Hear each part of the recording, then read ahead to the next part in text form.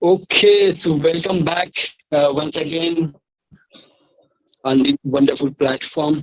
I This is Akash Babar, founder CEO of ABC International Family. Welcome you on this wonderful platform. And today we are attempting world record. Last year we did, and this time with another logic. We are here. So after break, welcome back, and we will start directly. So today we have a guest speaker with us, Miss Katia Bibiluri. She's from Georgia. Welcome, ma'am, and over to you. Hello, everyone. I'm from Georgia, and today I'm going to talk about success, which is an integral part of our life. And I have created the pyramid of success, and I'm going to explain each in detail. So the first one is riskiness and eagerness. And embracing challenges and stepping out of your comfort zone is essential for personal growth and development. When you take risks and venture into new territories, you expose yourself to valuable learning experiences, and it allows you to discover your strengths and weaknesses, learn new skills, and gain insights that may not have been possible within your comfort zone. The second one is self-esteem, which refers to the confidence and belief you have in your abilities and worth. Cultivating a positive self-image is crucial for success because it enables you to face obstacles with resilience and determination. When you believe in yourself, you are more likely to persevere through difficult times and maintain a positive mindset even when faced with setbacks. Effective time management is a fundamental skill for productivity and success. It involves prioritizing tasks, setting clear goals, and organizing your activities effectively. By managing your time well, you can focus on important tasks, avoid procrastination, and achieve better results. In the pursuit of success, it is essential to recognize that failure is a natural part of the process. Having the courage to face challenges, learn from mistakes, and persevere despite setbacks is critical. Next is emotional intelligence, which refers to the adaptability to understand and manage your emotions effectively, as well as empathize with others. Developing emotional intelligence is crucial for developing healthy relationships, resolving conflicts, and making sound decisions. Learning should be a lifelong journey. By fostering a mindset of continuous learning, you seek knowledge, acquire new skills, and stay adaptable in a rapidly changing world. Next is exploring and admitting. To grow, it is crucial to be open to feedback and willing to explore new possibilities. Receiving constructive criticism allows you to identify areas for improvement and making necessary changes. Admitting mistakes and weaknesses is a sign of strength, as it shows humility and a commitment to growth. And the last one is satisfaction and dissatisfaction. Finding satisfaction in your achievements is important, as it acknowledges your hard work and progress. However, it is equally important not to become complacent. Channeling a sense of dissatisfaction in a positive manner can motivate you to strive for continuous improvement and set higher aspirations. So that's from my side, and it was created by me. This is the pyramid of success, which will enable you to achieve success and to have a happy and a satisfactory lifestyle. Thank you for your attention.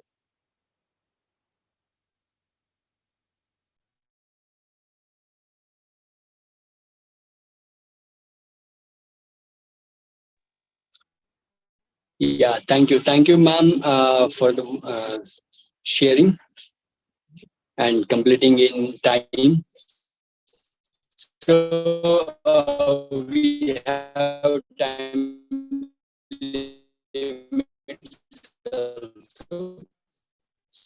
So I will start a stopwatch here. No, your So voice is not next coming properly. speaker is Mr. Manoj.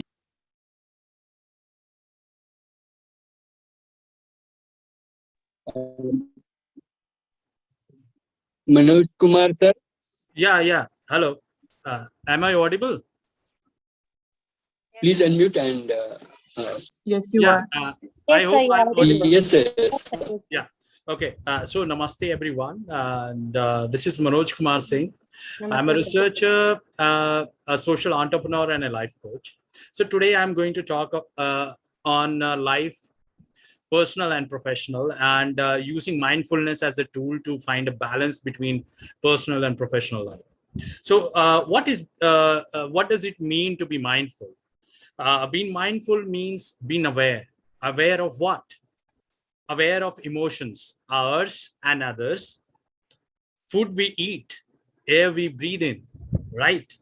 And things we listen to, or what we are watching right now. We are exposed to a lot of stuff through internet, positive and negative both. So these are all part of it. People we befriend, and they are our nearby surrounding, right?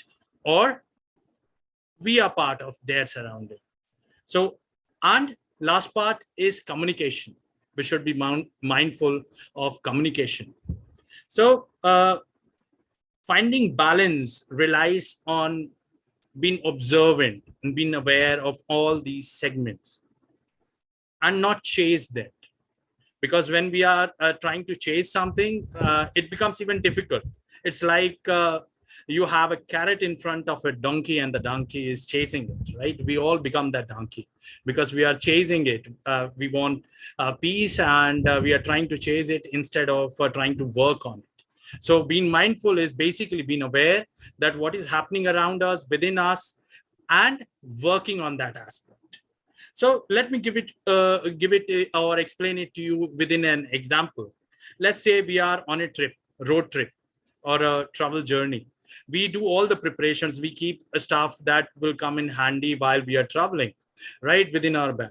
But almost every time we miss something, right? Because there are some things that may come in between, some challenges or something that may come in between that we are not prepared for.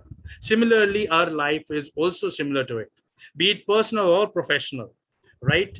Professionally, you are trying to grow into the organization, attain the highest position, get the appreciation and the money and all those things. In personal life, you are trying to be happy, have a better relationship with your spouse or your family members and everything. But no matter how prepared you are, there are circumstances where you will find yourself being wanted. So when we practice mindfulness or being aware, we are aware of not only about ourselves, what is happening within us or in our life at a personal level, but we are also aware what are the changes happening to the people around us. So that is one way through which we can constantly come together and talk about it. Communication here is an important aspect. Being mindful, you're not only communicating with yourself, you are also communicating with the people around you and listening to them also. So next time when you think you are panicking and you are not able to find a balance between your personal life and professional life, then just relax, give yourself a time to observe and be aware of what is happening to you at emotional level and at different levels that you are, and people around you, because they too go through their ups and downs. And then you strike a conversation.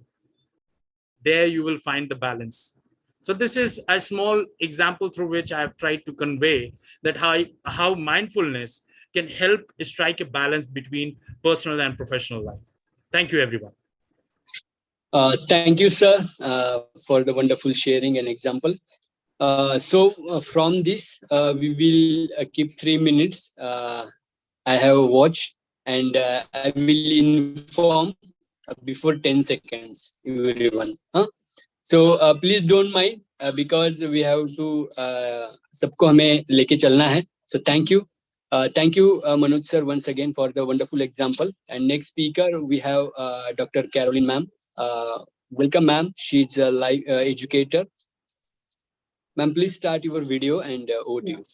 Yeah, good afternoon, good morning, good evening to all the eminent speakers. I'm Dr. Caroline from India. I have taken the topic that life, personal and professional growth. What is required and how one can excel in both personal and professional. Yes, mindfulness is very important. You have to focus on your subconscious mind and look at how you're acting in your real life. The other thing is, when we are perfect in our personal life, that is emotionally strong and well-being and healthy, then only we can excel in our professional life. So one can excel in professional life by gaining a lot of knowledge, skills. we need to enhance according to the organization where we are working, what is required. Based on that, we have to improve our standards and see that we compete healthily with the other employees. That is very important.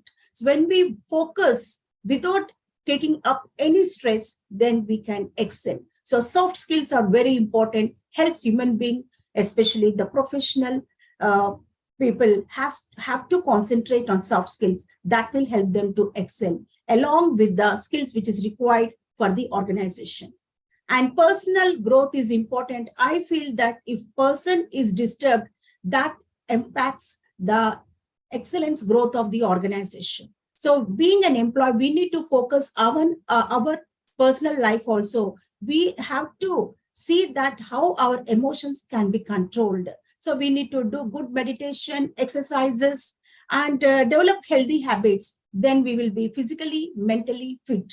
That will help enable us to focus on the organization. So individually, if he's not peaceful, he cannot excel in the organization. So personal growth, professional growth need to be balanced by everyone. Then only we can lead a prosperous life personally and professionally. Thank you very much for giving this opportunity. Yes, thank you. Thank you, ma'am.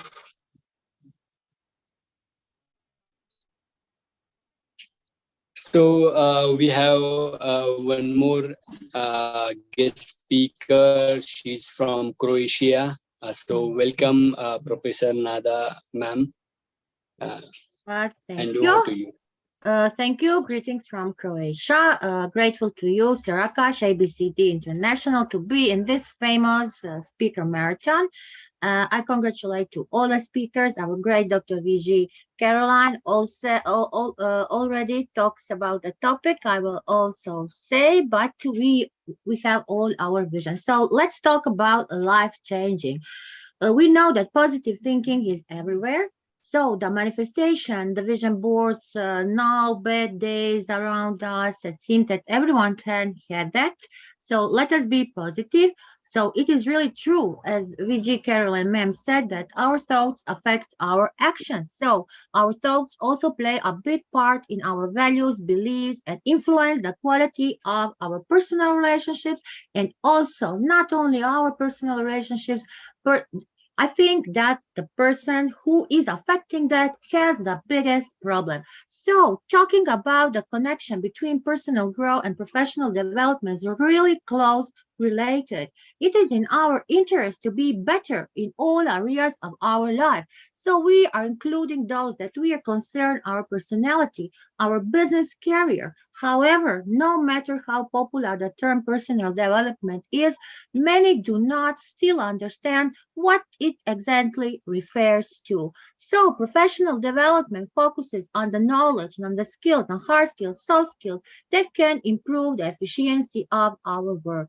Personal development refers to work on ourselves to advance our business career, involves many aspects as mental, social, spiritual, physical, including emotional well-being and developing communication and social skills. So all depends on taking action, how to stimulate your personal and professional growth. We want to avoid the stagnation in our career, and all here wants to have a great career because we are striving to enhance our personal professional growth, and that is calling life changing. And we will continue constantly to improve ourselves. Even some people don't like that, but we are fighters. We don't care about nobody. We want intellectually, emotionally to make changes, to maximize our potential, to be and learning to new skills for the life. So as I start, personal and professional growth are closely related because success in your career is not the result of your skills and knowledge alone, but also the result of your character and the way you treat people around yourself and your business environment. Thank you. And let us be a change like our great Sir Akash and ABCD International what is doing. Big change makers. Thank you. Thank you so much, ma'am. Complete in time, and thank you for sharing wonderful insights. So Thank let's you. welcome our another guest speaker, Dr. Ritu Gupta. She's from Kolkata. Yeah, welcome, ma'am, and over to you. Namaskar from India. I'm Dr. Ritu and I'm an educator, an author. I've been listening to the other respected speakers as well, and I came to a nutshell that most of us, we all want a very compassionate and a humane society where we will be thinking empathetic, compassionate, and kind to each other. So basically, over here today, I'm speaking about critics. Now, we all know, we all love to hear praises about ourselves. Praise makes us feel good, but I feel that critics makes us better. Well, we all work towards making our lives and the lives of our dear ones better each day. We try to give our best in whatever we do. But many a times what happens is when even if we are giving our best, even when we do our best, we always it's not that we always will be successful. Sometimes we face failures and hence criticisms. That time when we face criticisms, the intentions behind the act, the motto behind the act, all becomes null and void. Our morale and the zeal gets affected. And mostly when we face criticisms, our interest towards the actions, towards the motto, towards the focus, it gets deviated. And we become either careless, totally careless, or we try to start giving explanations to one and all regarding why we failed to justify ourselves. But I feel we should wait, pause, and think. If we find hard to accept criticisms, first use your wisdom, use your experiences, use your thoughts, use your inclination towards the focus that what is the aim behind that criticism. There are two types of criticisms. One is constructive and the other one is destructive. Now we have to identify which is constructive and which is destructive. Now, destructive comes mostly from those people who either hate you or do not like you or are jealous of you or want to be at the position where you are at present in the society. So, in spite of the fact, in respective of the fact that they do not have to face the situations, they want to have the food without doing the work. So, once they cannot do it, they cannot face the challenges which you have faced. What they try to do is they get jealous and the only way to dampen your spirit is to criticize you, because once they criticize you, your zeal, your motto, your intention, everything will get affected and hence you will be walking towards failure. Now you have to identify, now all the criticisms are not destructive, some are constructive as well, and they come from the people who want to see you win in life. They will, now we all know we are not 100% perfect, we all have loopholes and limitations in our life. So definitely, if unless and until we are shown the mirror, they act as mirror to us to show, to point out the loopholes, to point out the deficiencies which we have done, so that we can make it a more perfect act next time. So basically, we can say that they help us to become the best version of ourselves.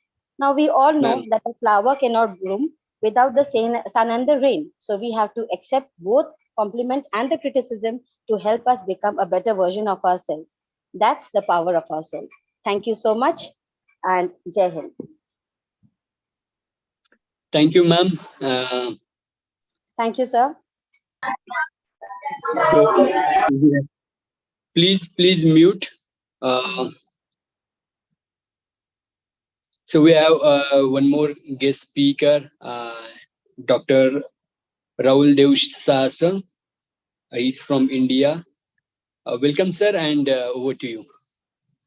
And everyone can message in chat box also, so it will be interactive session. You can motivate our speakers so they will get more energy. We have to be more energetic because we are attempting world record, and it's a great thing actually. So today is International Friendship Day, and we are working on such a thing. Different people connect with us, and we are friend now, one family. So Vasudeva Kutumbakam, it's a concept, one family. So we are brother sisters, so we need more energy, more power. So we will support each other, motivate each other, and attempt and create something different. So welcome, sir. Dr. Rahul Dev, sir. Over to you. Hello, good afternoon, everybody. Am I audible? Hello. Yes, sir. Okay. So good afternoon, everybody. It has been such an honor to be a part of this wonderful event. I would also like to extend my special gratitude to Mr. Akash, CEO, founder of ABCD, International Family and Wabat International Publication, a world record holder organization, presence and members of all over world who given their precious time in world record Speakathon 2.0. Finally, I would like to extend my humble gratitude to all dignitaries from different areas of the world. Today, my topic, India enhancing social empowerment through digitalization and development. The India government launched the revolutionary reform, Digital India, in 2015, under which it is within increased internet connectivity and making India a digitally empowered nation. The Indian digital technology is not limited to urban or metropolitan cities, but also has an objective of connecting to rural areas with high-speed internet networks and the province digital literacy among the villages. The vision of Digital India program is inclusive growth in areas of electronic services, product manufacturing and job opportunity, etc. And it is the centered on the three keys areas: digital infrastructure as a utility of every citizen, governance and services on demand, and digital empowerment of citizens. ICT, that is the information and communication technology, have come a long way, and these changes have had a big effect on not only the economic but also on people's social and personal lives. The Indian government has made the use of information and communication technology a key part of its strategy, but a lot of people can't read or write, and the infrastructure isn't very good. Not every state or area has seen the same amount of economic growth. Technological and business hub like Delhi, Bangalore, Mumbai, and metropolitan area have attracted the most skilled and mobile workers, which has led to too much urbanization and traffic. Other city and rural area, on the other hand, haven't been able to create enough job or teach people the skill they need. Digital technology is seen as an electronic technology that generate, store, and process data in two ways, positive and negative. Digital technology can impact the society in either ways, positive or negative, not forgetting that everything in this world has consequences and positive rewards. Digital technology has changed people's lives throughout the world and has either made life much simpler or difficult. Very few Christians argue in regard of that of the make life difficult. In my Jharkhand, people are using digital technology in their daily routine, even if they are small shopkeepers, auto rickshaw drivers, laborers. It is as we have seen in COVID time, we have seen people were able to communicate with their relatives far away places, or having to work at home without going to any workplace. Just the use of desktop, smartphone, laptop with access to the internet. We have seen also that digitalization helped to economic growth as well, education or any area with everywhere pandemic situation. So I must say ICT will be helpful for development of our society when it's utilized in good manner, because everything have positive and negative ones. We have to focus on positive thing, which will be help in growth of our society in any situation. So I again thanks to ABCD International Family and Wabat International Publication, a world record holder organization, to giving me an opportunity. Over to you, sir. I again thank you everyone to your love and presence. Yes, thank you. Thank you, sir. Thank you. So next time, I will show thumb before 10 seconds, right? So everyone will get idea about that, right? So thank you, Rahul sir, for the wonderful sharing. So we have another guest speaker with us, Dr. Rukhsana Hassan, ma'am. Welcome, ma'am, and over to you. Thank you. Thank you, Akash, for this wonderful opportunity. A very good afternoon to one and all. I'm Dr. Rukhsana from Mangalore. Mangalore is a part of Karnataka state. I'm a special counselor for the drug addicts and alcoholics. So keeping that in my mind, I would like to give just a 3 minutes with 9 specific topics today. What you can do is, so I have selected a thing is how to hack your overthinking. Psychologically, how you can hack your overthinking. As a friend, this is the best gift what I can give to another person. The first thing is change the way you talk about yourself. First thing is I have to change whatever I talk about myself. Second, let go the past. Okay, usually why we have more of these problems with all the other things is only because we carry on with the past. And the third thing is live in this moment. This moment, whatever you have today, I'm here, I'm speaking to you all, I'm happy. That is what should be the thing. Live in the moment. And the fourth is challenge your thoughts. Whatever your thoughts are, you have to challenge it. So challenging your thought itself is a big challenge that you overcome. How you can hack your overthinking. Then the fifth one, focus on what you can control. Focus on what you can control and don't focus on what you can't control. Okay, the sixth one is identify your fears. The fear is the biggest challenge in today's world, that I'm not able to do this, I'm not able to do that. That's the reason I need some kind of substance abuse in my life or things like that. I take a cup of coffee and I take one cigarette in my hand. So all this is, if you don't identify your fears, the moment you identify your fears, this you can just take it like this and stop your overthinking and thinking that, yeah, it is fearful. Don't think that. Okay, write down all the problems. Write down all the problem is 7.1. 7.2 is write down all your solutions. The moment you have your problems, you understand, you know what your problems are. You just have to have a solution. For every problem, there is a solution. There is a person, there are some people for it to solution. Identify the place, identify the people, identify what exactly is your solutions. So that is more important. And then the eighth is you should know how to manage your stress. If you're really stressful, please don't say it will go away. It is also a fracture within your brain. If you have a fracture on your hand, if you have a fracture on any part of your body, you treat it. So even when you are depressed, when you're in stress, when you're oppressed, when somebody is trying to suppress, identify and see that you manage it. Don't just let go and don't just go, it'll go away. No, it will not. You have to know how to manage it. You can't control it. That is why I'm using the word manage. Okay. Then the ninth and the final one is you challenge yourself.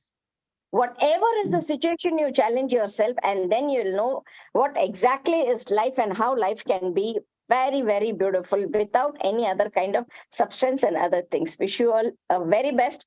Thank you, Akash, for this opportunity. God bless you. Thank you, ma'am. Yeah, thank you, ma'am, for the wonderful sharing. So we have one more guest speaker from Indonesia, and she's Meli Lestari. Sorry for pronunciation, and welcome, ma'am, and over to you. Please unmute. Thank you. Yeah. First of all, I would like to thank Mr. Akash and ABC for giving me opportunities, and everyone who is great. I'm grateful to be here amongst amazing people. And in this opportunity, I would like to present on how many failures in my life. I know many of you would be frowning and say, doesn't it too personal to be talked in an international platform? But here I am. I'm confident enough to tell you my story about my failure that become one of many reasons I finally fall in love with who I truly am. As many other people, I faced many difficult times in life, many uncomfortable situations, many rearrangements in my life. But like many other people too, I don't give up because that's not an option, doesn't it? So I'm a teacher now. That was one of my failures, at least for me a few years ago, I think so. Because I worked as a social foundation management, and I worked for many years about child's rights, talk about how women empowerment is very important thing, and many other topics that I think are very brilliant. I felt important. I went places, I met new people, but considering I had to always away from my family, I resigned. That was a bad decision at that moment for me, because I have to start from zero. Even though I have an undergraduate degree in English education economy. I don't think I like teaching, but life must go on. I teach, and I surprisingly enjoy teaching from my heart. And because I love it, I try to continue my education, and I get the master's degree in education. And I decide to become a teacher for the rest of my life. Actually, what I want to tell you here is everyone will develop professionally when they develop personally. These are first step. The first is to love yourself unconditionally. Forgive yourself. Explore more positive things and find things you interest the most. I can see young people nowadays have more way to explore, and they might easier to find out their calling. But I think elder generation can be more explorative and creative too. There are thousands of stories from people who get back 10 taller from the spot they were fallen. But ours are great too, because we are the one through the pain. We are the one through the misery than to find out we can unleash our hidden potential. No matter how hard the condition you are in right now, don't give up. Find out things you love doing the most. Don't hurt people who love you. Learn to be good and better and try to be the best. And one more thing, if someone else is getting success, that doesn't mean you are failed. We are all develop ourselves. Everyone alive now is in their process. So enjoy the ride, love others, and respect yourself. Thank you for listening. Thank you, ma'am, for the wonderful message. So we have one more guest from Romania. So let's welcome Miss Rania, ma'am. Welcome, ma'am, on this wonderful platform. And Greetings. Yes, I'm from Greece, actually. Anyway, greetings from Greece. Happy the National Friendship Day.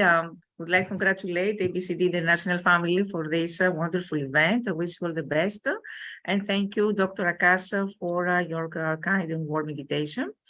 My topic today will be success principles, because throughout our lives we are on a hunt. We search for the magical keys that will unlock the doors of success. And you know that the full life is more than the sum of its most obvious achievements. The first step towards living a more fruitful, engaged, prosperous life means figuring out what success means to you. The identification of these keys is not, of course, the same for everyone. Some see success as the accumulation of money and material goods. Some find the success in the development of strong family ties. Others use the development of a satisfying career as the measuring stick for success. And there are also people who will tell you that there are no shortcuts to success, and others who will prove to you that they have found the immediate success. Listening to and learning from others' experience and failures might give you a good idea about the do's and don'ts of doing things the right way. Success, for me, always involves hard work and high stakes. So to keep yourself on the right track when the pressure is on, you can make sure that your habits, both mental and physical, enable to stay composed and controlled. Strategies for personal achievement can be summarized as this balance between understanding what you want, working for these goals, and keeping your mind and body in harmony throughout this journey. Of course, first of the purpose, the starting point of all achievement is knowing what your goal is, knowing what you want. This fills you with a success consciousness and protects you against failure. Of course, unleashes this power of goal setting and be able to use the feedback to your advantage. Of course, very important, how to transform yourself for success is adaptability, flexibility. Complete the past to embrace the future, embrace change, transform your inner critic into your inner coach. And this always starts from passion for enthusiasm, which comes from within, this personal initiative, the inner power that starts all action. Imagination and accurate thinking. Accurate thinking recognizes all the facts of life, both good and bad, and assumes the responsibility of separating and organizing the two, choosing those which serve his needs and rejecting all the others. This has to do also with self-discipline, the ability to control our thoughts and emotions, and also related to what we call emotional intelligence, and be able to learn from adversity and defeat.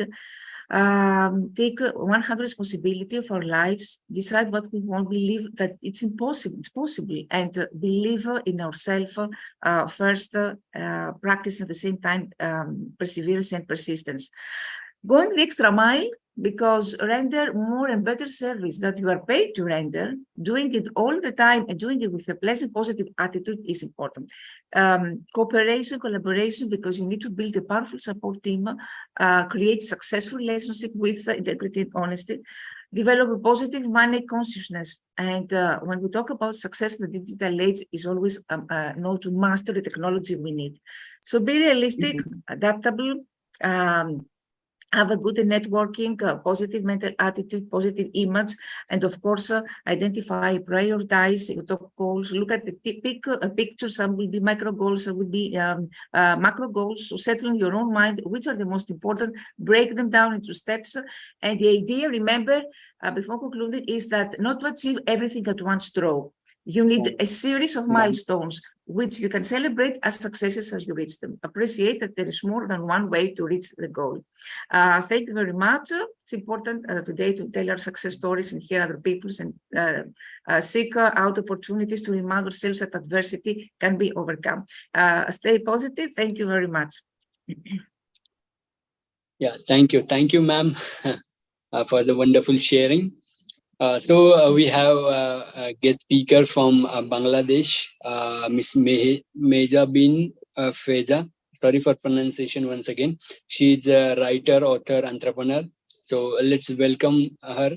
Welcome, ma'am, on this wonderful platform. And over to Thank you very much for having me in this wonderful platform, and thank you very much, Mr. Akash, for inviting me. So I'm not going to waste too much time. I'll just get into the point. Today I'm going to reflect on spiritual growth. So let's see. So most of the time that we may wondering what is spiritual growth. Spiritual growth involves mainly learning more and learning into God. We all start somewhere when we become aware of our Almighty God. At the start of our journey, some of us may be more familiar to God and some may be completely new to that concept of salvation. So the fundamental of spiritual awakening most of the time happens residing in peace with God, other creations, and yourself. Activate main abilities of the spirit, faith, hope, and love within yourself. Live in the liberating truth, accept and devise in faith and inevitable suffering, strengthening the inner wisdom to understand the natural law. So 5 stages that spiritual awakening happen: escaping ignorance, the vision of your spiritual journey, the call of adventure, and that closing a path. Sometimes we get lost. So following that inner call and that path when you make sense and bring that awareness to ourselves. So merging with that path. And the steps of spiritual growth, the spirituality happens principles in a 12 way, that is like acceptance, hope, faith, courage, honesty, patience, humility, willingness, brotherly love, integrity, self-discipline, and service, and offering it to others as well. So as a Muslim, I'm going to share a little bit of that perspective from the Islam. And this spiritual growth comes from all the religion. We call it in a different name. So now, okay, there is major element of Islamic spirituality or purification, remembrance, and prayer. The first is purification of the soul. The second is the remembrance of God. The third is prayer to God. And the prayer we observe in the name of Allah, Subhanallah Ta'ala, or any God that who believes in a different name. It's pretty much same. So the 7 domains spiritual intelligence come from is that our inner understanding, inner spirit, and when we acknowledge ourselves from the root. And sometimes you'll see that we don't know what is happening because we do not develop that basic understanding of ourselves. So I think spiritual growth happens to that person, and it's possible only when you take a deep look into your inner wisdom and you follow through. And that you can earn and gain from any format. It could be Buddhism, it could be Hinduism, any religion. It's the spiritual growth is the domain for our further growth. So I'm not going to take too long. I will end it here. Thank you very much. Thank you, ma'am, for the wonderful sharing. So let's welcome our another guest speaker, Mr. Alok Verma, sir. He's from Bangalore, Kerala. Welcome, sir, and over to you. Yeah, so good afternoon, everybody, and thank you very much, Akash, for this wonderful evening to greet everyone across the globe. So my topic is success principle. So let me tell you the principle of success, that success comes from a person and it requires transformation to another person. So basically, success, I found that it needs the consistency for doing everything. When we consistent in doing a thing for 1 or 2 days or 3 days and leaving behind, there will not be a success. For example, if doctor tells you that you have to lose 5 kg in a 1 month or 2 months time, so that means you need to be consistent in the principle. Then only you will get the success of losing the weight. So success, in other hand, I can tell you that a consistent effort or consistent in constant work, that will give you the result of success. So I am a marathoner also. So I practice running every day so that I keeps my goal in front of me. So if I have to run at 10 kilometers, if I have to run at 21 kilometers half marathon, what I have to do? A consistent effort is required for my work and hard work. So that means at the end of the marathon, I can see myself as a winner and I can see myself as a success in that event. So that means a consistent effort all together put in a number of working days is called as success. In psychology, there is a saying that ability into motivation is equal to the performance. So finally, I just want to tell you that always keep consistent efforts, keep constant efforts towards your work. That will give you success in every field. So that's all from my end. Thank you very much once again. And thank you all, and nice to see and meet you all. Thank you. Thank you, sir, for the wonderful sharing. So we have next speaker, Srividya ma'am. So welcome, Srividya ma'am, and over to you.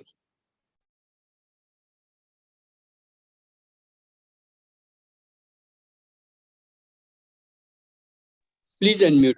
Yes, thank you, Mr. Babar, for the opportunity. Good afternoon. So did you know that in today's economy, for many companies, the majority of their value comes not from their tangible assets, but from their intangible assets. So what are these tangible and intangible assets? So the tangible assets of a company are generally physical in nature. For example, the offices and buildings that the company is in, the machinery that the company owns, the share certificates in the physical form, not in today's DMAT form, but the physical form. The intangible assets of a company are the non-physical or the non-material assets. For example, the goodwill that the company has, the databases that the company owns, for example, the client list, which is very valuable for a company, and intellectual property rights, which is today's topic. So what are intellectual rights exactly? So intellectual property rights are the legal rights that govern the creations of the intellect of human beings. So there are multiple forms or types of intellectual rights. I'll just quickly go through a few here. You have patents, you have trademarks, you have copyright, you have industrial designs, and you have trade secrets. So patents would patents would be, they relate to either a product or a process. Trademarks would relate to logos, symbols, words that a company or an individual uses. Copyright relates to generally written material like books, novels, manuals, blueprints, etc. Industrial designs would be the designs, industrial designs that are capable of being applied to an article. And trade secrets would be secret information, confidential information that the company has relating to the trade. So intellectual property rights also have multiple benefits going for them. Like, for example, intellectual property rights, they help you to establish a company. For example, it helps a company to establish ownership, which is so important for the company, right? And it also helps you to secure export opportunities. Those companies that have intellectual property rights have a better chance of exporting their products, services. And it also gives you an edge, over the competition. Like, for example, the companies that have intellectual property would definitely have an edge over another company that does not have intellectual property rights. And one more factor would be that tomorrow, if you want to sell the company, it gives you an edge in terms of negotiating, because the value of the company will be higher for those that have intellectual property. Yes. That's it. Thank you. Thank you, ma'am, for the wonderful insights. So we have one more guest speaker with us. She's Mittal Dedia, ma'am. She's advocate from Mumbai. Welcome, ma'am. Hello, good afternoon, everyone. First of all, I would regret that I'm traveling, so I'm speaking from outside. If some disturbance happens, I'm really sorry, and I really thank Akash for giving this wonderful opportunity to present my views regarding regarding life, basically of professional and the personal growth. So, what is it? How is it? What is the difference between both of them? And, how to achieve it? There are so many factors, many speakers, they have their own views. But my view is like, personal development is it is basically a foundation wherein it for your personal growth, and where the core habits of success is laid down. When the formation stage, the personal development is really important, and then follows your professional development, because it basically focuses majorly on your acquiring knowledge, your skills, then your efficiency at work, how you communicate, what are your etiquette, how you present yourself, social skills, so many things are there. Whereas in your personal growth, even it looks majorly at your interpersonal skills, your communication skills, and your social intellect skills, and including the most important thing, which is then, an emotional well-being. To create all this personal growth and your professional development plans, there are different stages basically. So like you start defining your goals, your results, you just visualize where you want to reach first, and then start your back planning, and then you define your motivation goals, like how you're motivated, because motivation is such a key. It's not easy to get motivated or self-motivated every day. So listening to some motivational speakers, their intellect, their ideas, then grounding yourself, little bit of meditations also, then doing your favorite stuff also keeps you motivated. And then you need to actually next step would be, identify your skills. What are your skills? What are your passions? What creativity you can do, where your interest lies? And then, start performing your self-assessment, which is very, very important, which is called as, SWOT analysis as well. So once you, check out all that thing, you can identify the different areas wherein you need to put your little bit effort, and then, smart goal setting plans can be, done. And benefits, they will definitely follow. Your better created timelines are there, career opportunities, they are increasing, then your work satisfaction happens. That is the most important thing. And once you are satisfied with your work, I mean, there are so many opportunities open up. You start learning more, you start exploring more, and you're increasing personal relations also happen, and you come in contact with a lot of people who will give you more insights on different things. So, and the trust factor, which is getting lost day by day, is also built up. And the best example I can think of right now is our Mumbai local trains. So they are so committed, dedicated, focused. like 4 o'clock, 4 a.m. in the morning, if the train has to start, it is starting. Whether it is rain, whether it is storms, or it is anything. If any mishap also happens, after some time, even though there's a little delay, but yes, the trains do run. They are so committed and focused. So that is the basic key, and time management. Train also teaches time management. So, definitely with the help of all this, I think I'm able to add something, which will add to your personal and professional growth. And these are simple tricks, techniques, and if you go to, you'll find a lot of YouTube videos on all that.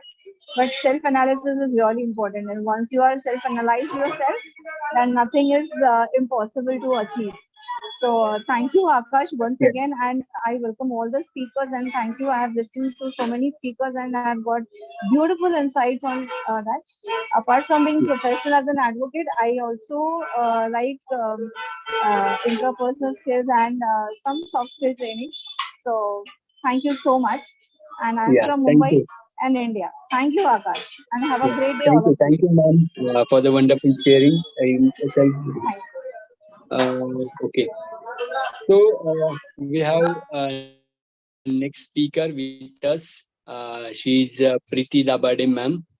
Welcome, ma'am, and over to you. Yes. Thank you so much, Akash sir, for giving me an opportunity. I would like to speak on success principles. Am I audible, sir? Yes, ma'am. Please Yeah. continue. Success principles. Success means achieving something which is extraordinary, becoming famous, and also doing better than what you are doing now. The definition of success differs from person to person. I have listed few principles of success that I would like to make you understand. Decide what you want to do exactly. Never give up. Plan and analyze the things properly. Don't think whether you will be successful or not while working. Accept and celebrate failure also as success because you get an experience. Be punctual and dedicated. Work hard as if you are hungry for the success. Be true and assess the steps. Avoid stress. Be passionate with positive mindset. Innovation and creativity are important keys of success. Meditate and be calm. Take the responsibility of your work. Take guidance from the experts. Don't hesitate to ask what you don't know. Don't be lazy. Do it now. Don't depend on tomorrow and others. Don't change your goal due to criticism. Read a lot and keep yourself updated. Don't choose the path which is already chosen by others. Be unique. Don't waste your time. Be ready with multiple plans. Don't panic and don't cry. Enhance decision-making ability. Speak less and act wisely. Don't stop working as success has no end. Be ready for facing any situation. Learn a new set of skills. Don't be jealous. Show empathy. Thank you so much. Yeah, thank you, ma'am, for the wonderful sharing. So next speaker, Rashida ma'am is here with us. So welcome, Rashida ma'am, and over to you.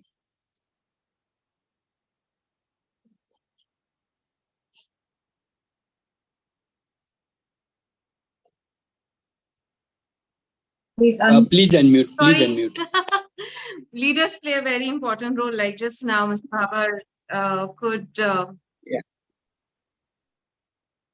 Am I audible? I hate asking this question. Yes, am I audible? ma'am. Yeah, Yes. you are audible, Thank ma'am. you. Please continue. Thank you.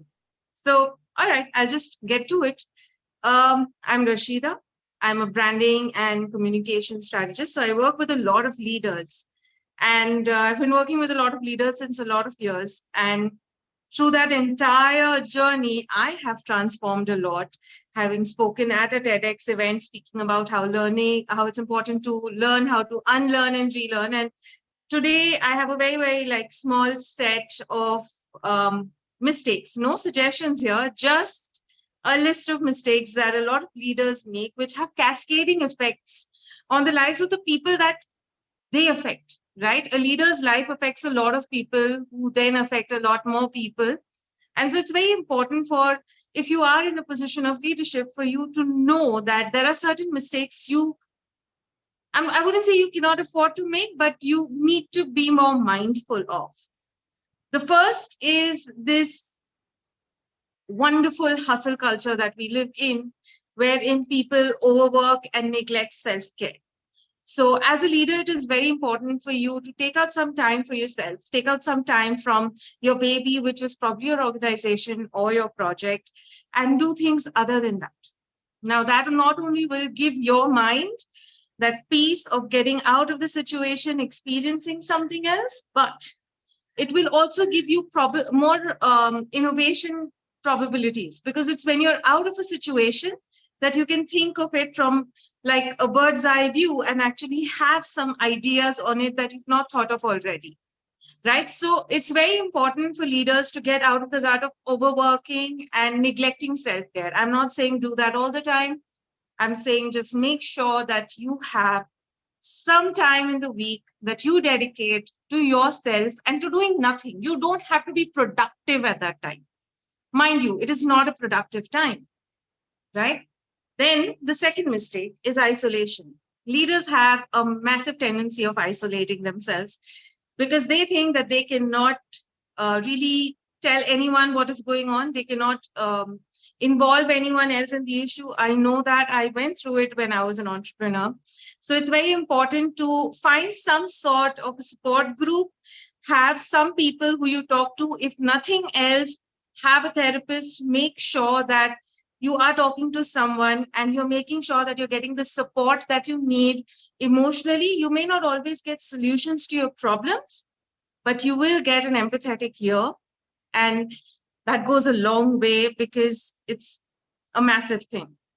And leading from that, another mistake that a lot of leaders make is holding on to stress and emotions. Leaders do not express their issues, right? Just like we covered in the isolation part of the talk, leaders have a tendency to keep it all within them. This has a tendency to come out in the form of frustration and anger, creating more, sprint goals that are there for the team, which will then cascade on to more problems, leads to more anxiety, more depression, which what we don't realize is we reduce our productivity. So these are like 3 mistakes that I find that a lot of leaders make that are very, very important for us to make sure that if we're seeing a leader do it, go flag it to them, talk to them. And if we're doing it ourselves, be mindful of it. I don't think I'll take any more time. Thank you so much. Thank you for hearing me out. Yeah. Thank you. Thank you so much, ma'am. I just request you everyone because I just request we are keeping time 3 minutes का सबको time है तो कभी बीच में अगर मैं बोलता हूँ कि हाँ time up time over if I say time up time over then please don't misunderstand because we need to go with the flow, right? So it's a family. We will go and let's welcome our next guest. So our next guest is Mr. Kautilya Chajed sir. He is from India. Welcome, sir, on this wonderful platform, and over to you. Hello, everyone. Hello, everyone. I'm Kautilya Chajed, a clinical psychologist and a life coach from Nagpur, Maharashtra. I feel really great to be part of such a great one-of-its-kind initiative, Speakathon. Today, my theme for this is life, personal and professional. We all have desires, aspirations, wants, and needs in life. We want different things from life. Different people have different needs from life. Some wants money, some wants success, some wants relationship, some want good health. So there are different needs, but there are 3 things. If we have those 3 things in life, we don't need anything else. So to make it easy, these three things is success, happiness, and peace. Success in your career or whatever you do. Happiness in your family, in your relationship, in your social life. And peace in life, mentally and physically. So if you achieve all these three things, you will not need anything else in life. But do we get it? Some people do get it, but most of us don't. Why? The reason is most of us don't have goals in life. We don't know where we are going. We are just moving ahead, but we don't know what is the purpose of life, what is the direction of life, which side or which direction we are going. So it is very important that we should have goal, because without goal, without purpose, we don't know where we are going. We are going nowhere. And then we ask God, why me? But if we have a goal, we'll never have this question, why me? Life, goal, just like in a football field, we have a goal post. The player has a reason to fight for. It's same in our life. If we have goal, we'll have the zeal and motivation to go ahead, have a direction to move ahead in life. So this will help to have happiness, success, and peace in life. The second thing, what we need to do is we have 5 balls in life, which we have to balance. Yes, you heard it right. These 5 balls are our career, our health, our spirit, our family, and our social life. We need to juggle. Our life is a juggling of this ball, and we juggle this ball in the air. And we have to balance this in life to have success, happiness, and peace. But you know, one of this ball is of rubber, and the other 4 are of glass. And the funniest thing is we actually give more importance to the rubber ball, and we actually neglect those glass balls. Yes, our career is like a rubber ball. If we lose our job, we might get another, a better one, in fact. But if we lose someone in our family or in friends, or if we lose our health or spirit, we might not get the same thing back. So guys, always remember, we have to balance these 5 balls, but don't neglect those 4 balls. They are very important. So prioritize in life. Prioritize with your health, with your spirit, because if you are happy, your surrounding will be happy.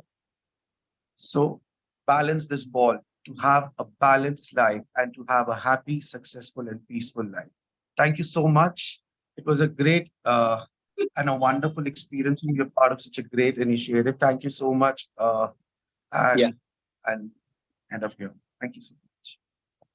Yeah, thank you, sir, for the wonderful sharing. So we have one more guest speaker with us, Dr. Anil Jarotia, sir, and he's from India. Welcome, sir, on this wonderful platform, and over to you.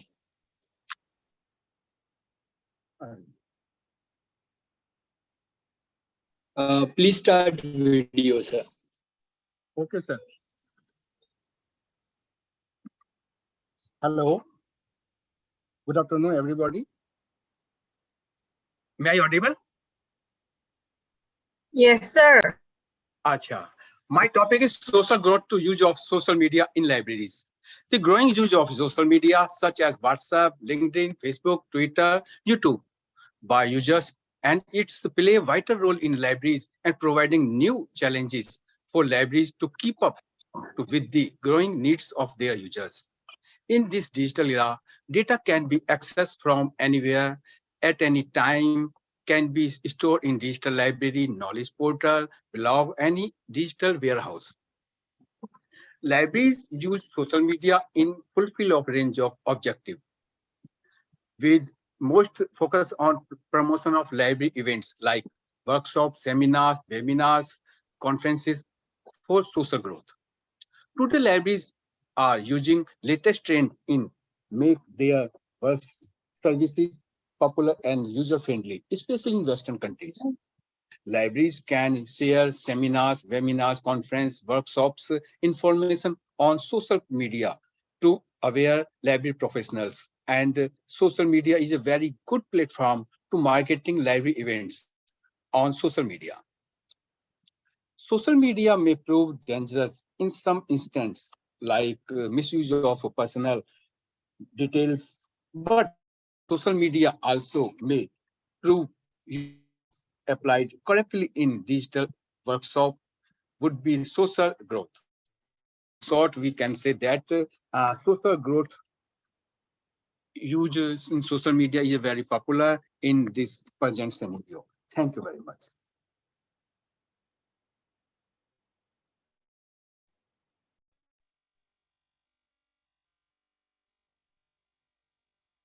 Yes, sir. Yes, sir. Okay. Thank you, sir. So we have one more guest speaker with us. She's Dr. Chitra Jain, ma'am. Dr. Chitra Jain, ma'am, welcome and over to you. नमस्कार, मेरा नाम doctor Chitra ji और मेरा विषय है health growth यानी कि स्वास्थ्य वृद्धि। कहा गया है पहला सुख निरोगी काया, लेकिन इस पंक्ति का महत्व वे लोग सबसे अच्छा जान पाएंगे जिन्हें कभी न कभी किसी गंभीर बीमारी का सामना किया। विश्व स्वास्थ्य संगठन के अनुसार स्वास्थ्य पूर्ण शारीरिक, मानसिक और सामाजिक कल्याण की स्थिति, न कि बीमारी और दुर्बलता की अनुपस्थिति। मित्रों, हम सबका जीवन तेजी से बदलता जा रहा है और प्रतियोगिता के इस दौर में हम चल नहीं दौड़ रहे हैं।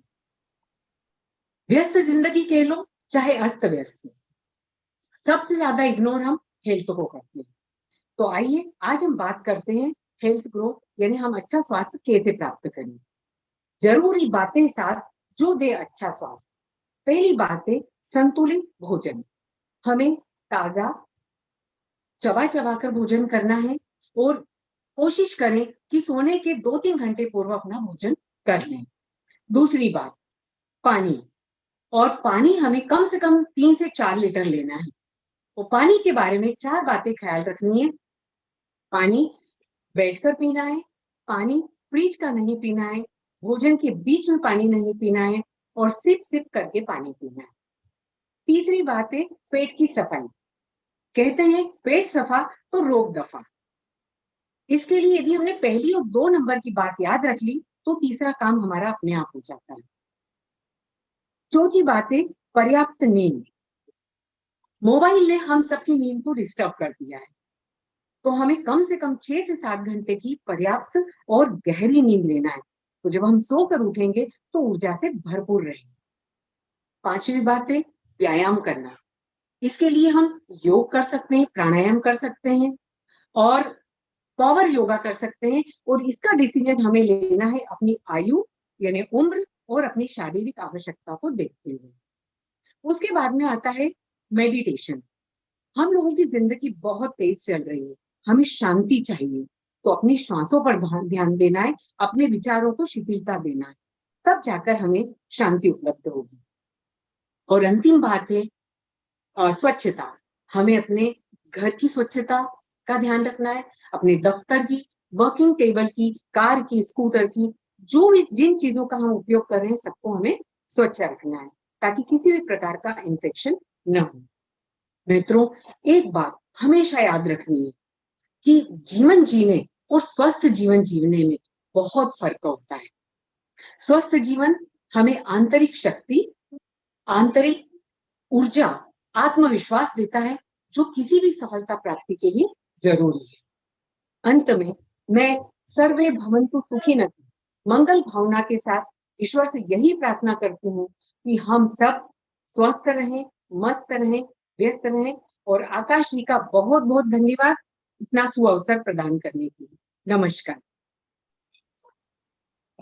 धन्यवाद ma'am, thank you once again. So we have one more guest speaker with us, and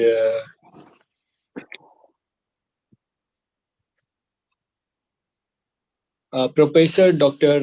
Suraya Banu ma'am is with us. She's from Chhattisgarh, India. So welcome ma'am, and over to you.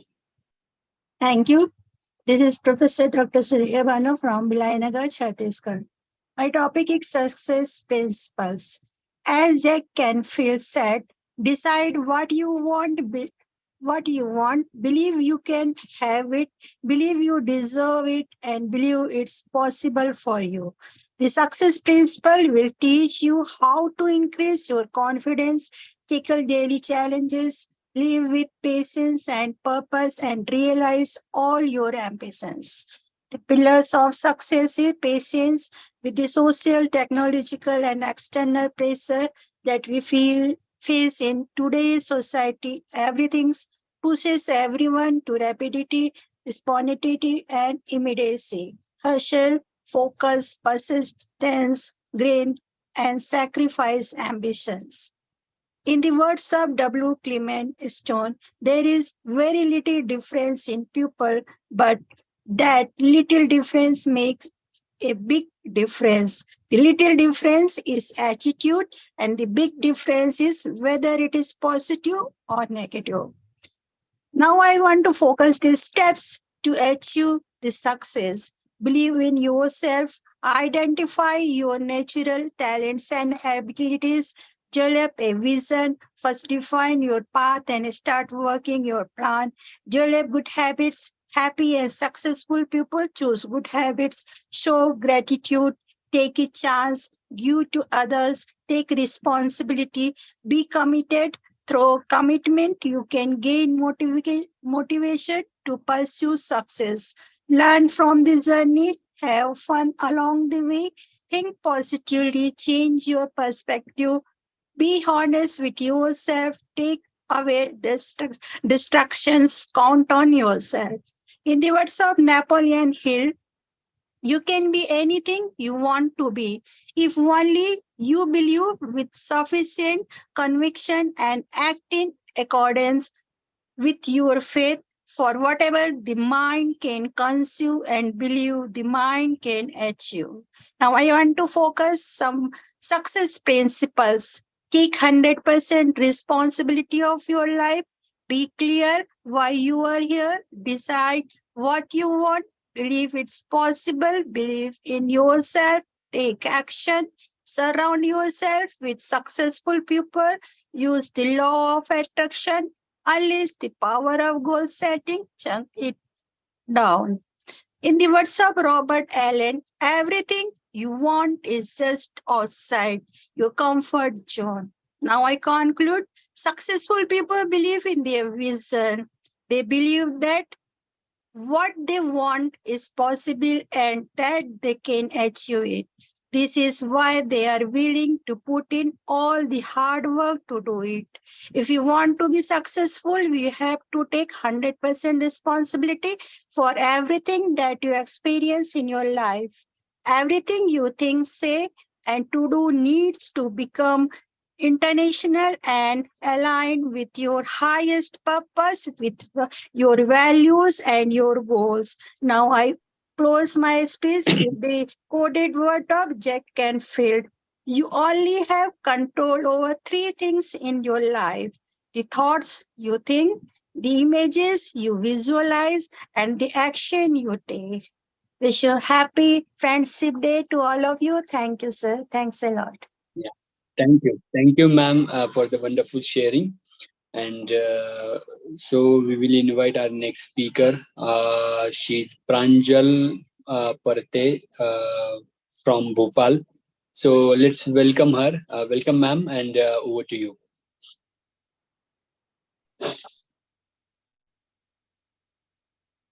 Good morning, everyone. Yes. Yes, please continue. So my name is Pranjal Parte, and today in the gathering of all of us, I'm going to be speaking about the topic health development.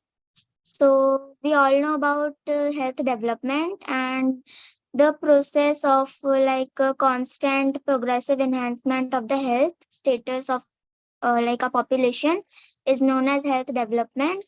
And the notion of development as a managed process has been derived from work in the field of economic and social development like studies, and is now being applied to the health system adapted from WHO, also known as World Health Organization. So the examples of health developing indicators include like infantry mortality rate, and maternal mortality ratio, and lifestyle diseases like diabetes, stress, blood pressure, hypertension, and etc. So nowadays, like mental health is mandatorily included in the health system. And in India, we believe in Sarve Bhavantu Sukhinaha, Sarve Bhavantu Niramaya, and we are continuously working on it. So now we are the country with the largest population in the world, and India has unquestionably experienced a significant and continuous lowering of mortality and steady increase in life expectancy since the independence of the country. So we as a part of our country are proud of our support staff that include doctors, scientists, and health team, as they are the one who created the corona vaccine far and fast and distributed them to us. So proud to be an Indian. Jai Hind, Jai Bharat. Thank you and have a good day. Yeah, thank you, Ms. Pranjal, for the wonderful sharing. Service Sukina Santu. Super. So our next speaker is with us, Ambassador Safal. Sorry for pronunciation, and welcome, sir, on this wonderful platform. Over to you, Ambassador, please.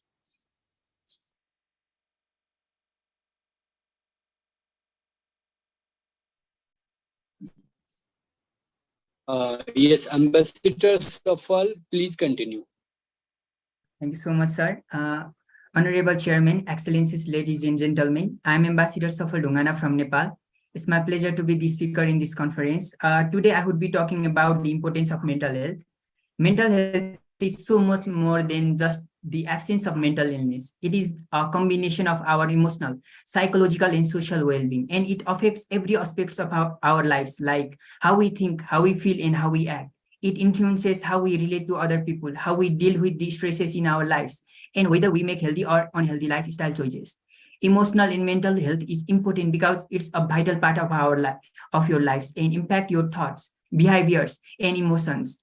Being healthy emotionally can promote productivity and effectiveness in activities like work, school, or caregiving. It plays an important part in the health of your relationships and allows you to adapt to changes in your life and cope with adversity. Mental health is important because it can help you to cope with the stresses of life, be physically healthy, have good relationships, make meaningful contribution to your community, realize your full potential. Your mental health is also important because it can affect your physical health. For example, mental disorder can raise your risk for physical health problems such as stroke, type 2 diabetes, and heart diseases. There are many different factors that can affect your mental health, including biological factors such as genes or brain chemistry. History of mental health problems, your lifestyle, such as diet, physical activities, and substance use.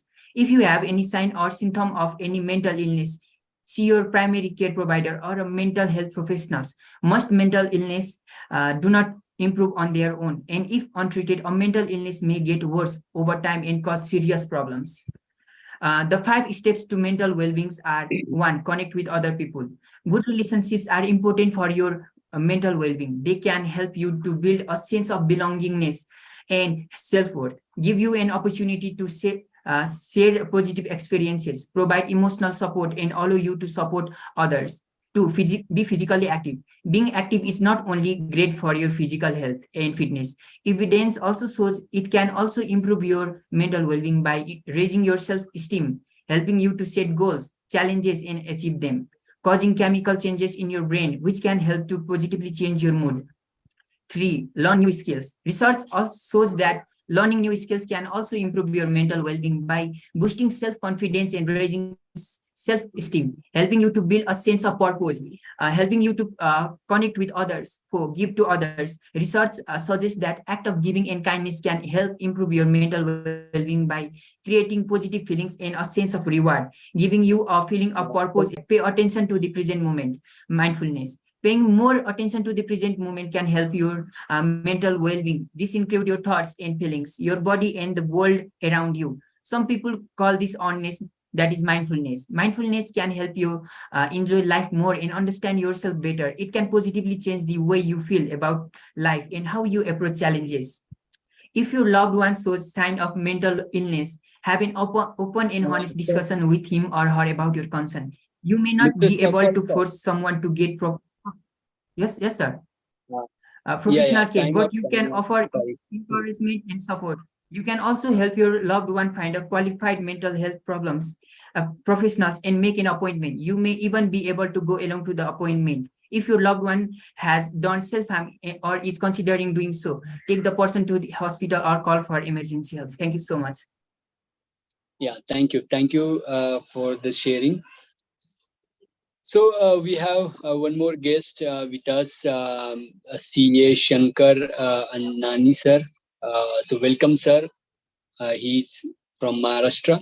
Welcome, sir, and over to you. Please unmute. Please unmute. Hello. Yeah, yes, sir. Now audible.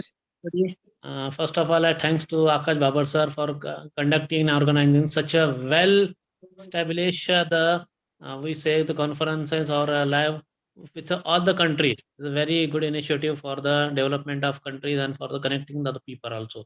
Now, other thing, today's subject is growth. Growth, having different growth. The business growth is there. The national growth is there. Third is the individual growth is a professional growth. Difference between a professional growth is there. But if you consider the growth, what is the growth?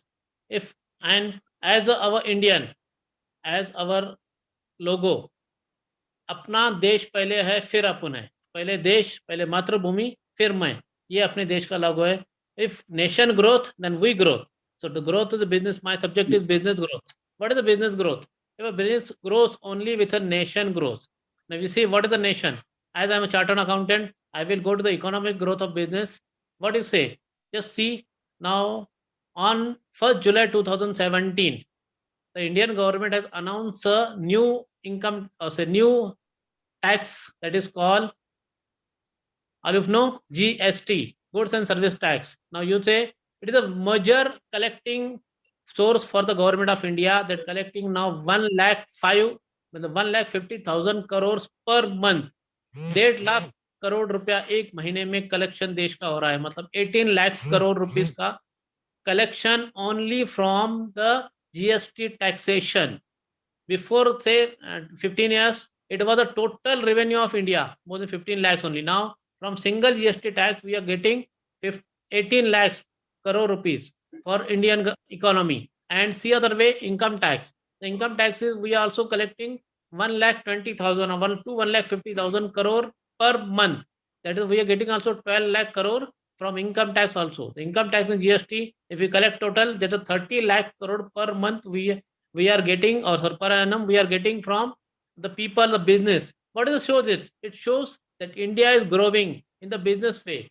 Who pay the taxes?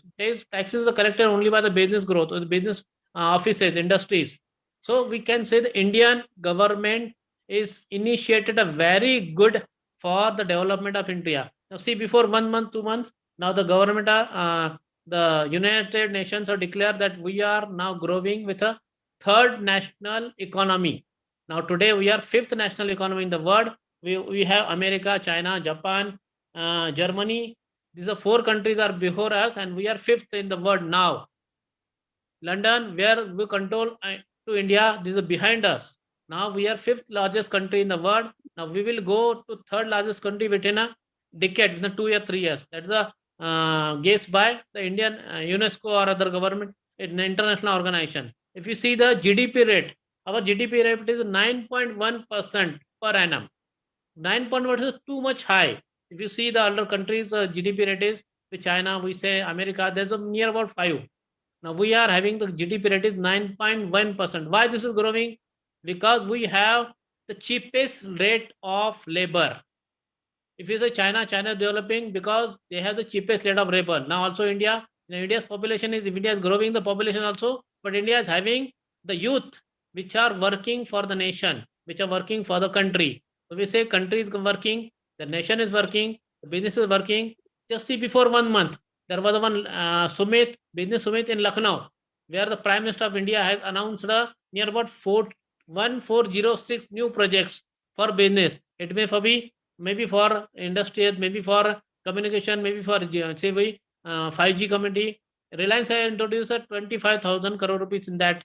Now this was the project was 80,000 crores new project was launched by Indian government. This is not only by Indian government economy, but it is the PP, public power project by different companies and the central government also.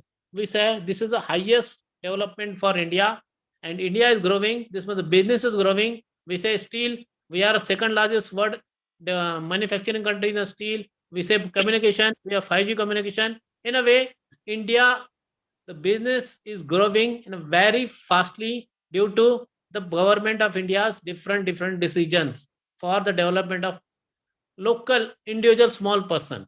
Thank you very much. Okay, sir. This is the main business we are going to consider.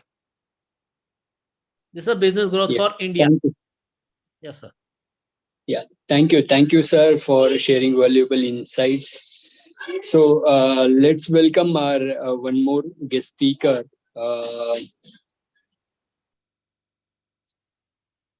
Mansi Gagdani, ma'am. She's from Maharashtra, India.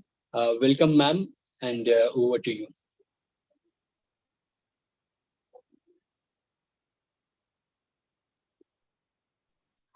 Hello.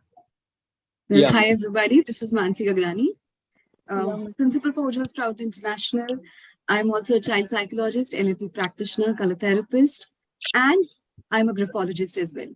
Well, before I start, I need to thank Akash because this is a wonderful platform that you have created, and thank you so much because it's really great having all of us together and discussing so many things. So, well, my topic is life, personal and professional growth. So I know in this today's world, personal and professional growth at the same time is very difficult for all of us because it's a very busy life and we really can't do all the things together. But for me, when it comes to do both the things, there are only two basic mantras, which are Japanese technique, which I believe should be, the most important mantras we should really look for. And first is arigato. Arigato basically means that we thank everything that is there for us. We always have a process of complaining, I not get this, I not get that. And we have that process of saying lot many things, why this, why not that, and all those things. So instead of having those why questions, let us just thank for everything that we have got or we haven't got. Because sometimes when we think that something has not worked for us, has actually worked for us, because that is what has made what we are. And that makes you the person you are right now. So let us just thank everything and let us say arigato to everything that happens to us. And the second most concept important, which I believe in, is ikigai. Ikigai is basically a motivating force, which actually keeps you busy for your regular life. Maybe it is your profession or the personal life. So when you're finding your professional ikigai, there are four major questions you should ask yourself. So what are those four major questions? It is, what do I love? What am I good at? What does the world need? And what will be I paid for?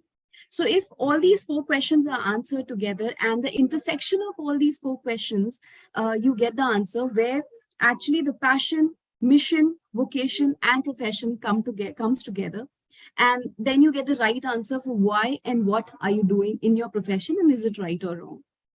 And when it comes to your personal ikigai, what you should be doing is basically find a flow and start working with that flow. Be okay with that flow. Don't just think, sahi ho raha hai, galat ho raha hai, just enjoy that flow. Take it slow. Don't be very fast. Don't be in a hurry to do everything. Just take it slow and do not worry about anything. The next is cultivate good habits, which also includes your food. Many of the speakers have spoke about it, so I'm not going to go into detail, but yes, your nutrition is equally important. Nurturing your friendships, having good friends is what you should really take care of. Living an unhurried life and enjoying that process. Being optimistic and having a good smile in your face for everything that is happening, because many of the times we have this, oh my God, wala face. So it's better you have a happening smile and whatever happens is just good. That is what you should believe. The next, reconnecting with the nature. So have a lot of trips, enjoy trips, have family time. be with your family, love the nature. Be resilient to whatever is happening, learn from your mistakes. That will really help your life go great. And the most important thing, which I believe is, and which everybody should believe in, is the knowledge that is present right now will be there only now and won't be present in the next moment. So keep on learning from every moment of your life, and don't just wait and think abhi nahi baad mein kar lenge. So the more you keep on learning every time, the more you're going to grow. Well, these are the two important Japanese mantra which I think I use for my life regularly, and which if everybody uses, it's going to be a great process to live your life in a simpler and an easier manner. With this, I conclude. Thank you so much for listening to me. Thank you. Yeah, thank you, Mansi ma'am, for the wonderful sharing. Okay. So before we move ahead, I would like to ask some questions and introduce our one more initiative with you all. So as you know, Bhabad International Publication and ABCD International Family together set a 6th world record already, and this is 7th world record. So we are planning one more world record with teachers and educators. In that, as you know, 2023 is running. So we are planning 23 books launch in one day, and each book, 23 teachers will write one book. So 23 teachers will be author of one book, and there is 23 books. So the lots of logics are involved in that. We will share the details after session also. So if you want to be part of that, or you want to contribute in such events, so you can associate with ABCD International Family or Bhabad International Publication as a brand ambassador, or as a board member, as a director. So lots of things are there. So lots of social initiatives we conduct, and you can join and contribute in such things. So everyone always welcome. So I personally know everyone because we connect in lots of events also on various platforms. In such events, so simultaneously, I personally feel that we do business, but simultaneously we need to take such initiatives to contribute in society. So, and that's why we conduct such events. Last time we conduct event for brand ambassadors, and we are currently we have taken initiatives for police officers on the 75th year of independence. So we are launching one storybook of 75 police corps, and as you see, I think it's a poster, movie poster, and we started film production company, and we are launching first movie for world record only, and it's for social cause. We are dedicating that movie to Indian police, and inviting 75 police officers,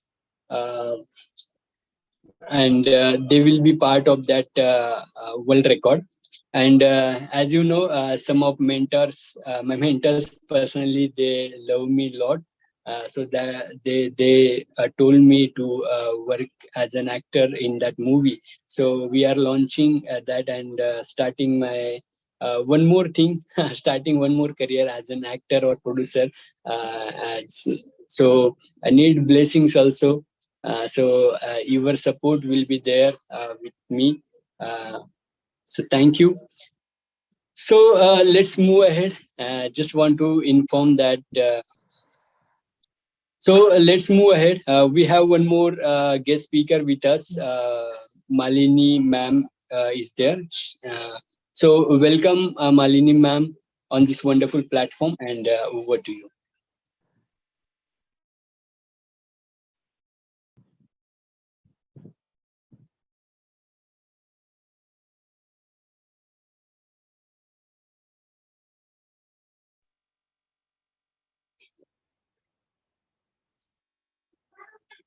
Malini ma'am.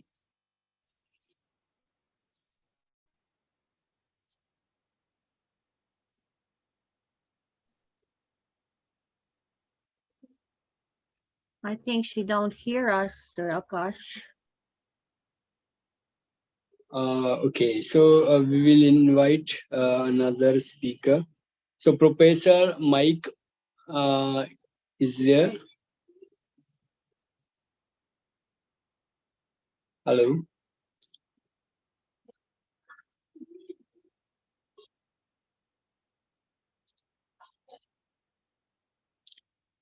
Not under name Mike also. Okay.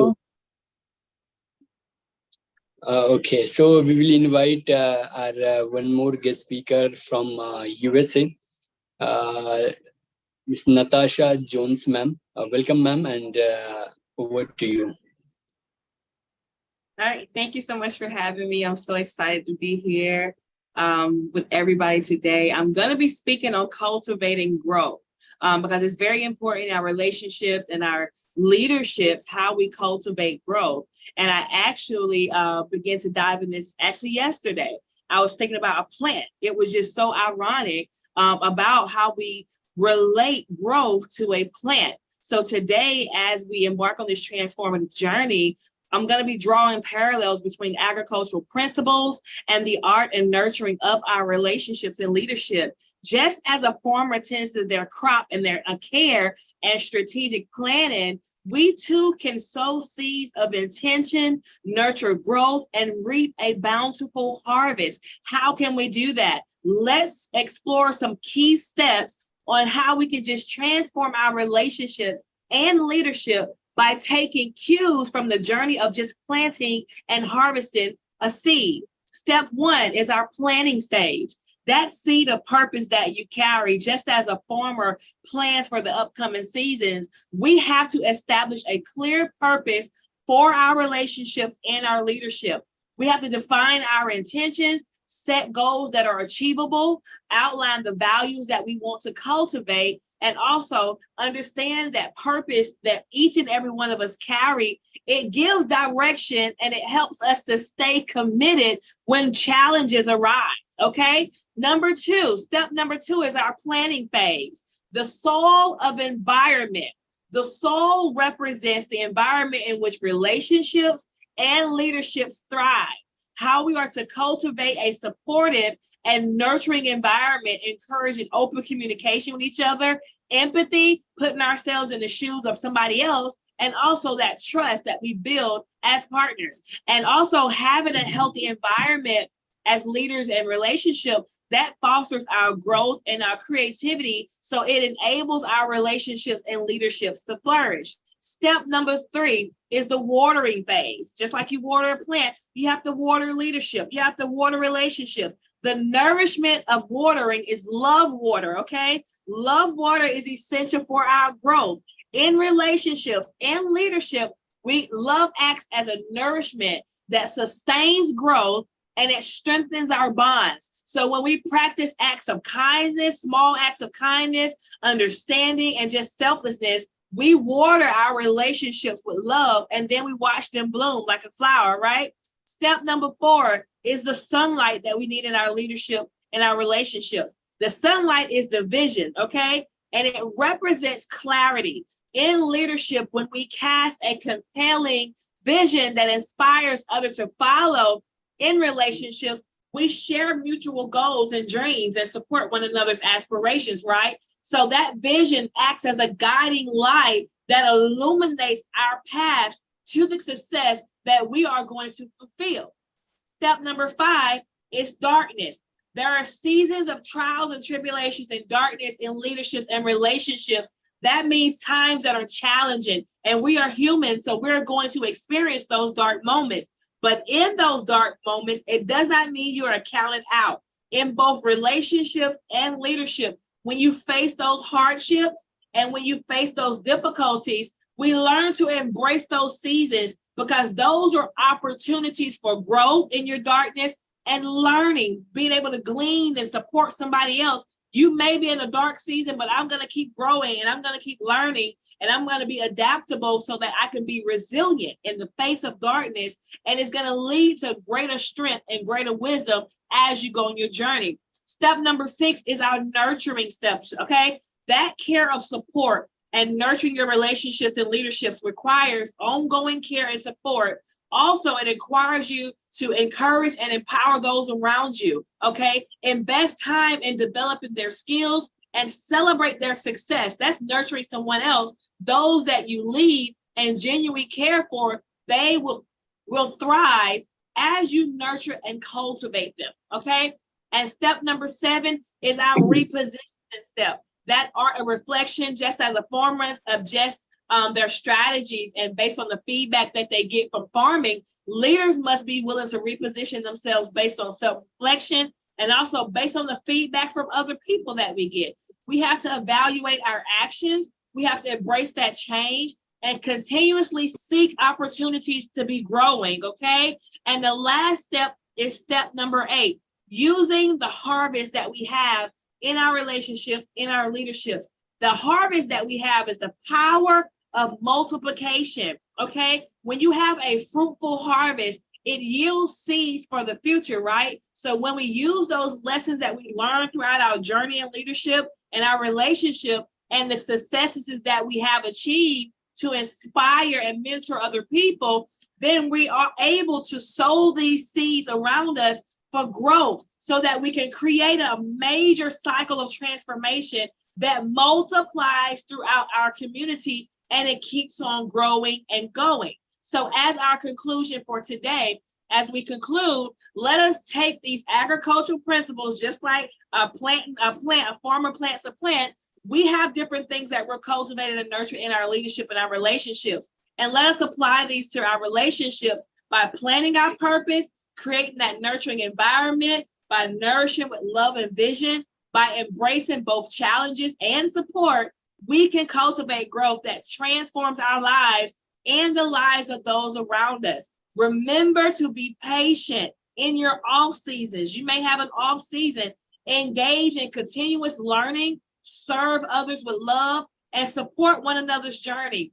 By doing so, we will reap a productive harvest that brings about positive change and transformation in our relationships and leaderships and the world we influence. Together, we can create a more compassionate, purpose-driven, and thriving community for all. Thank you for my space and time. Yeah, thank you. Thank you, ma'am, for the wonderful sharing. So we have one more guest speaker with us, yes, Malini ma'am. So welcome, ma'am, on this wonderful platform. Over to you.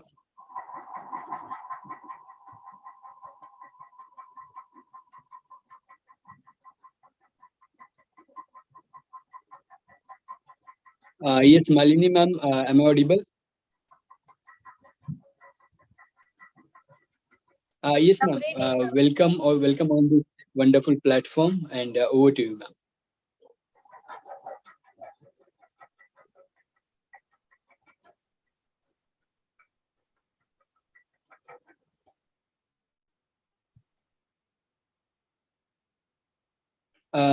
I think there is network issue.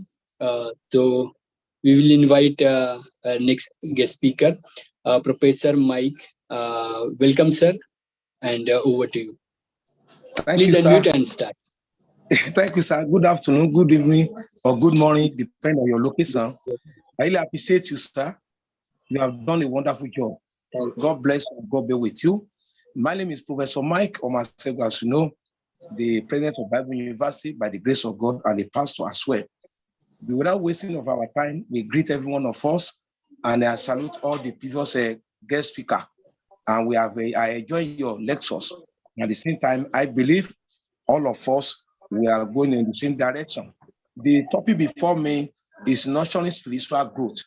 Nurturing spiritual growth.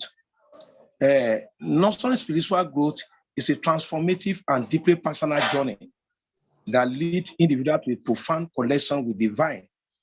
It involves a continuous process of seeking, learning, and evolving as we strive to align our life with higher truth and divine wisdom. At its core, spiritual growth is about discovering the depth of inner self and our connection to something greater than ourselves. It is a journey that transcends religious affiliation and embraces the universal pursuit of inner peace purpose, and fulfillment.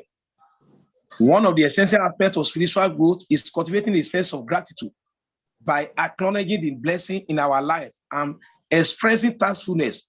We open ourselves to greater abundance and joy. Gratitude allows us to shift our focus from what is lacking to what we already have, inviting more blessing into our life. Mindfulness is another key element of spiritual growth. Being present in the moment and fully engaged in our experience allow us to deepen our understanding of ourselves and the world around us. It helps us to let go of worries about the past, of anxieties, about the future, fostering a sense of peace and contentment in the present, as well in the future. Service to others is a powerful way to nurture spiritual growth. Out of kindness and serviceness, not only benefit those we serve, but also create a proven sense of fulfillment within us.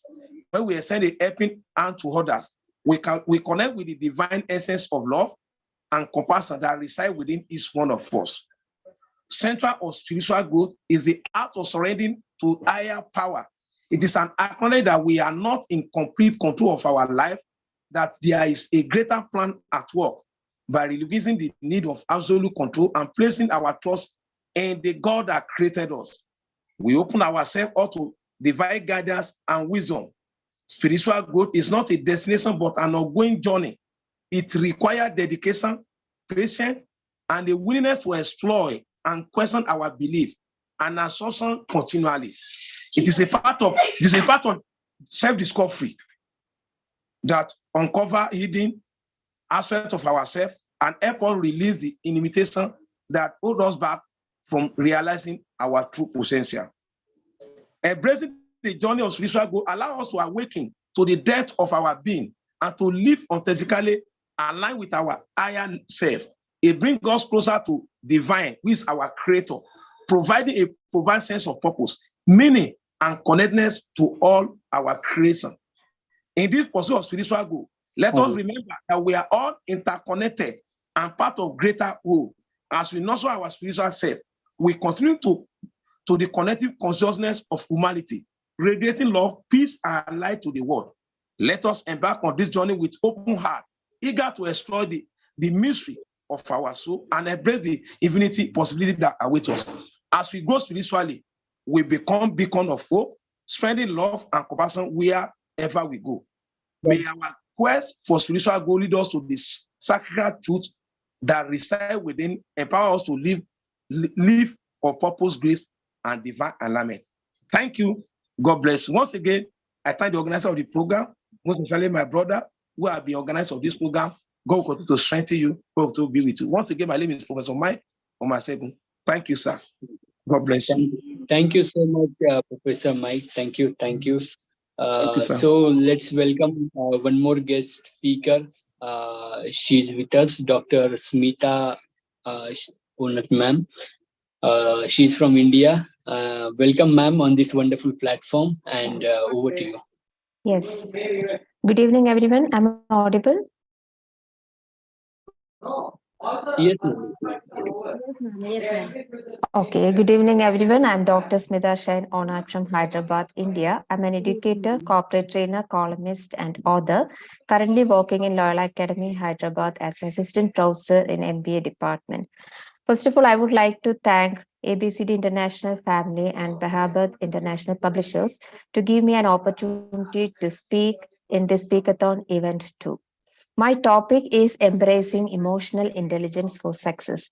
So in the pursuit of success, we all usually focus on developing professional and expanding our knowledge and information a lot, but usually we ignore how to manage the emotions properly. So today I'm going to talk about what is the importance of that and how we can manage emotions properly and how it helps us to develop in our personal as well as career life. So here I'm going to give you some few techniques and tips how to manage your emotions properly. First of all, you have to keep 3 A's in mind, that is awareness, acknowledgement, and acceptance. So first of all, you should aware about your emotions and you have to acknowledge that and you have to accept that. That means as human beings, the emotions are common that we have to accept first. So there is no things like bad emotion and good emotion, or positive emotion or negative emotions. All emotions are good. It is how we navigate or write our emotions. For that, you can keep a journal. You can write down where my emotions are trigger, or where I cannot manage the emotions properly. So the second one is create a space before you react to a particular situation. So give yourself a moment when before reacting to a particular situation which trigger some situation or person. So creating that space allow you to respond more rationally instead of reacting emotionally. The other one is limit the stressors. That means we know that we cannot reduce our or we cannot avoid our stress, but however we can reduce our stress. So we have to find out and identify stressors and minimize the sources of stressors where in your life. Thereby we can manage our anger, we can manage our stress, frustration, everything. And another tip is you have to practice mindfulness. I heard a lot of speakers talked about that, but there is a important mindfulness techniques, that is the 5 senses grounding technique. That is very important. You can Google it, you can find out the details. 5 senses grounding technique help us to aware about our 5 sense organs. That is a effective mindfulness technique I always suggest. And the last one is practice self-compassion. Be kind and understand towards yourself.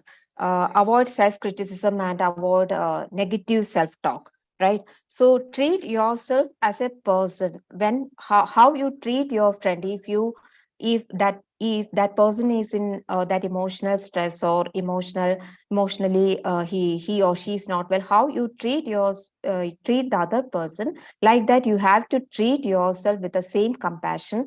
Thereby you can reduce your stress and you can manage your emotions properly. And we cannot implement all these techniques overnight. We need a lot of practice and we need a lot of patience. Thank you so much.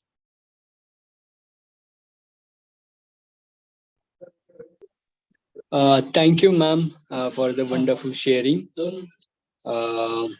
So we will invite our one more guest speaker with us. Welcome, Malini ma'am, on this wonderful platform once again, and over to you. Before starting that, I would like to okay. So अगर possible है तो please अपना video start कर सकते हैं. Please start your videos. So we will motivate our speakers. It will give more energy. You can chat with them in chat box also, right? Thank you all for support. Yes, Malini ma'am, please continue. Thank you. Good evening, one and all present over here. I'm going to speak on how to grow professionally. I'm the former principal of A.M. Jain School and former advisor of A.M. Jain College, which is situated in Chennai, Tamil Nadu. So generally people will think, who's a successful person? When you take a successful person, generally people think getting more money is success. No, it is not so. And do you think it's only acquiring more knowledge in that field? No, that is also not a successful one. Actually, who is a successful person in the profession is acquiring knowledge and also applying the acquired knowledge properly in any field. Wherever you are, whichever profession you have to implement that successfully, and you have to reach whatever you want to achieve. Say for an example, as a principal, I can always give an example about a principal. What's a successful principal? A principal is the one not just by attaining that seat is not a successful principal. So when you become the principal, you have to have not by acquiring the knowledge you have received and also by getting more number of experience you can reach that post. And that alone is not sufficient for a successful principal. Of course, you have to give the result in the 12th standard and the 10th standard. Apart from that, what are you going to do to be a successful principal? You have to make your school, that means your teachers, not only the students, the teachers also should acquire more knowledge, and they should be seen. Some principals I've seen,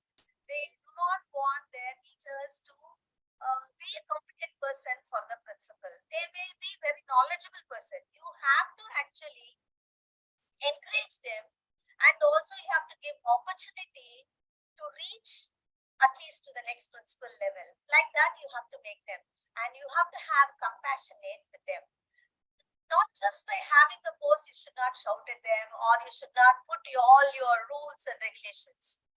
As we all know, in India, we are very compassionate people, and also we understand the lifestyle and also what is prevailing in the society.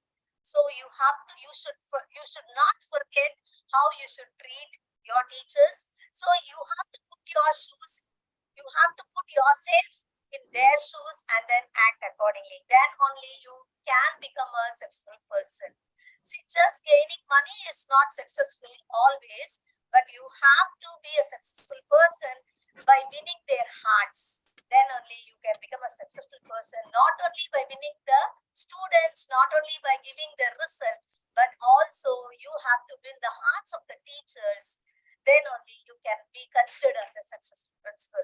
Like that, each and every field is there. I request everybody, whoever professional you are, whatever education you have obtained, you can be successful only by having a compassionate heart, and then you will definitely become a successful person.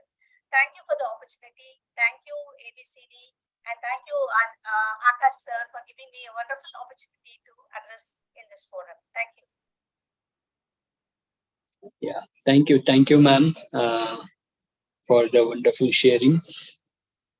Okay, so before we move ahead, हमें जो अगला slot है time का speakers का, तो उनसे start करने से पहले we have 5-6 minutes. If anyone wants to share anything, any feedback, any today anything about today's event, anyone can unmute and share. And you can share quickly, so everyone will get time. And we have just 3-4 minutes. Yeah. Yes, I would like to say thank you, Akashji, for giving such a great platform to all of us. We look forward to such events. Thank you. We look forward to such events so that we can also get recognized in front of the world.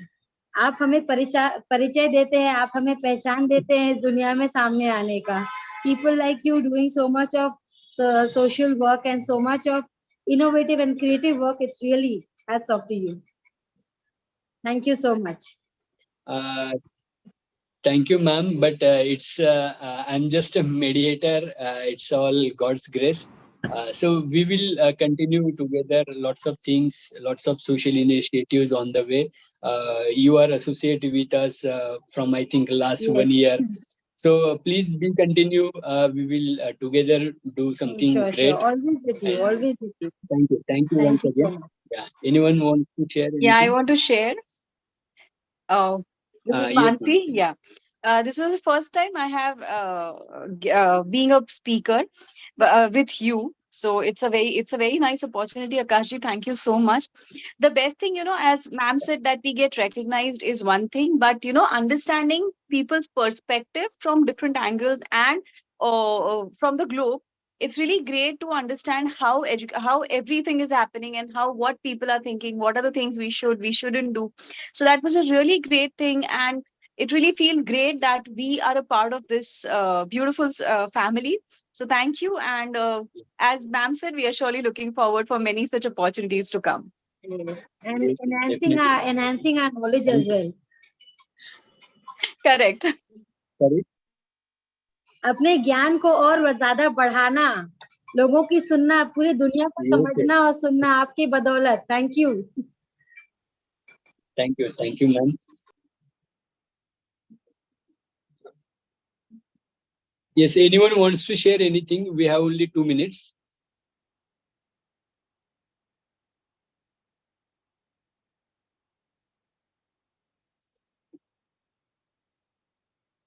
Okay.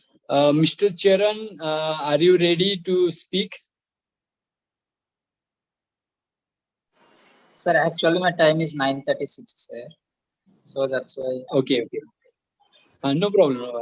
You connected from a long time, and that's why I asked. It's no problem. Okay, so we will move ahead. So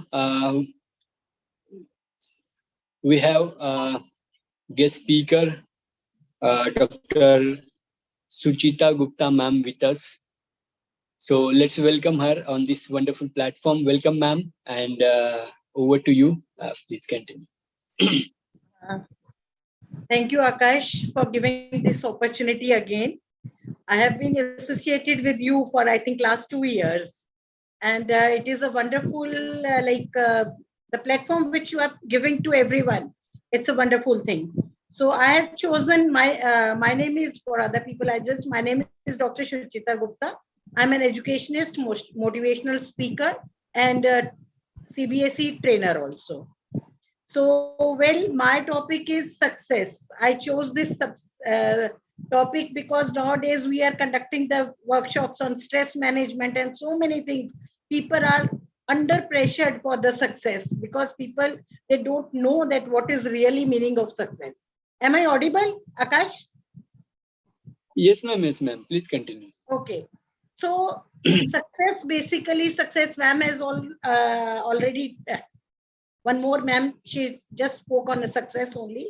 Success is, in some people, they think that success is the accomplishment of their goals. Some people think if I have lot of money, I am successful.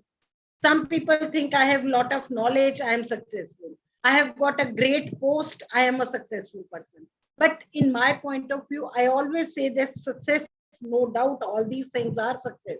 We are successful.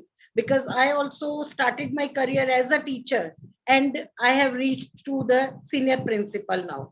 I'm working as a principal. But as much successful you are, if you are down to earth, then only your success matters. If you are just like a straight tree, you cannot recognize yourself and you cannot say that you are said to be a successful person. And another thing is, success always is measured by how much inputs you are putting and how much output you are getting for that. If we are putting so much of input, we are not getting any output, it means we are not successful. Then we are not able to get that success. Another thing, what we have gained, if we are really implementing that thing for the benefit of other people, then we are successful. Many people, if we have a lot of money, if we help somebody, I think we become more successful because we are using that money for the help of some other people. For ourselves, everybody is doing. One more aspect is challenge. If you get a challenge in your life and you just get back that, oh, I'll not be able to do this thing. Accept the challenges. This is my life. Accept the challenges, accomplish that challenge in a positive way, you will be successful. And for being successful, I will just share 13 points which are very much required. First and the foremost thing is, in your life, always find your passion. Where your passion lies, that thing, if you start working on that thing, you will be successful. Then what your passion is, show commitment with. Because I am interacting with n number of students, even the teachers and all, what they do is, when we are conducting the interviews, I'm just sharing one example. We are conducting interviews, what happens? The teacher has done MBA. Teacher is a BDS doctor. And after that, they are coming to school for getting job. Why? Because BDS is not a good career. They say it is their version.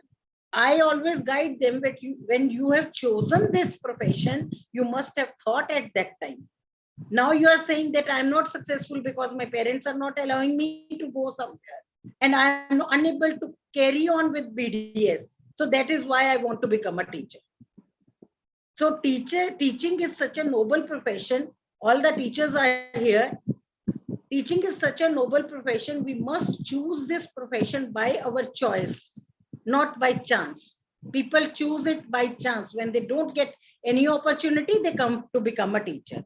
Then whatever means passion you have chosen, you must show commitment towards that. Do show that passion. If you have become a teacher, even then you show commitment in teaching profession. Then learn from your journey. Whatever you are doing, every day, every step is our learning step.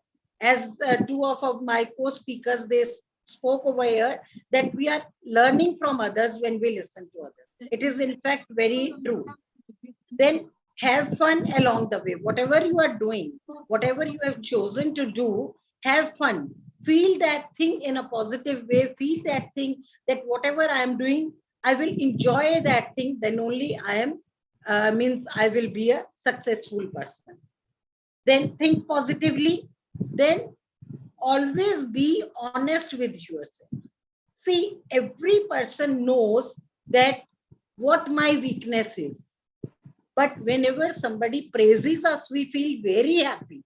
But if somebody tells us about our weakness, oh, why that person has told me? So accept your weaknesses, work on those weaknesses, convert those weaknesses into your strengths with whatever the opportunity you get. So you will be really a successful person in your life. Then if some distractions come in your life, take away all those distractions, because distractions are always there in your life. But think what is right, because I always tell in my workshops also, every coin has two sides, head and tail. Our life has two, every aspect, everything has two aspects, positive and negative. We must not see towards the negative things. We must see the positive, what positive we are getting from this. Obviously, you will be really a successful person. So then next point is that you must always keep planning. Whenever you have to do something, always plan the things in advance. When you will plan the things, obviously there will be no problem in your life and you will be able to do the things very nicely.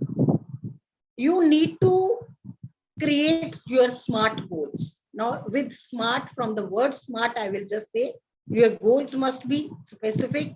It must be measurable, attainable. I'm just closing. Time-based, these should be SMART goals. So if, in short, I will say that if you will build all these good habits and all these things, you will definitely be very successful in your life. Thank you. Yes, thank you. Thank you, ma'am, for the wonderful sharing. Yes, definitely goals are very much important. So thank you once again. And let's welcome our another guest speaker. He's from Kolkata, Mr. Prabal Chatterjee, sir. Welcome, sir, on this wonderful platform. And I personally told, मुझे personally ये मैं बोलना चाहता हूँ क्योंकि प्रबल sir बहुत excited थे जब से उन्होंने वो ये इवेंट को देखा था. ये regularly contact with me. I think we connect on call 7-8 times in just a few days. So he's very much excited. And so let's see his excitement. Welcome, sir, on this wonderful platform. Over to you. Yes. Can I start? Am I audible? Yes, sir. Yes, sir. Please. Yes. Greetings to everybody. I am audible? Yes, sir. Audible. Yes, yes. Greetings to everybody, and congratulations to ABCD International Family, Bhavad International Family for giving opportunity, giving platform to others also. And today is International Friends Day, and it is a very good day also. And about myself, I am also National International Achiever record holder, and I am advisor, entrepreneur, consultant, trainer, motivator, multiple record holder, author, spirituality, etc. And we engage in many things. So I want to share in your personal and professional life skill, personal life skill, personal and professional growth. I want to say something, say in short, that what experience, expertise, knowledge, skill we gathered, it should be for the benefit of others also, and not only for self. That is the main thing. And we have to share this thing to others also. Our experience, knowledge, skill, irrespective of caste, religion, national, international level also. Hello. Please continue, sir. So we should contribute to others also, and human beings have unique capabilities. Through strong willpower, everything can be achieved. And life is a learning process, and struggle is a life sign of life. And we have to share, contribute for others also. We contribute to help. It should be inspire, motivational for others also. That is the main motto. And as our culture, Indian culture, is very ancient and very rich culture heritage, and so we should we believe that the whole world is our family, and the universe helps us to achieve our mission and vision if it is good for all. So the experience, expertise, knowledge, skill, that should be beneficial for all, and never stop learning. And one thing that we have to do many for life and professional growth, personal growth. We have to share to others also, and there is no barrier for learning. There is no barrier for knowledge. It should be beneficial for all, and that should be action-centered leader. There's good leadership quality, that who can motivate others also, who can beyond boundaries. So there is a lot of things are there, and one should be very positive. One should be helping attitude also, and we have to look of other things also that we have gathered in our life. We have to share that things to others also, and there is no limit.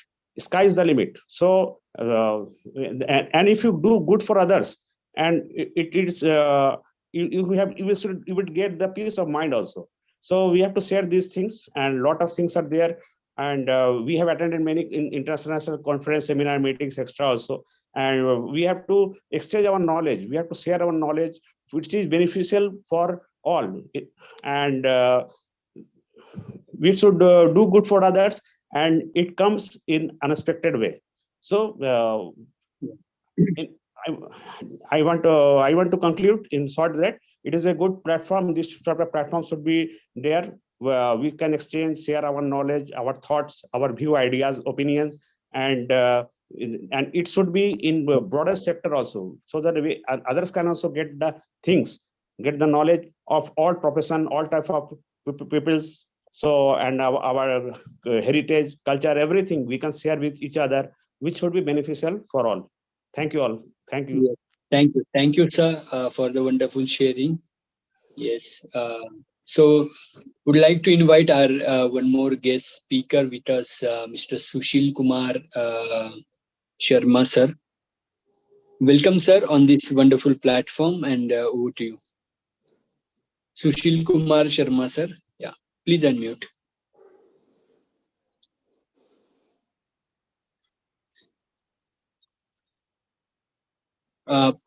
Please unmute, sir. Hello. Yeah, audible, sir. Please. I am Vijay. Thank you. In fact, you have called 3 minutes before. I had to come at 5:15. So just a minute. I will share. I have prepared some visuals which will impact the community globally. Okay, so we will invite another speaker. Yeah, in between you can take someone. Okay. Anjum ma'am, are you ready? Okay. So let's welcome Ms. Anjum Qureshi ma'am. Welcome, ma'am. Over to you. Yeah, thank you. Thank you very much, Akash Pavel sir, for this wonderful opportunity to speak on such a global platform for this. Hello, everyone. I am Dr. Anjum Qureshi, working as Assistant Professor at the Rajiv Gandhi College of Engineering, Research and Technology, Chandrapur. And yes, of course, I could listen to the few speakers who were speaking before me. And yes, of course, it's a great conference, I must say. And yes, now here, I would like to talk about something about about spiritual growth and how to grow spiritually in your life. Yes, because when we talk about personal success, when we talk about professional success, what is more important somewhere is you have to grow spiritually also. In Islam, there are a few practices that we actually since childhood we start learning it. And the first one is, the method of performing prayers 5 times a day. That was called as salah, because it is, it gives us discipline, because we have the 5 times prayers that we have, they have fixed timings for it. And if we see that, the a kind of discipline it induces inside us, it is unnatural. Because yes, discipline, sometimes we call it as discipline is equal to 100% according to the numerology when we calculate it. And this is the magic of prayers that we have, because it takes us closer to God. The second practice that we follow is, the spirituality in Islam is about fasting. Yes, the 1 month compulsory fasting that everyone does, it really helps. It really helps a lot. It is a magical practice that I can see, which in fact is not just in Islam, but even in other religions, we have the practice of fasting that trains a man individually and the community as a whole in piety and self-restraint. It enables the society, the rich and the poor alike, to experience the pangs of hunger and prepares the people to undergo any hardship to seek the pleasure of God. The second practice, I think, the third practice, which everyone should follow for the spiritual growth, is a zakat. That is the sense of monetary sacrifice, sympathy, and cooperation. Sometimes the people think that when we talk about zakat, it is like paying the taxes. But let me tell you, it is some kind of charity that we are helping. And it is entirely different from the kind of tax. It is not the tax that we are paying to the government, but it is the donation that we are making for the needy. Because when we have these three practices in our lives, firstly, following the discipline through the prayers, secondly, helping the needy, poor and needy, and the third is having the feeling, knowing the feeling of what is hunger. So it really increases our self-control. We are more, it is not that just the spiritually when we grow, but if we see, yes, when we have that discipline, when we have that empathy inside us, when we are able to help others, become good human beings, in fact. And if we want to grow, when we talk about professional success, yes, we have to be good human beings. And I always promote in my lectures that don't run behind, whether you are a teacher, you are a parent, or you are a student, don't run behind becoming doctors, engineers, lawyers, and architects. But what is more required is you should be making efforts in transforming yourself into good human beings. And that is very, very much important. And that can be achieved through spiritual practices. And just you have to grow every day in your spiritual practices. And that's what I had to say. So thank you very much, Akash, sir, for this wonderful opportunity once again. Yeah, thank you, ma'am, for the wonderful sharing. Sorry, वो sir ने बीच में एक screen share किया था. Yeah. Okay, so Sushil Kumar sir, you can now share your screen. I am ready perfectly, and just allow me screen sharing. Yeah. You can, sir. I think now screen is visible. Yes, sir. And we have 3 minutes. So over to you, sir. Thank you. I will take only plus minus 3 minutes. Now screen is a full screen. Hello. Yes, sir. My voice is okay? Yes, sir. So not taking any time, I have chosen topic personal and professional growth. And the topic is of utmost importance in present ongoing era. Mission life, from mindless consumption to mindful utilization. So I will be speaking very little, but I will be showing what really is happening. Overall ecosystem we live in is classified by United Nations into 8 categories. Each of them appears to be wonderful, and without anyone, life survival is impossible. Now, looking into these scenarios, we feel elevated, energetic, fresh in mind and everything. And it is what our nature used to be in history. India, in fact, is at advantage even if in present era. We have the cleanest river of the world, River Davki in Meghalaya, even today. And contrary to it, a lot of things are going otherwise because of industrialization. We will look into a bit history of industrialization, which began in 1780, and by the year we are talking, it is 242 years plus. During this phase, industrialization has transited from industry 1 to industry 2, industry 2 to 3, 3 to 4, and right now we are passing from industry 4 to 5. Along with a lot of changes have been happening. The industrial growth was being fueled by dirty fuels. Dirty fuels are the fuels which are mined from the Mother Earth. As a result, the combustion of dirty fuels, they led to increase in level of CO2 in atmosphere globally, and this concentration of CO2 have increased from 317 ppm to 422 ppm recorded just recently. How it is affecting us? These are the major countries who are contributing most CO2 in the global atmosphere.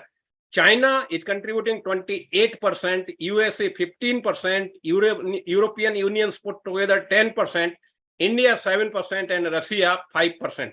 These are the major countries as on now, but history used to be something different. This increase in concentration of CO2 is leading to increase in temperature globally. As a result, global warming, climate change, and climate crisis are the realities of the time. Climate change is the long-term shift in temperature and weather patterns. These shifts may be natural, but since the 1800s, human activities have been the main driver of climate change, that is commencement of industrialization. Primarily due to the burning of fossil fuels. Fossil fuels are coal, oil, and gas, which produces heat-trapping gases, which we know them as the greenhouse gases. Now, there is nothing better than visualizing ourselves. Temperature is recorded even up to 55 degrees centigrade, and see the repercussions. Going further, industrialization is causing a lot of pollution, and as a result, even in metro cities, life is becoming hell. Deforestation, burning of crop residue, then overall pollution in rivers. This is Yamuna River on Chhath Day last year, full of chemicals. And see the innocent girls, they are taking selfies without knowing what it is. These scenarios we see very commonly, not only in India, but globally. And they have made our life, instead of becoming comfortable, it has become almost difficult to survive. We remember the Kedarnath landslide, the havoc it caused in 2013, and remains are still left out there despite of a lot of works. These are the hailstones which we see from time to time in different parts. These are the cyclones which are appearing. Their frequency and numbers are increasing with time. Lightning and thundering. If we remember, Amber Fort, which is outskirts of Jaipur, 2 years back, about 118 people were struck in single slide. As a result, because of temperature rise, north, south, and third pole, that is Himalaya, all are melting extremely fast, and Earth is almost getting flooded in water. As a result, the people living in low-lying areas in these countries, they are at great risk, including our city, Kolkata. Now, see the climate change impact in Sundarban. Yeah. Sorry to disturb. But just 1 minute. 1 minute I will take. I will conclude. Right. Just look into the pictures. I will not speak. Yes, yes. Okay. Right. So with these background, the current decade is the hottest decade in history, and what we really have experienced recently. Just look into. These are the 13th July 2023. This is what we have seen in Himachal Pradesh Mandi. This is the next one. What we have seen in Himachal Pradesh, the ice fall in a day, July 13, 2023, this year. See, the havoc overall is being caused. This is Baad Ki Binash Leela, caused by River Hindan in Greater Noida or Delhi, we can say. More than 300 cars, they are almost of no value. the landslide in Istwadi village, Raigad, Maharashtra. So what it appears to be that globally environment have gone extremely bad and we all are facing its repercussions. Recently, the Secretary General of United Nations, he himself have defined the era of global warming has ended and the era of global boiling has commenced. This is the statement he has given on 27th July, 2 days before, just before. And what India in fact have done, we launched Mission Life in the presence of Secretary General when he visited India in October 2022. Our Prime Minister have launched along with the Secretary General Mission Life, which aims on 7 elements. They are save energy, save water, say no to single-use plastic, reduce waste, adopt healthy lifestyles, and reduce e-waste. This Mission Life is with an aim and call to global community to understand it deeply, widely, share with communities, make it a success so that we can keep on leading a comfortable life. There is a lifestyle for the environment pledge available on web page. May I request all the participants to kindly take this pledge if not taken and become the vehicles for spreading this message wherever we are within our communities, friends, and the communities we are in. India once again leading by example and asking global community to join and make this mission a great success so that coming generations, they keep on enjoying the life as we have been doing. Thank you.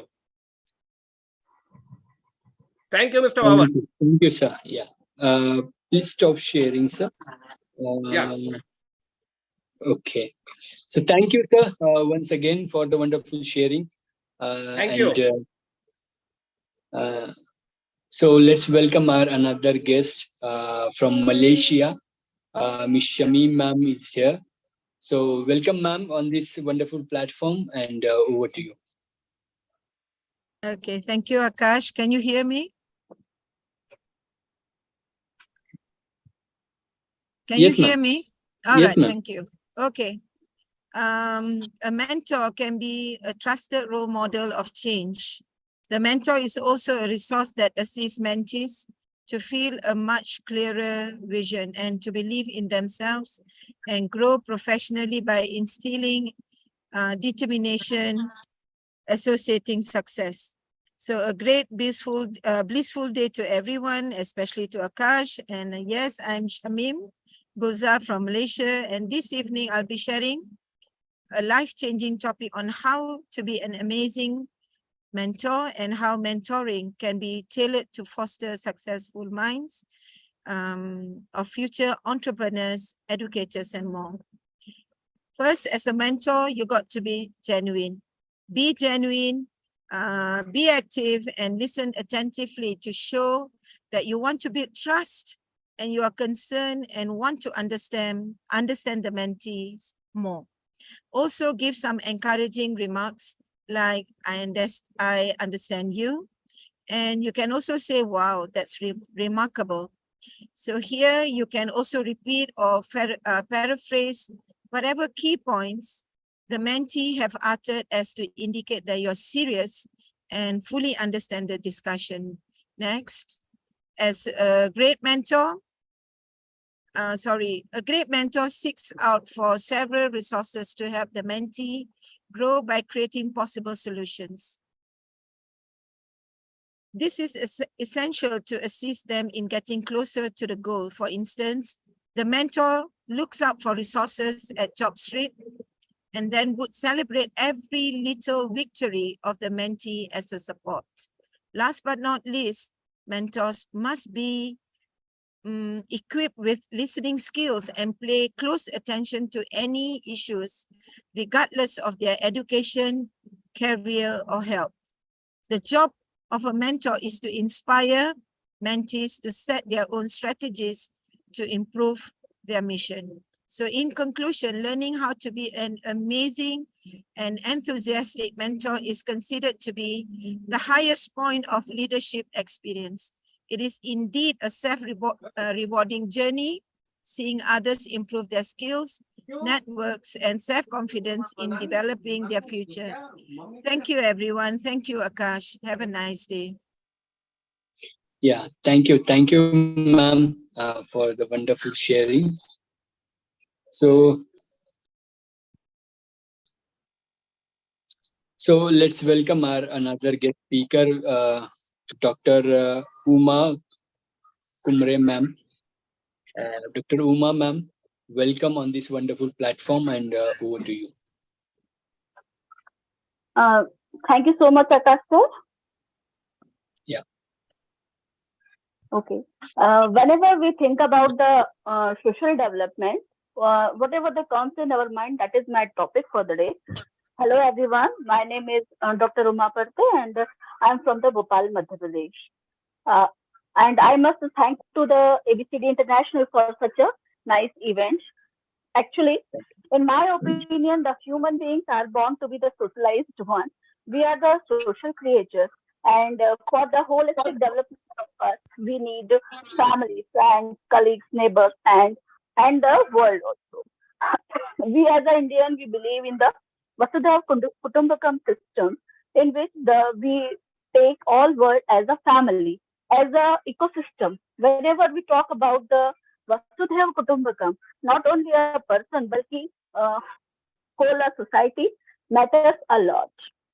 Social development refers to the process by which a child or a person learns how to interact with the others.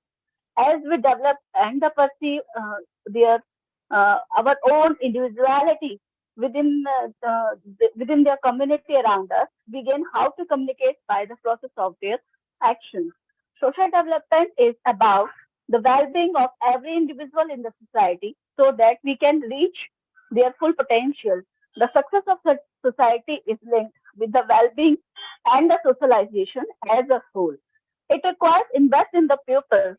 It requires actually the removal of barriers so that all the citizens of the world can journey towards their dream with the full potential and their full confidence as well. In my opinion, it is a way of helping the person, helping the pupils, so they can move forward on their path of their self-sufficiency. If we are talking about the social good, there are some certain elements to measure a social growth of a nation or in the world. Likewise, all the health parameters of the society, their education system, their employment, and the gender equality as well. By the grace of God, we live in the India, where is the if since from the beginning of the civilization, since from the era of Ramayana, we believe in the Gram Sabha or in the Kutumba system, where we all uh, develop like a society and a person, where the where in the world nowadays they are participating like a unit as a person, but in the India still we are believing in the family system and the society system. We indicate a person like according to his social growth nowadays also. We believe is that the social development is the basis of human beings, and our growth as a society is much more important than an individual person. Thank you so much. That's for my words for the day. Thank you. In progress. Thank you, ma'am, for the wonderful sharing. Just a minute.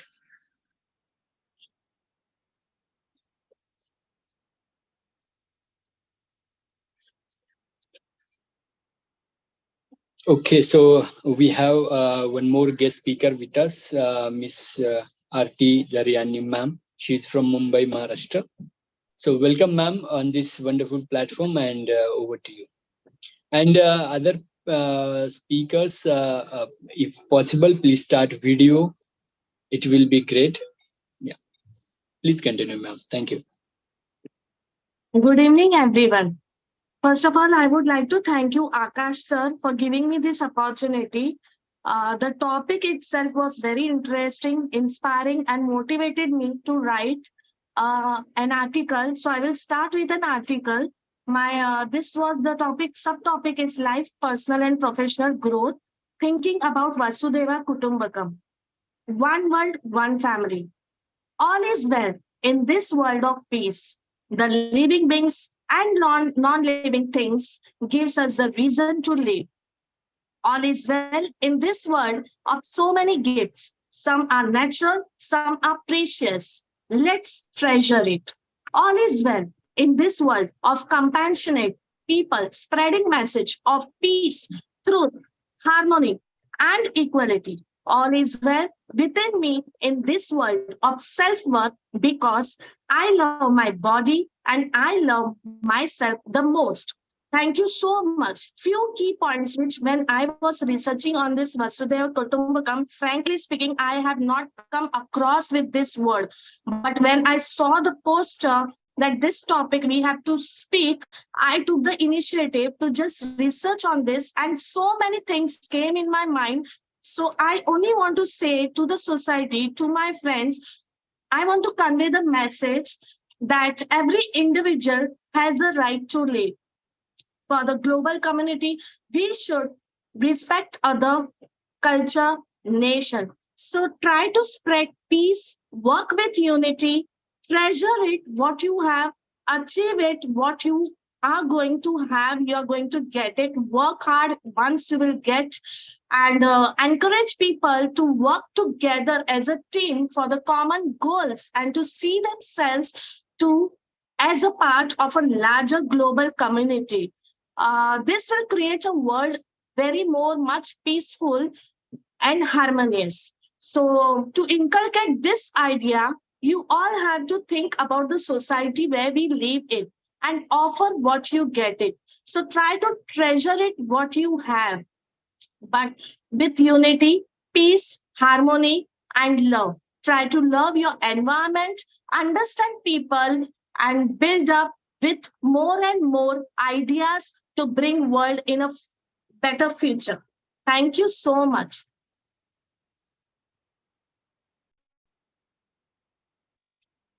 Yes, thank you, ma'am, for the wonderful sharing. So let's welcome our another guest speaker with us. She's Veena Harwani, ma'am, from Jaipur, Rajasthan. So welcome, ma'am, on this wonderful platform, and over to you. Thank you so much, Akash sir, for having me on this wonderful platform wherein we impart our knowledge with each other, and we have various participants from across the world. So a very happy evening, happy morning, happy afternoon to all of you who have joined us from across the world. I'm Veena. I'm a skills trainer by profession, and today the topic that I've chosen is the spiritual growth. Yes, the spiritual growth. Reason being is being an Indian, it's always that, we are always close to our roots, and our roots teach us to be spiritual in all ways, in all means, and whenever we are spiritual, we feel everything's come hand in hand, a spiritual person can have his or her physical growth very easily. A person with spirituality can have the life growth very easily, also the social growth, and also the success principles. Because when you are a spiritual person, you are actually जैसे हिंदी में कहते हैं हम एकाग्रत, you are actually focused, you are actually dedicated, you just have one focus in your life, and that focus actually creates all the balances in life, So I just believe that if your spiritual balance is apt, the rest of the balances and the rest of the growth are followed by our spiritual growth. And in order to be spiritual, we need to get connected with our roots. And when we get connected to our roots, we obviously feel contented because everything falls hand in hand, as I just mentioned.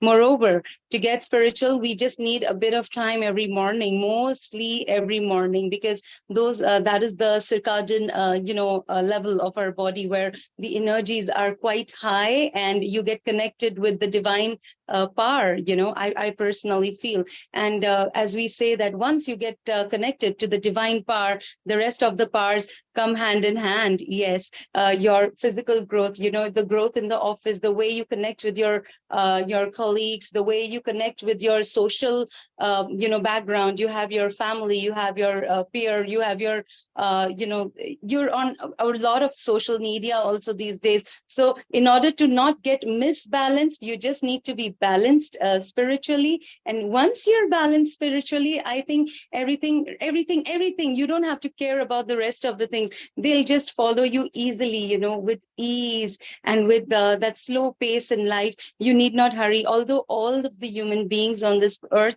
are just hurrying for something or the other. They just want to achieve this and this and this and this. But remember, guys, if you are actually going through the spiritual path, you know exactly what is essential for you that you have to grab and what is non-essential for you to grab, So make sure what exactly are your priorities, as we say, set your priorities right, and the moment you've set your priorities right, everything has to get right, and everything has to get right in our present, because our present gives us the present, because we are spiritually high. You don't have to get high, otherwise you have to get spiritually high to be high in your physical growth, in your personal growth, in your relationships growth, and the way you enact with yourself as well. The first growth that begins from the inner self is the growth that reflects outside with the rest of the world. That's all from me. Thank you very much. Not taking much of time. Thanks very much, Akash sir, for having me. So namaste, everybody, once again. Thanks very much. Thank you. Thank you, ma'am, for wonderful sharing. So let's welcome one more guest with us. Miss Shaila Thakur, ma'am, she's from Pune, Maharashtra. Welcome, ma'am, on this wonderful platform. And thank you so much, Akash. First of all, namaste, everyone. I am Shaila from Pune, India.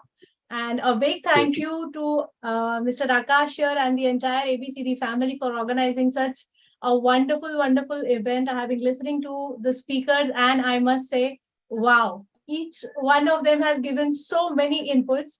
And I would like to build up on what my last speaker has just said, about the spirituality of Indians, not only Indians, well, everyone I believe is a spiritual being. So let me build upon that a little bit, and how to use spirituality in a way to use and be successful in life. So my topic for the day is success principles.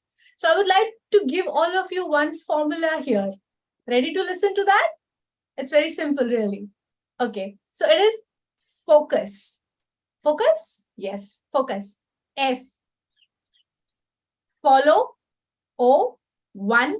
C. Course. U. Until. S. Successful. Now, what does this mean? This basically means that you are unique. Be yourself. Do not try to be someone else, because that will take you to the next step. Clearly visualizing your goals. Once you have your goals aligned clearly, the next step comes, which is action. Taking action is of utmost importance. Only ideas, only goals are not going to help anyone. Then the next one is about be ready to fail. You will be fearful. Isn't that right? All of us are fearful. What happens if I fail? It's okay. Take action. Fail. Fear is your friend, not your foe. You will learn and then you will grow, which will bring us to the next step. What happens when you fail? You look for support. So that's the next step. Create a good network. Create a network of people who will support you in your personal lives, in your professional lives. Always have mentors and gurus who will be by your side all the time. And then the next step. What is the next step? Keep learning. When you fail, you fall down. There is always this scope that you have for learning. So learn, because that helps you grow. And then lastly, whatever you do, remember to be grateful. Be grateful to yourself because you are trying. Be grateful to your network because they are supporting you as like a cushion. They are like a cushion to you, your family, your friends, your colleagues, your teachers, professors, whoever it is that you learn from. And also be grateful for this beautiful, beautiful life that we have been endowed with. Our physical health, mental health, spiritual health, everything. Be thankful for it. And that is all from my side. So I believe these are the success principles which will help each and every one of us here, and we can spread them. It helps everyone, yes? So thank you once again, Mr. Akash, and everyone here for listening to me. And I believe the Friendship Day is around the corner, right? So happy Friendship Day to everyone. Thank you so much. Namaste. Thank you. Thank you, ma'am.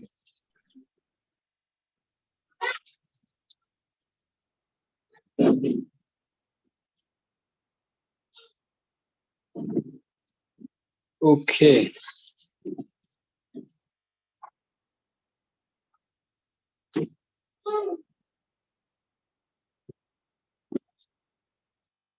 So we have one more guest with us, Mr. Joel Ulanian, sir. Mr. Joel, sir.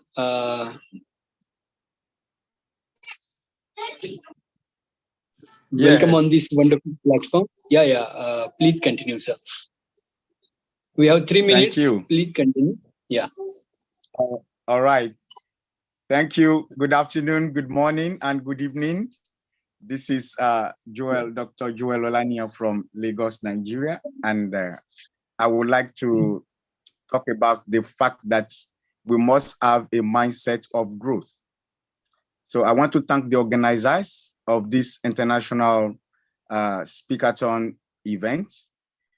This brings us together to be able to share our mindsets together. So I would like to say that for us to have a community that grows together, we must have a mindset for growth. We must be able to relate together with respect. In as much as we are having the International Friendship Day that is coming, we must be able to work together to be able to collaborate across the world. We can exchange ideas. We must cultivate a culture of inclusiveness. We must have a culture that accepts our differences. Whether we are from India, whether we are from Lagos, whether we are from any part of the world, we'll be able to collaborate just as we are doing with like minds. When we share ideas together, we have a better plan to build something new.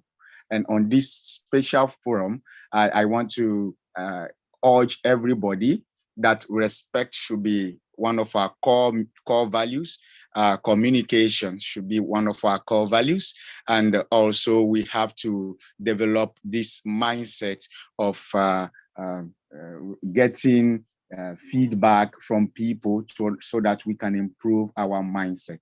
So we all know that when our mindset is rich, when our mindset is set to do something new, then we know that we have something to offer. All right. On this platform, I want to also encourage us that we should keep networking and make sure that our voices are being heard. Even though I didn't have the opportunity to do my 200-word of article presentation because of my schedule, I know that the little I have been able to share on this platform today will go a long way to contribute to international global building, to ensure that we all can come together and learn our values so that we can improve our world. At this point, I want to thank the organizers for bringing up this wonderful Speakathon. It is marvelous. Thank you so much. You are great. And I salute all the distinguished and global speakers who have had the opportunity to share on this platform as well. Thank you very much for giving me the opportunity, sir, to share my voice. Thank you. It is Dr. Joel from Nigeria. Yeah, thank you, sir. So let's welcome one more guest with us, Professor Dr. Michelle. Welcome, sir, on this wonderful platform. Yeah, please. Thank you very much, Your Excellencies. Thank you for this wonderful opportunity given to us. Honestly, this is excellent, and I love the idea. Thank you for organizing this Speakathon, and it's going to take the world by storm. You are doing a great job, very, very well. Right now, I'm speaking on quality education. That's what I'm speaking on, quality education. Quality education. It is Dr. Nelson Mandela that says education is the most powerful weapon which we can use which you can use to change the world. And when we talk about education, we know that the primary goal of education is literacy, the capacity to read and write. So that's why a lot of people, when they go to school, as far as they are concerned, once they are in school, they're able to read and write, they believe that they are educated. But that's literacy. We're talking about education, quality education. So if education, the primary goal of education is also read and write, so automatically it means that a lot of people who can read and write believe that they're educated. No. So when we are talking about quality education goes beyond literacy alone. It goes beyond literacy. It has to do with literacy itself. Literacy, it has to do with literacy, science, social science, numeracy, peace education, and life skills. Life skills. Because it is His Eminence, Cardinal Ambassador Professor Dr. Michael Richard Godegbe, that defines quality education as the quality information between the learned and the unlearned, which makes the learned earn respect from the unlearned. So what it simply means is that if somebody says he or she is educated, that means the person believes that he or she went through the four corner walls of education. That is the brick, the one we go to school within the brick and mortar. And then the person who never went through the brick and mortar or online virtual education, he that did not go through that online should be able to envy or will love to be like the person who has been through the online education, you would like to be like somebody who has been through school, you would like to be like somebody else who went and is able to be schooled. But now in our world of today, when we're talking about quality education, we're talking about people now who don't even go to school. Some of them are even live better life. Some of them are living better life than those who went to school. Like in my country here in Nigeria, we have a lot of people who are struggling, a lot of graduates. Now, let me tell you my education in my country here. Even after you finish the university, which is the highest education here, when you finish your university, there's still what we call 1 year service, which is done called NYSC, which you go for. It is mandatory. This is a service you render to your country as a whole. Even after rendering it, you go out there looking for a job. And we have so many of our university students today in my country here who you may say by education that they're educated, go into armed robbery immediately. Some of them go into terrorism immediately. Some of them engage themselves in vices that are unnamed, that are unheard of. There is even another group in my country that they call them Yahoo boys. What is that? People who make quick money. And they tell you these are learned students who actually went to the university. That's why when we talk about quality education, if you have quality education, those who do not go to the brick and mortar school you should be able to earn respect from them. Why? Because you're able to prove to them that your capacity to learn how to read and write, your literacy, your understanding of science, your understanding of social science, your understanding of numeracy, your understanding of peace education, your understanding of peace building, your understanding also of life skills means a lot to you, and it differentiates you from others. So when we're talking about quality education, we're saying that quality education helps you to become somebody much better. You can survive with your certificate. You can survive with the knowledge you have acquired from the university. You can survive with the knowledge you have acquired from the institution. So that somebody who never went through primary school should not be better than you. I'm not saying that they don't struggle. Sorry, every speaker will get 3 minutes. Huh? So we have to conclude. Please conclude. Sorry.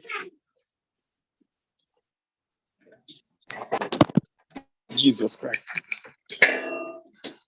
Oh. Hello. Yes, sir. I'm here, sir.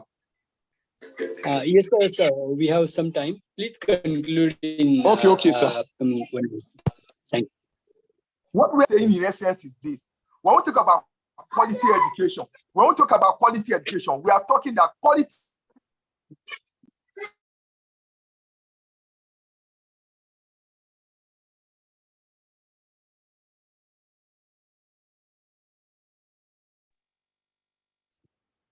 I think there's a network glitch from his side. Yes, I think so.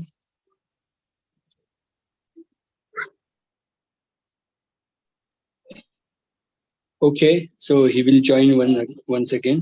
Till we will continue.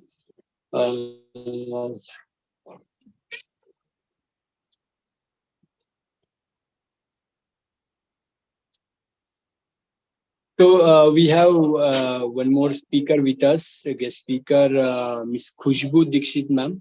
So welcome, ma'am, on this wonderful platform, and over to you. Hello, everyone. Very good evening to everyone. And thank you, Akash sir, for this opportunity and the event. I am here for the first time, but I'm liking that in a way that it seems that I'm coming every time. So thank you for this opportunity and thank you guys to be here. My today's topic on which I want to really give the reflection that self-love leads to sustainable relationships. I'm a relationship coach and I want to talk about this on every day, every moment, and every second. So the relationship starts with some question. Are we ready for relationships? Do we love ourselves enough? What do self-love means? Do we ever ask those questions to ourselves? Maybe yes or maybe no.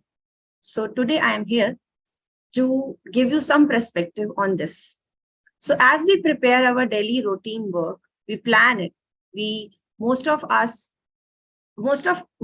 events we plan for our daily life, but we hardly prepare ourselves for relationships. Usually what happens when we ask a girl to marry, we said, okay, go do this when you enter a new home, but we never ask that girl or a male that are you ready to be emotionally for this relationships? But there is to be preparation. There needs to be do some of the very important preparation. Relationships are not tasks. Well, if you look at the amount of misunderstanding, conflicts of opinion, and parting of ways on disagreement among two individuals, we would agree that some amount of mutual preparedness would definitely help in creating long-lasting relationships. Does that mean we have to compromise on our happiness and adjust according to others' personal expectation? Not at all, my dear. That is where the role of relationships experts come to understand how to bring the preparing the self and building an empathetic outcome. I'll give you 5 ways to do that. So are you ready, guys? Yes. Appreciate your time and efforts that you invest in your own rituals and your own activities. Prepare a time where you are doing same things at the same time of moment. Reflect and spend a healthy time doing on your own things together. This is a one preparation you can do on your daily basis, one thing which you can follow on daily basis. Activities like hobbies, share some common habits, or meditate together. Remember, you are the master of your own happiness. People in our life can only enhance that happiness, but you have to take responsibility and nurture yourself. Third, see in yourself what people see in you. Don't see that you are a negative person. Don't see that people are saying you negative and you start following it. Make yourself unique and understand your own wishes and add them in your relationships. Accept the flaws and don't get disheartened by the criticism. Very important. When you are getting into relationships, make yourself strong. Let love grow like a habit, not a compulsory thing in your relationships. So I want to give again an emphasis to build a healthy and harmonious relationships in everybody's life. This is the only asset we have once we are towards our old age and once we are lying towards our other thing, our material. But the love always be there in all kind of relationships. It is not about the couples, it is the relationship we carry in our each day with everyone. So thank you so much for this evening. Thank you so much again. And make yourself very strong, love yourself, and cherish your relationships.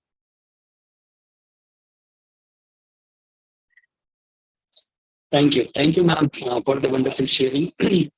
So let's welcome one more guest with us, Ms. Shivani Bharadwaj, ma'am. Welcome, ma'am, and over to you.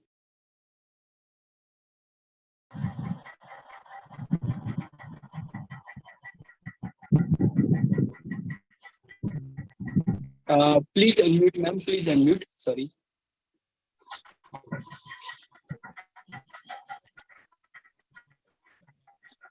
Yeah. Am I audible? No audible. Please. Yeah. Have a blessed day, everyone. I'm Shvani Bhardwaj, and I'm an educator, international writer, and a research scholar. Currently, I'm a research scholar on a human behavior, and my topic is mental health. Everybody is talking about health and everyone. And let's talk about the mental health, like everybody talk about the spirituality, love, relationship, and I want to talk about the mental health. As we know, the COVID happened, a lot of people are in a running race, and so other things. As you know, a kind of race is running up, and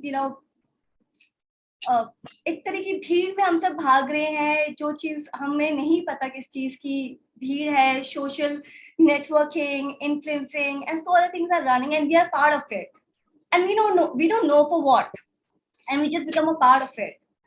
And when we talk about mental health, we talk about the social anxiety, we talk about the depression, but we don't know what it exactly is all about, and we just become a part of it.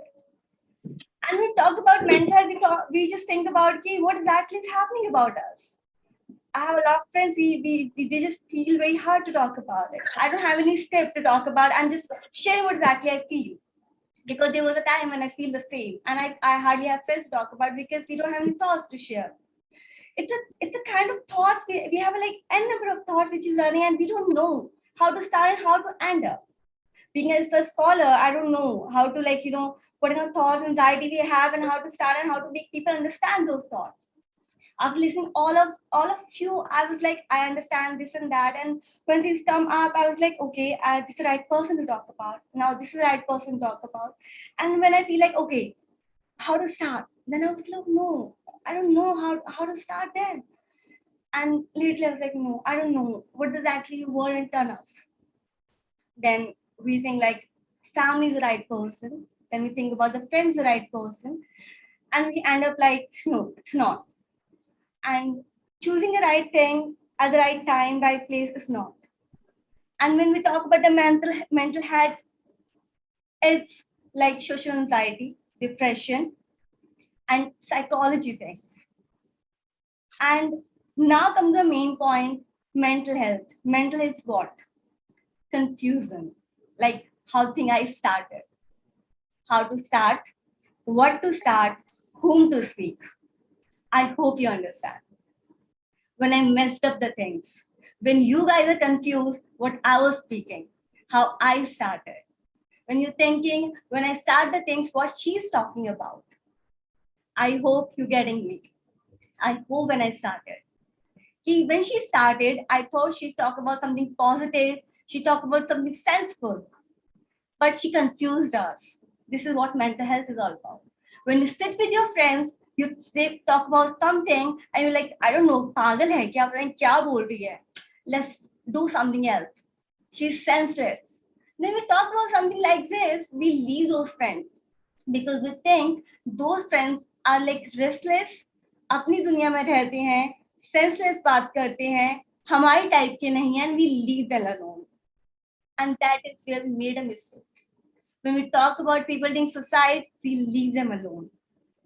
Why we Indians and why the people in the world, we don't talk about the people who are doing suicides? Why it's happening? Why? Because we people are not talking to them. We leave them alone. Why the n number of people increasing suicidal points? Because we think we are not that of a people. We leaving those friends. Because we feel we are not that of people. We are leaving our friends. Because we find them, we are different. हम लोग अलग हैं, इनकी thinking अलग है, और हम उनको छोड़ देते हैं. And this is the reason that a number of people in silent point and increasing day by day. We should listen them. We should spend time with them. And this is the reason the number of people are increasing in suicidal sites. I just want to share one thing. Give time to them, sit with them, listen to them. They're not n number, they're not different, they are one of us. I lost my friend, I don't want any other friend you want to lose and numbers. They're suffering in silence. Please don't lose your friends. mental health is real. Silently, simply somebody in their life is going through. Sit back, listen, and please. Thank you.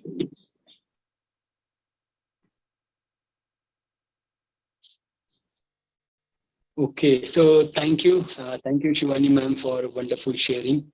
Um, Finally, we reach at such level where we can try to celebrate things. So from morning we are working on something different thing. So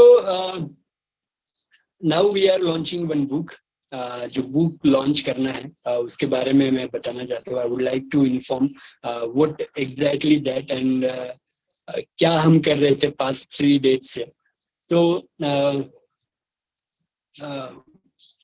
before few days, our team decided to make a backup plan for world record, because when we have 60 plus countries and 300 plus speakers and different people from different time zones, we need a backup plan for to attain a proper record or proper things. So we have make one plan. We plan to launch a book in 3 days. So we plan. So we thought how we can do that things.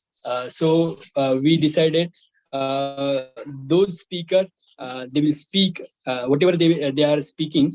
The crisp knowledge they will share, and that knowledge we can share in book form also. So we have a book publication company also. We have 6 world records. In 1 year we publish 100 plus books by God's grace. So we try to publish we are publishing one book today, and of course we have one more author with us, Ashish Datta sir. He's CA from Kolkata, and his book also we are launching. So would like to start with our initiative.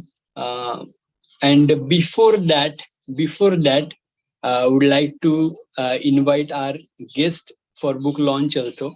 And all guest speakers, thank you for joining for book launch event. Those who जिनका भी अभी बाकी है speech, those are remaining. We will continue after some time. Please be with us. So would like to invite our guest, Dr. Parin Somani ma'am. She's from UK. So welcome ma'am on this wonderful platform. We have one more guest with us, Dr. Elizabeth Lucasa ma'am. She's from also UK.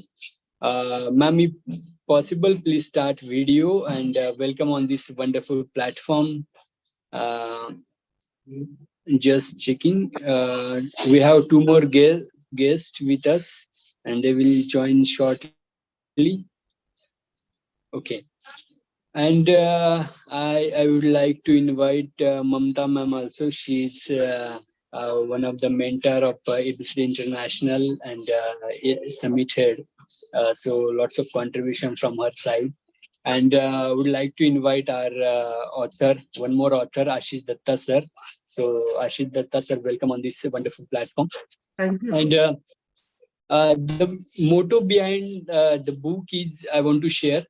So ABCD International, as a training consultancy, we focus on 5 things, 5 sectors of life: personal growth, professional in that our profession and business we can consider, and social image. We want to grow. We want to grow socially also, and health and spirituality. If we grow in all 5 sectors, then we can say we are successful. We will be overall successful. Then how we can become successful in all 5 things? So I think personally, if we get trainings or if we get knowledge of that fields, then we will become successful. And this is one of the great opportunity that people from different countries and experts from different fields, and they will share their knowledge in just 3 minutes, and in 3 minutes what we can say, what we can share, only crisp knowledge. And that crisp knowledge uh, we are planning to convert in book form, and we are launching that book. The book is available on Amazon, but before showing that, I would like to invite our guests to speak about the event and initiatives, what they feel, and please motivate our all speakers, and simultaneously they become all co-authors also. So congratulations to all. It's एक event के साथ हम कितनी बड़ी opportunities को साथ में लेके आए, कितने सारे लोग इस इवेंट का पार्ट बने हैं. So it's a great opportunity for all of you also, and it's a great opportunity for us to serve you. So thank you once again for giving us an opportunity to serve. Without wasting so much time, I would like to invite Dr. Pareen Somani, ma'am, our guest. Ma'am, over to you, and please share. Good afternoon, good evening to each and everyone, whoever is on this platform. First of all, I would like to say a very big thank you to Akash Babad, ABC organizer, to organize such an amazing event. I don't have any words to say how beautifully you have planned and how nicely you have organized all the authors to come on this platform. So congratulations and the best wishes to each and everyone, and especially to you, Akash, for doing an amazing, excellent job.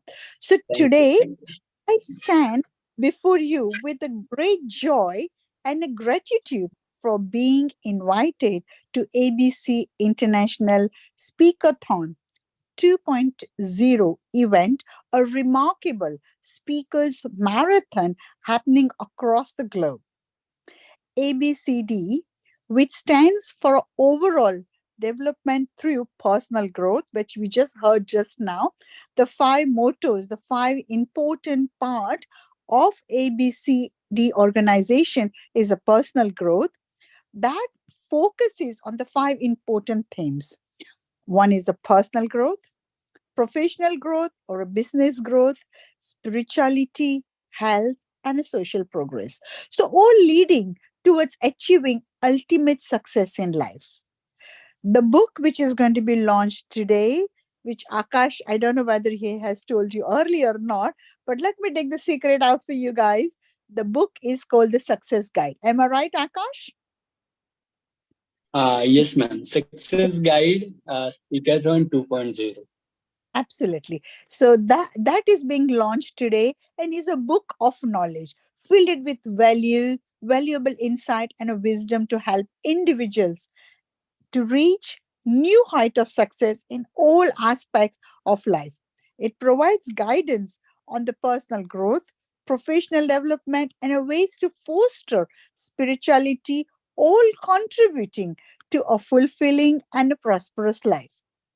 Now, let me take a moment to commend the organizer of Speakathon for their commendable work in spreading knowledge and inspiration across the world. Their efforts have allowed speakers from diverse backgrounds to come together and share their experiences and ideas, making a positive impact on the lives of many. We are the part of this organization, and we are here to witness this event. At the heart of this event, a noble initiative to assist individuals in their journey towards success. It reminds us all that each one of us has the potential to achieve greatness and make a difference in the world. Success is not just about wealth and a fame, it's about finding fulfillment, happiness, contributing positively to society. So, why is success so important in our life? Success is like the fuel that drives us forward, giving us the motivation to overcome challenges and accomplish our dreams. It brings us a sense of purpose and satisfaction, make us feel truly alive and fulfilled. Allow me to share some few key messages that I believe are crucial for achieving success, which I have experienced. And I would like to say, seriously, you can have the same experience if you have not. Number one, firstly, I believe in myself. So you need to believe in yourself. You believe in yourself just like a caterpillar changes into the beautiful butterfly. Life is full of transformation, and you have the strength to create positive change and inspire others. Secondly, which is number two, do not be afraid of challenges. Remember, in COVID, couple of years ago, we were all facing a challenging time.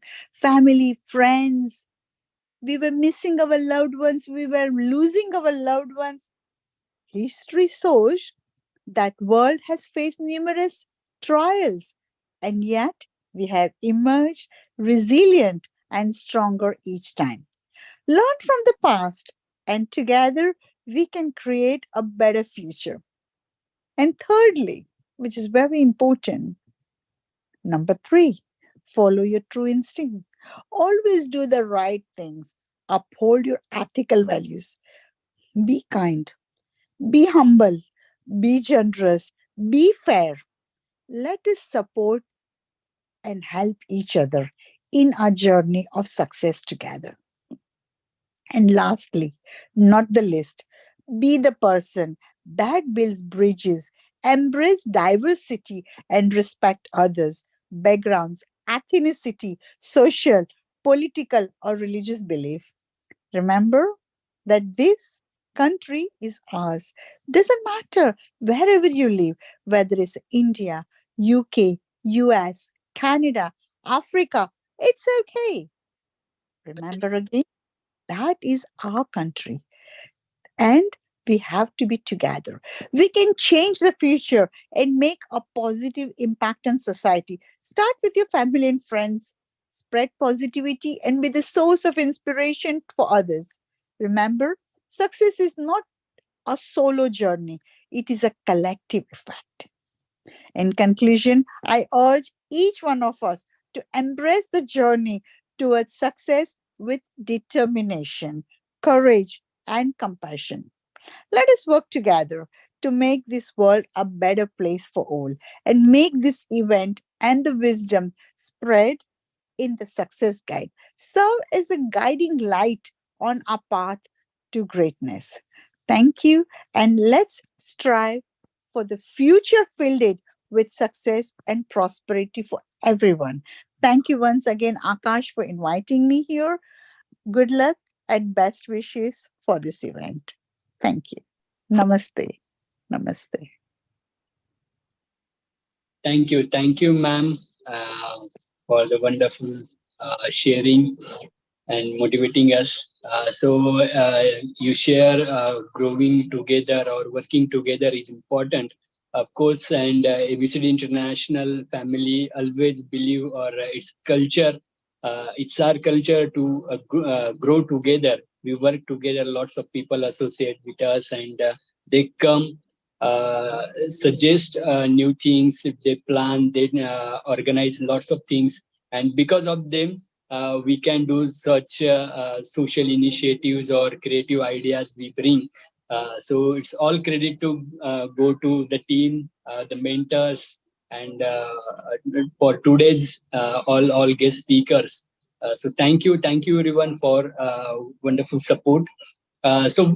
Before inviting our one more guest, would like to invite our one of the mentor,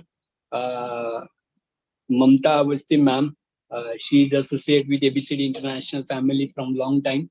So ma'am, quickly you can share your views, and then we will move ahead with our guest. Sorry, let the water reach the outlet.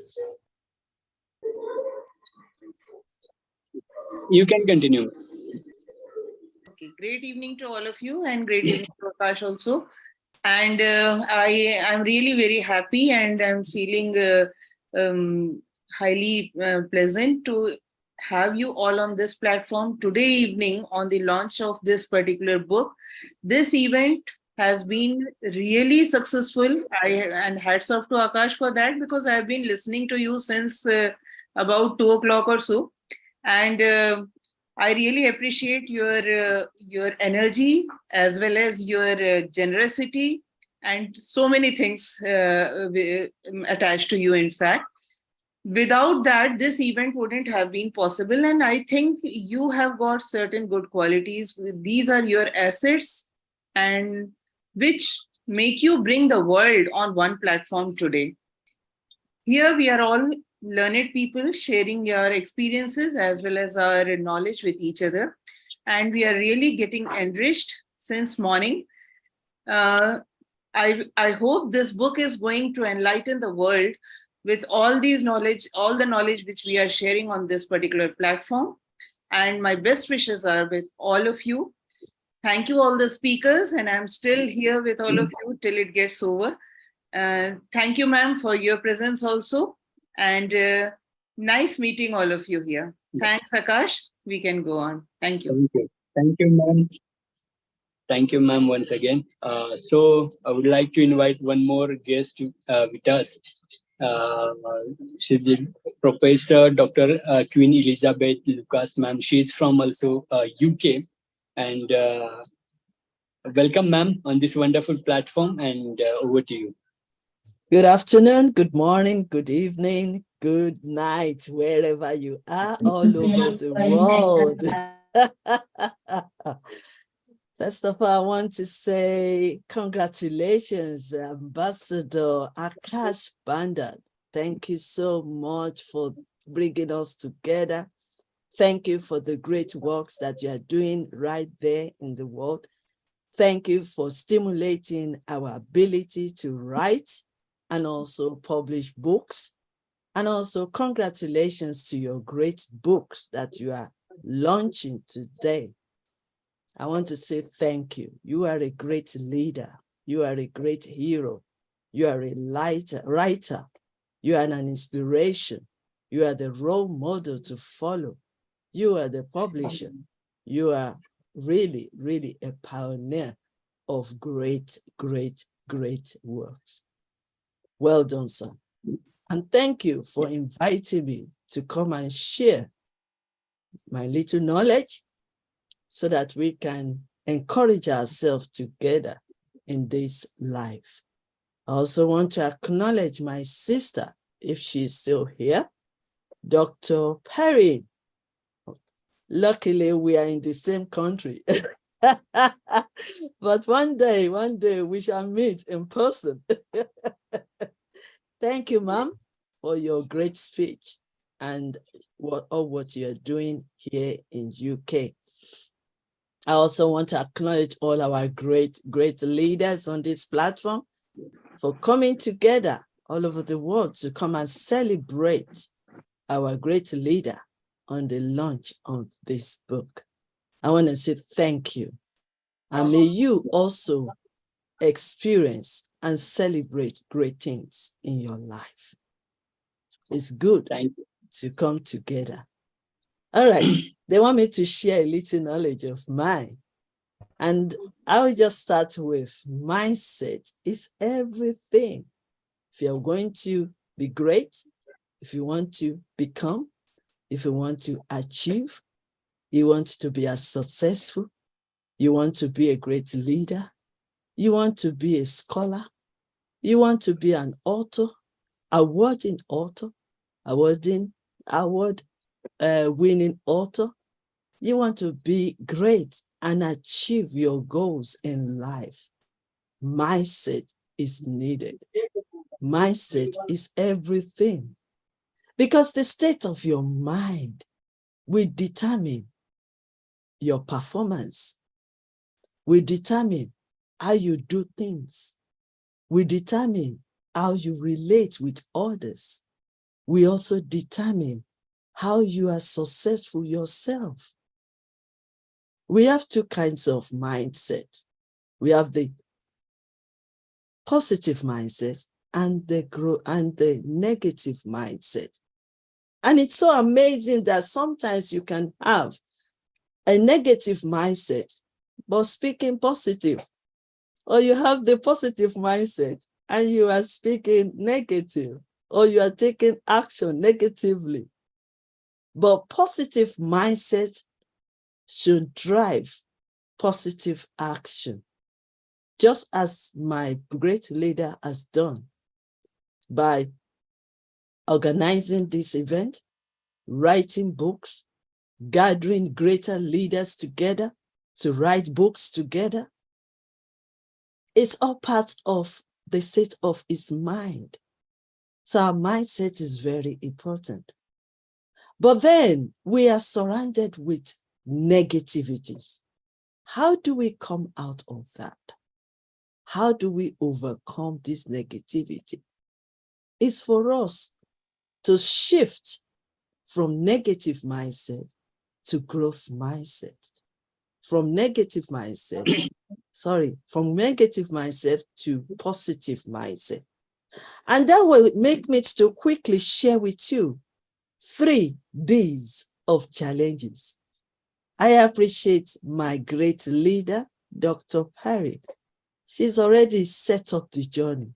she's already set up the motion, and we just have to flow with it. So I'm here to share with you the 7 Ds of challenges in everything you want to do. You want to write a book? You want to publish a book?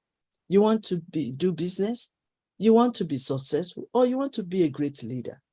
There will always be challenges, but I'm only going to share 3 challenges. The 7th challenges are discouragement. Yes, every one of us has experienced discouragement. The second one, distraction. In this full of words of chaos, it's so easy for us to be distracted. Disappointed, yes. People will disappoint us in one way or the other. I believe Dr. Paris can agree with me and other entrepreneurs on this panel. Yes, we can be disappointed in every ways. Then the third one, irrespective of the way you are carrying yourself, you are developing yourself, you are shaping your life, you are building your skills, you are transforming your lives, some people will still disrespect you. You will receive disrespected. You will be disrespected. What will you do in that area? And then there will be division. People divide because of so many reasons. And then they divide themselves. There's disunity. And then they are fighting one another instead of us coming together, collaborating together, working together to achieve the goal. Then discontented. Why are they discontented? Because they don't know who they are. They don't know what they are carrying. They don't know their potentials. Even what they are doing, they don't know the why they are doing what they are doing. So sometimes they are being discontented, and they're looking for ways of copying and comparing and competing instead of them to focus, for them to believe and accept themselves. Then the last one is disagreement. Oh yes, we can disagree and also agree. It's so easy. But the reason why I started my speech today about mindset is because mindset, the state of your mind, determines all these things. But you can agree with me that we can shift from negative mindset to positive mindset. And to conclude, I'm just going to share with you the 7 Ds of overcoming your challenges in your entrepreneur, in everything you want to do in life. Even writing books as well, because Ambassador Akash can tell me it's not easy. But nothing is easy. Even to eat, it's not easy. Nothing is easy in this world. We just have to embrace the challenges, deal with it, and then move on. Rise above it. Why? Because we have greatness in us. We are a great leaders. Because what it takes for us to achieve is already part of us. Is in us, the ability, the skills, the gifts, the talents, they are all in us already.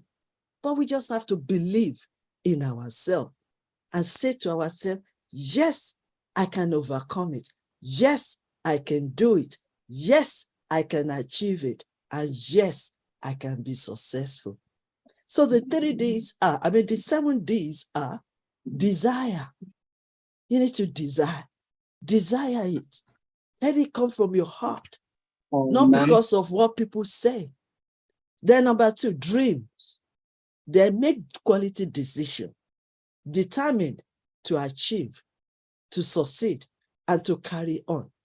You need to focus and not be distracted. Then be diligent and be consistent in what you are doing. Then be disciplined.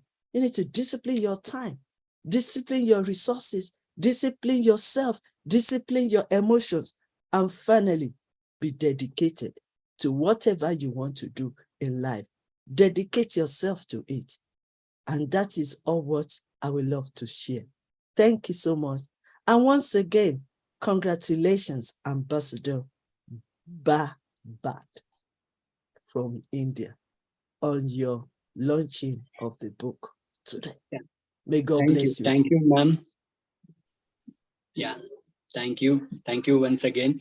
So, we will share the book cover here, and then we will invite our speakers to talk.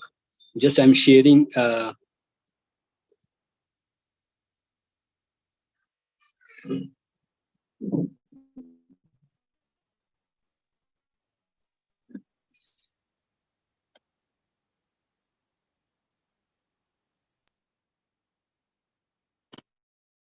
So this is a book cover. On time we have, but we will.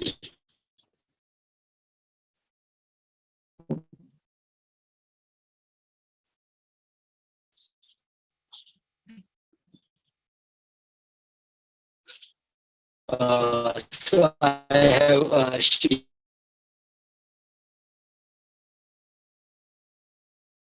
is now available on Amazon, and your support only we can make it happen, and easily or paperback share on WhatsApp. So your support. Thank you, guests, for wonderful sharing. We have one more book launch in now. So before that, I would like to invite a few speaker, those who want to share about the book. Actually, book के बारे में बोलना है. Book का जो भी आपको लगा कि क्या क्यों important है जो आपने share किया. Why you share your article for the book? What was your thought process? What you think you can share. So we have to share quickly. Okay. So those who want to share anything, please unmute and start directly. Can I? Yes, ma'am. Yes, ma'am. Yeah. When I heard about your venture about publishing a book on this Speakathon, I was really amazed because it wasn't planned earlier, and I really hats off to you because in such a short duration you planned as well as you made it happen. So I thought the first thing which motivated me to give my article towards it was actually that the reach of book is much more longer as well as wider, right? On this platform, although we are too many to share our opinions, our knowledge, our learning is going on, but still, if you want to expand your arena for a longer duration, then the book was a very good idea, and that was the reason why I contributed into it. And I would be always doing it, you know, Akash, that whenever you start a venture, I'm there with you. And it's really appreciable that it went to the level of book, which will be a standard record forever with whatever we have shared on this platform. Thank you so much. Yeah, thank you, ma'am. Or those who are not comfortable in talk in video. They can chat. They can message in chat box also. But जिनको भी share करना है, they will directly unmute and start. Thank you.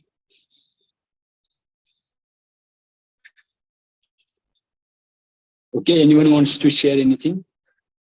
Or should we move ahead?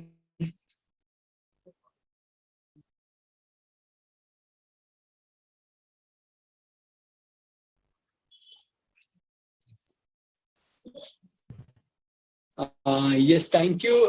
Book पे भले मेरा photo है, but it's your book only. So it's a part of world record, and you are now co-authors. So it's a proud moment for you all also. So it's you got Varad Rajan sir, you are also an author.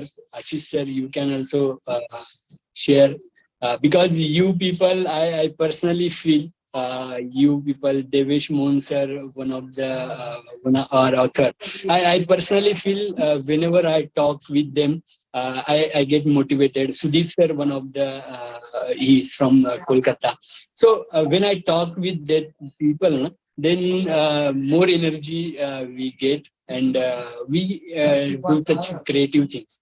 So more guests will join in few minutes. So whenever I talk with them, we get ideas automatically. So the logic, we have plan B, and we are implementing plan B actually in world record. So it's all because of your support. So yeah.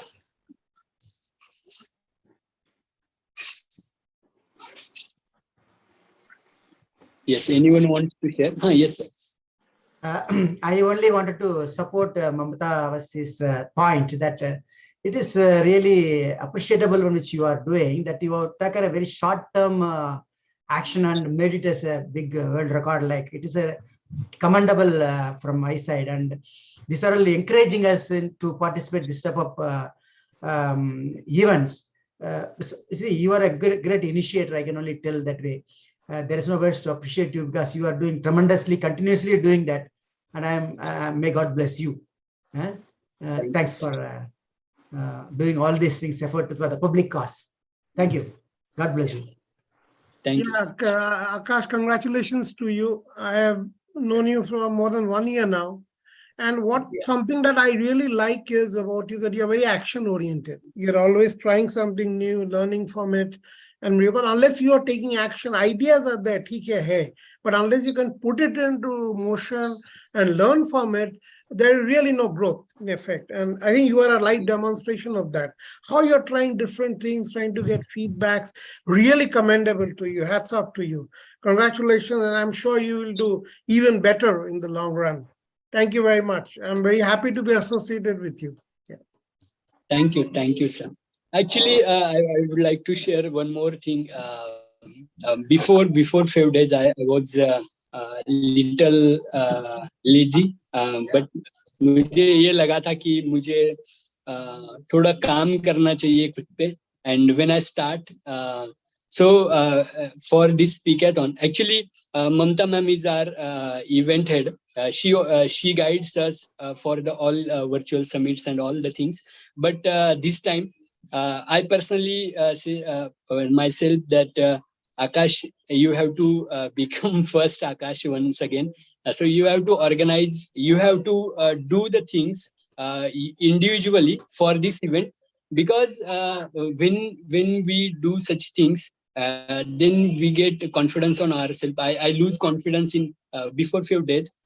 I personally feel that. But for this event, I gain that confidence, because in 3 days, people from different time zones, and it's very hard to answer everyone personally.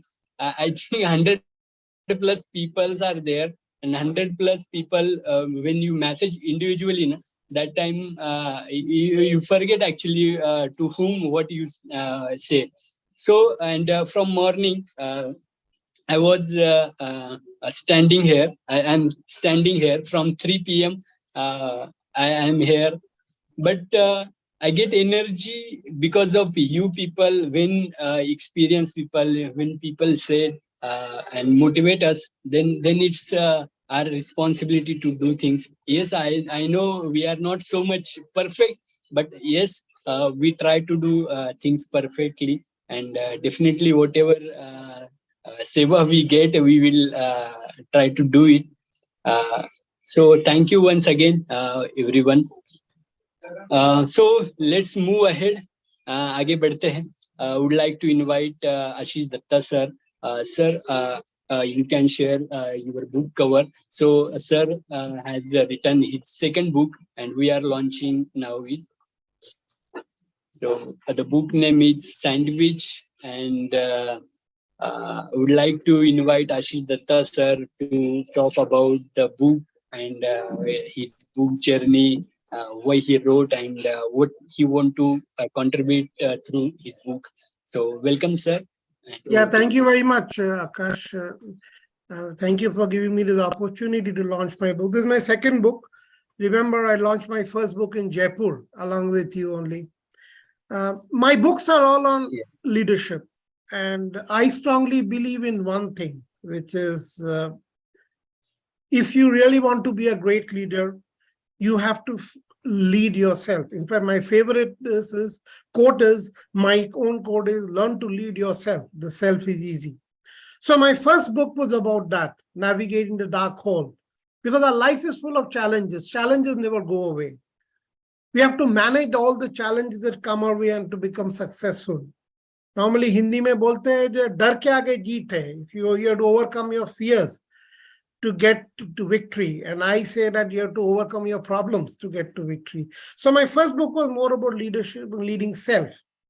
This book is more about team dynamics. If you want to be a great leader, you have to lead yourself as well as your team. Now, I'm a big favorite of Club Sandwich, so that's why I gave them a picture of sandwich. But the whole point is, if you look at the corporate structure today, you have your boss, you have your team members, you are always in between, you are sandwiched. They're never in sync, the management, you and your team members. So you have to balance both. And that's a very difficult job. So that's how the sandwich came. And as you know, the middle portion of the sandwich is very stuffy. So, and a sandwich taste depends on that middle, that stuffy portion. So would you like to be one who, because of you, you're holding together the organization, and because of you, the sandwich sells? Or the stick which is holding the organization, would you like the stick to prick you, or you are holding the organization by your effective leading? And this book also talks about leading self, because that's the first step in team dynamics. And then I talk about building that right culture within the organization, because you cannot lead unless you build the culture. And I don't believe it's only the management or the founders. It runs all through how you build culture. And then the different aspects of really team management. So this is a book for leaders who are struggling with day-to-day problems or people leadership in organizations. I have focused the second book mostly on the IT sector where I belong, but then it is, I think the principles work everywhere. So this particular book is about team management, how you lead by example, how you set the right example, how you build a right culture within the organization, and how you can manage the team. Managing team comes down to guiding them to achieve growth and success. So this book is available on Amazon. Yeah, I'll be happy to share the link. And yes, that's what my book is about. And I hope the leaders of the industry find it very useful. One thing that about me is that in my 30 years of work, my first 10 years was horrible.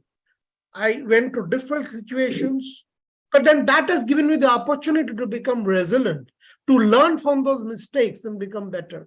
So what I bring into the book are absolutely action plans which really work on the ground, because I believe more in actions than in strategy. Strategy is important, and that's what you will find in my book about team management. So I have two books now available, which is purely about leading self. The second book is more about leading by example, how you set the culture, and how you can take your team to stardom, and being that meaty portion to hold a whole organization together, as demonstrated by the Club Sandwich, which I really love. Thank you very much for giving the opportunity, Akash, and over to you. Yeah. Yeah.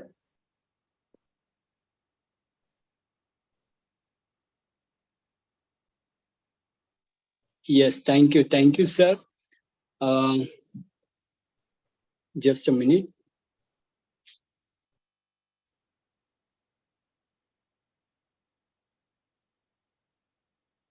Okay, so thank you, sir. You can also share Amazon link in chat box. So our guest speaker, if they want, they can buy or Yeah, they can I will refer. share now. Yeah, thank you. Yeah. Thank you, sir. And sir, congratulations once again. And one more thing I want to share, if we are sharing lots of good news, then I would like to share one more thing. As I said before a few minutes, I want to challenge myself, and for that we plan such some activities, and I regularly connect with my mentors for that. So recently we have taken one initiative for police officers. It's again one of the social initiative under publication and trainings. So we have started one organization, film production company, Bhabad Films, and under Bhabad Films we are launching one movie, Chakraview, and that movie is dedicated to Indian police, and because of my mentors or because of the challenge taking or risk taking thing, they told me, and I'm ready to take part in that as an actor. So I'm starting two new things as as joining as a producer and as an actor for the film, and I'm sharing the poster of movie with you. I'm playing as a role as a cop, police cop, ACP Arjun. Just sharing. So I think it's visible to all. Is this visible? It is, yes. Yeah. Yes, it is.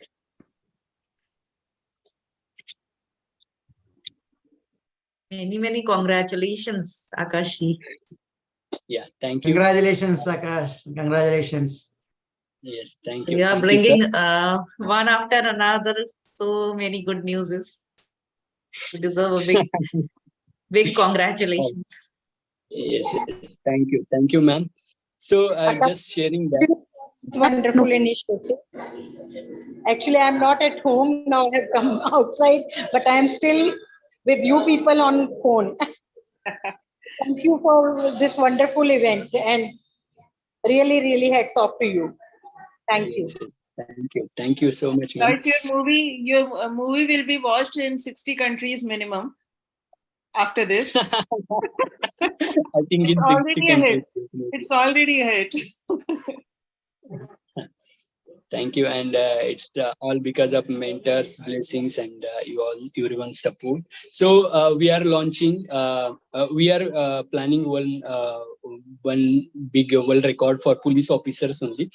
So 75 police officers storybook we are launching, and same day we are launching movie and dedicating to Indian police, and all the activities will be part of that thing.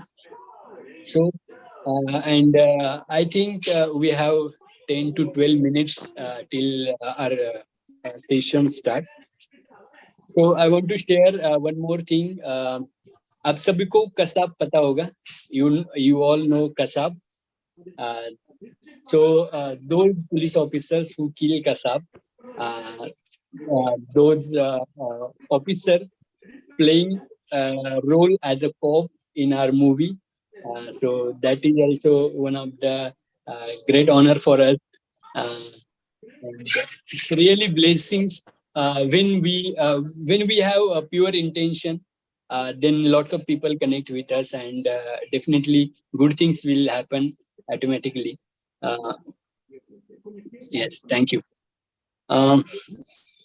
Okay, so Book link I already share, and of course I will share in WhatsApp groups also, so you can check that. And then we will start 7 o'clock our regular remaining things, and till 10 to 11 p.m. we will complete our things, and then other things. The rest is. So thank you once again. Anyone wants to share anything? Still we Yes, have I time. want to Or share I guess. something. I also want to quickly say congratulations once again, our wonderful brother Patrick, for what you've done so far. Let me also add to your achievement. Couple of weeks ago, Ambassador Akash also published my husband's book. So I want to say thank you so much. And also, Yes You Can International collaborated with your organization so that we can work together. So I want to say congratulations also on that. Yeah, thank you, ma'am, and congratulations to you and sir also. So, and even I would like to add hearty congratulations to you. Really, you really look like a cop as well. I want to say that, basically.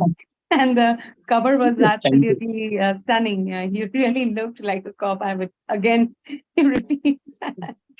So now we better actually start imagining him as a cop now. Absolutely. And, That no, will no, make it you, more yes, realistic. yes. And you've got the apt role, I believe, absolutely. Fantastic. So actually, when we congratulations. start, yes, thank you, ma'am. Actually, when we start the search hero for our movie that time, and after searching for 1 or 2 weeks, then I think one of my mentor and our director said, you are also looking good. Why you are not doing that role? That's true. Yes, yes. So, it's I actually for this movie, I personally take permission from our director. So I told him, actually I am not very much मतलब मेरा acting जो है काफी 2-3 साल से मैंने कुछ किया नहीं है, तो आप मुझे अगर आप मुझे सिखाने के लिए रेडी है, if you are ready to teach me, then I will do, and if you are okay, then we will continue. And then पर he कॉप्स said, भी yes. हाँ बिल्कुल कॉप्स भी सिंप्लीफाइड ही होते हैं आपकी तरह, तो बिल्कुल एप्ट है आपके लिए. आपको बहुत ज्यादा भी एक्टिंग नहीं करनी है, आपके जैसे सिंपल ही होते हैं. Thank you, thank you. And there is always a first time for everything. Yes, absolutely. Akash, you are doing all new ventures only, so it's fine. One more feather in your cap. Yeah. Wonderful, wonderful. So, Akash, I would like to say a very big congratulations for initiating this wonderful book. And your determination, your hard work, and that is paying you off. So, wherever you are, whichever role you take, writer, author, actor, I'm sure you will be successful in your work. And we all are there to support you. You have a big empire with you. So, I think be the part of it, and I wish you good luck from all of us and best wishes for your future endeavor. Congratulations.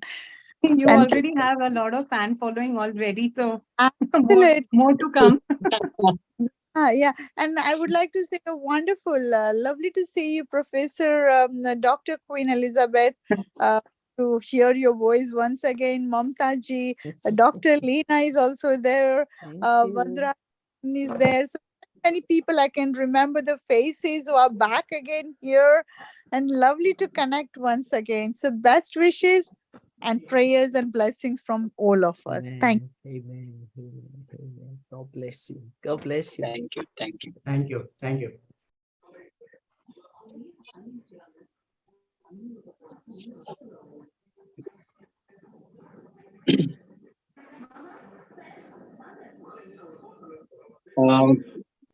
So we will start our process once again.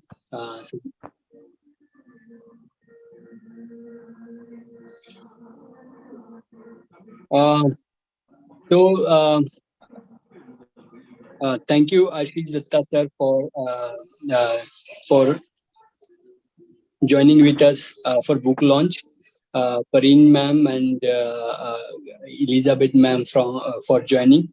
We are starting process again to continue to attempt the record. So would like to invite our next speaker with us.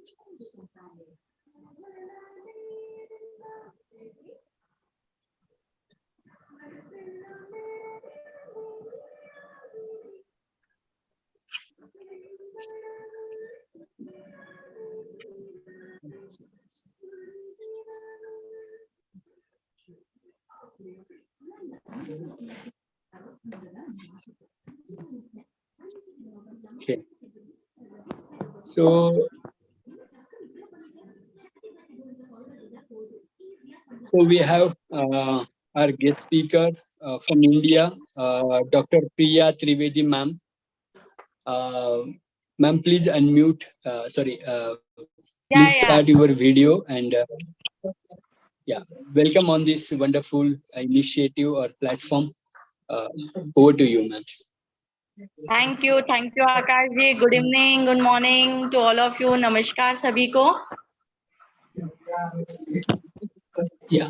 Actually, Yes, my ma'am. video is blurring today. That's why I didn't on it. But anyway, actually, I was trying on the laptop, but it will take some time. And you have taken my name. It's okay. I'll start. But if you say, I can stop the video.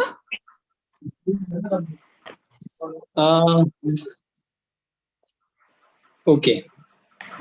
अगर आपको comfortable I'll continue, Akash ji. Yeah. Thank you. सबसे पहले तो सभी को नमस्कार. Thank you so much, Akash ji, for giving this opportunity for arranging this today's talk, जो कि based है वासुदेव कुटुंबकम, जो कहता है कि जो पूरी globe है, this is one family, and very interesting topic. बहुत सारा इसमें बोलने का था, but I have chosen the health one, क्योंकि हमारी health जो है वो भी बहुत important है हमारी फैमिली को टुगेदर रखने के लिए. एंड इट्स वेरी इम्पोर्टेंट कि हमारा जो पूरा ग्लोब है जिसमें सभी की हेल्थ अच्छी रहे, because we have gone through the very tough time of the कोविड-19. और चूंकि अभी जो स्टूडेंट्स हैं वो काफी जो है अनहेल्दी फूड, स्नैक्स और फास्ट फूड की तरफ जा रहे हैं, तो I need to give one message to them also through my today's topic title कि we should stay healthy, take a healthy food. और उसके लिए मैं कुछ टॉपिक्स पे बात करूंगी.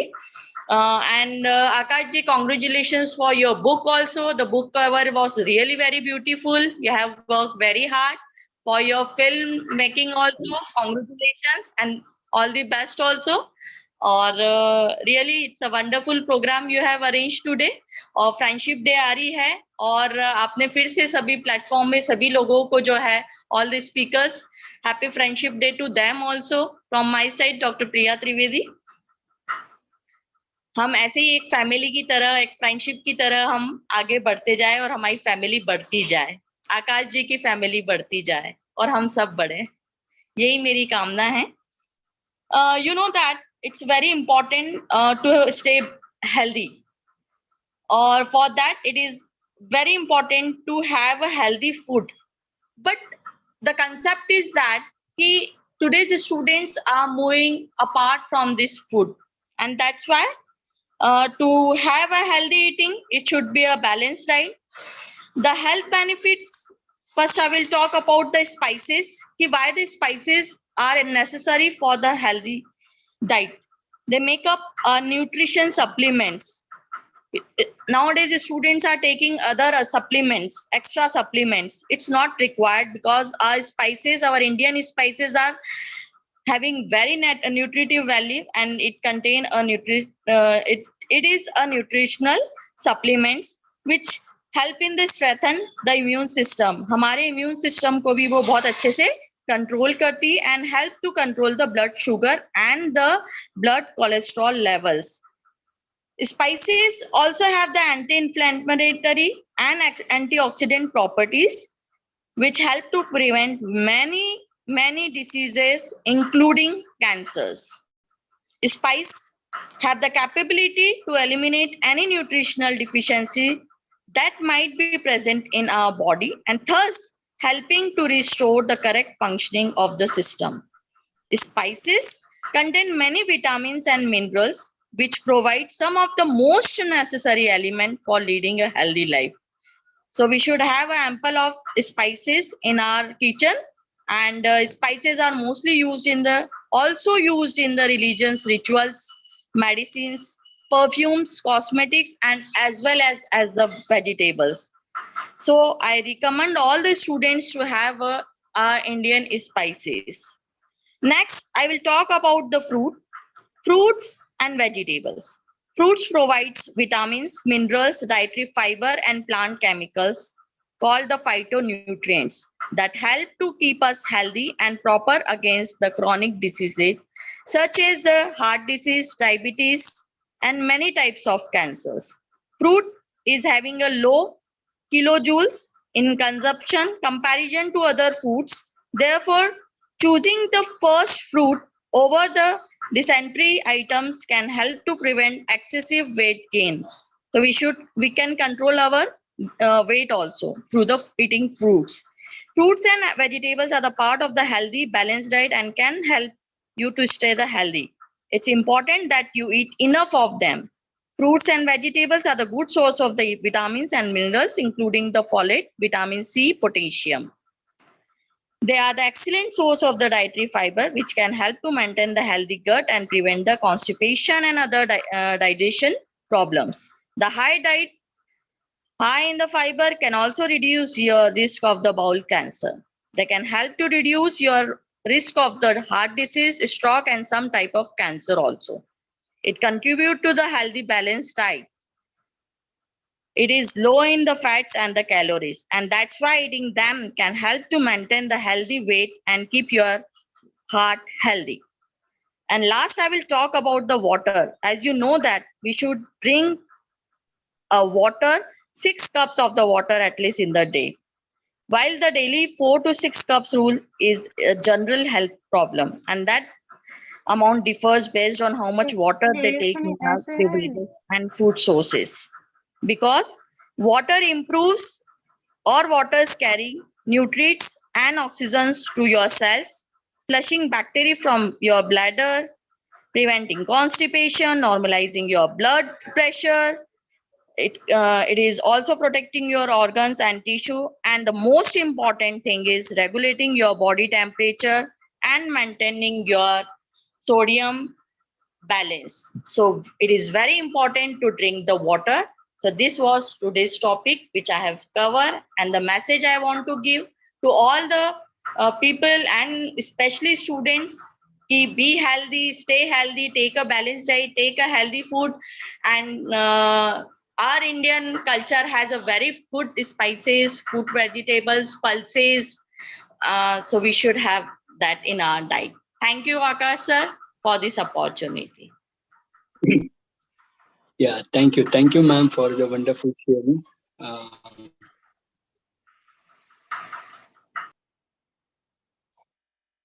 Okay. So would like to invite our next speaker with us. And before that, I want to share, we have every speaker will get 3 minutes. So in 3 minutes, we have to cover our speech. And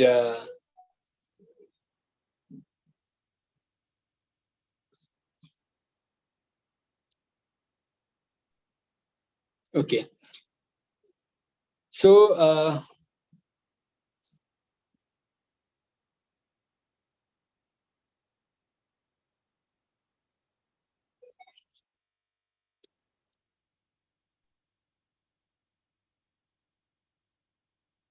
would like to invite our next speaker, Sangeeta Mukherjee ma'am, Dr. Sangeeta Mukherjee ma'am.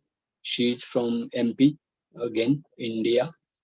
Welcome, ma'am, and over to you. Good evening, all of you. Greetings from MP, India. Namaskar.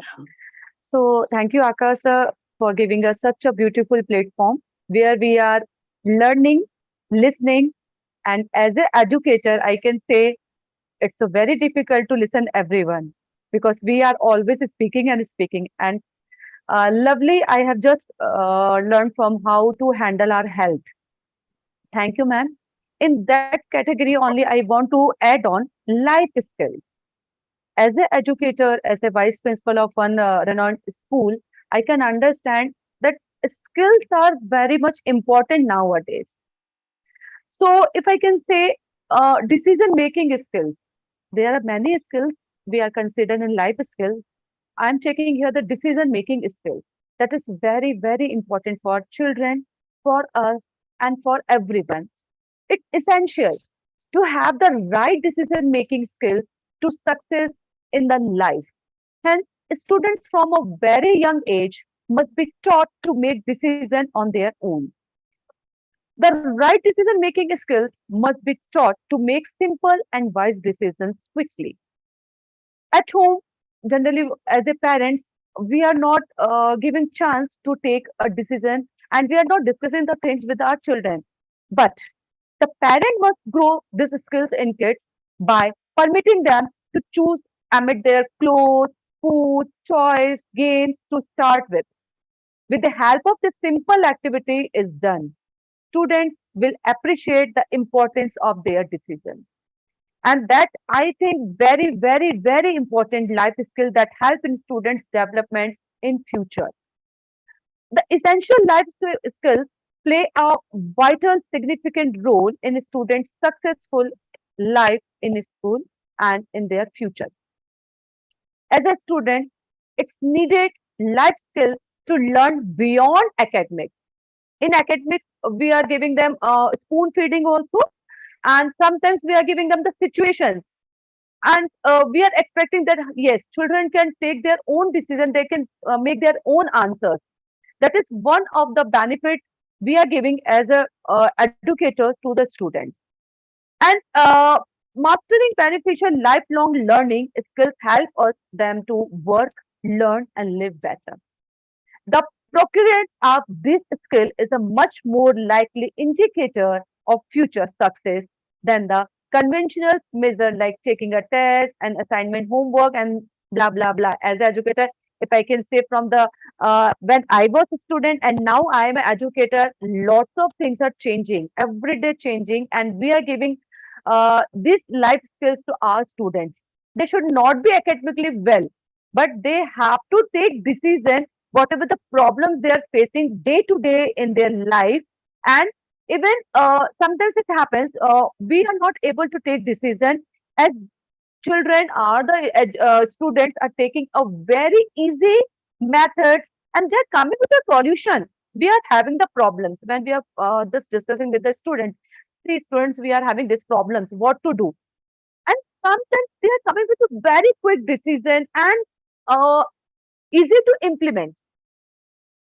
So I can say where we are giving them the academic education, we have to give them the chance to enhance their life skills. That is more important than anything else. I can see many more educators are here and from the different fields. So it's I think it's just a topic of the debate. Yes, how we can enhance their life skills. And I can say where many are here, the life skill coach are also in this team are, we all are here. So I can hear from them how to enhance their life skills. As I'm talking about the decision making. Suppose when we are going to the shopping in mall, we are asking to our kids, just compare the items, just compare their things, whether which one is the best one and how to take care of their things and how to we have to purchase the things. So they are coming with their own ideas. We are coming with our ideas and they are coming with their own ideas when we are comparing them. So we see our children of this age are brilliant, brilliant in this field. So I think my topic is related to this one only, how to take this decision, how to make our new generation to make their decision proper and it should be the proper handling of the country.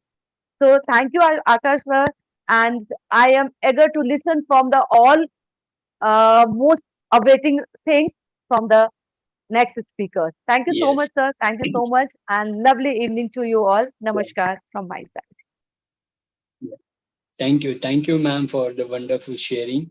So we have one more guest with us, guest speaker with us, Ms. Harvandan Kaur Bedi, ma'am, Dr. Harvandan Kaur Bedi, ma'am. Welcome, ma'am, on this wonderful platform, and over to you.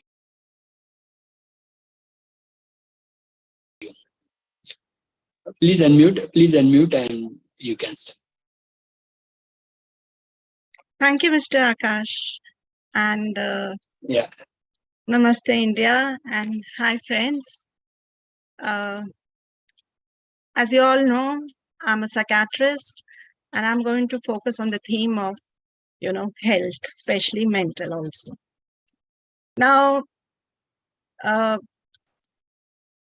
theme is your body and mind are your best friends. Now, let me ask you a question. I keep a chair. On it, I keep a bottle of rum, I keep a pack of cigarettes, I keep, hamburger, donuts, that is junk food. So what do you think is going to be the most harmful thing for your health? The answer is the chair. Surprised, aren't you? Well, the American Cancer Society did a study from 2013 to 16 from 93 to 2016 on 1.5 lakh people, and they found that almost 94% of the people who were long sitters, that is sat for more than 6 hours in a day, they died in the same period of the observation as compared to the people who were short sitters, that is sat for less than 3 hours. Despite the long sitters, they were gymming, exercising, and had a normal body mass index. Now, what happened? What happened is that there were certain biochemical changes in the body, as a result of which the fat and glucose metabolism were affected, and also there were lazy muscles not utilizing glucose. And what happened was that since we are made to be, standing upright and not sitting for a long period of time, chronic sitting leads to chronic stress, and chronic stress, we all know, leads to release of cortisol, which has the effect of psychosomatics, that is the mind-body relationship, the mind-body diseases. So what do? We can, set a timer, and after every half an hour, get up for, 5 minutes and increase the duration gradually.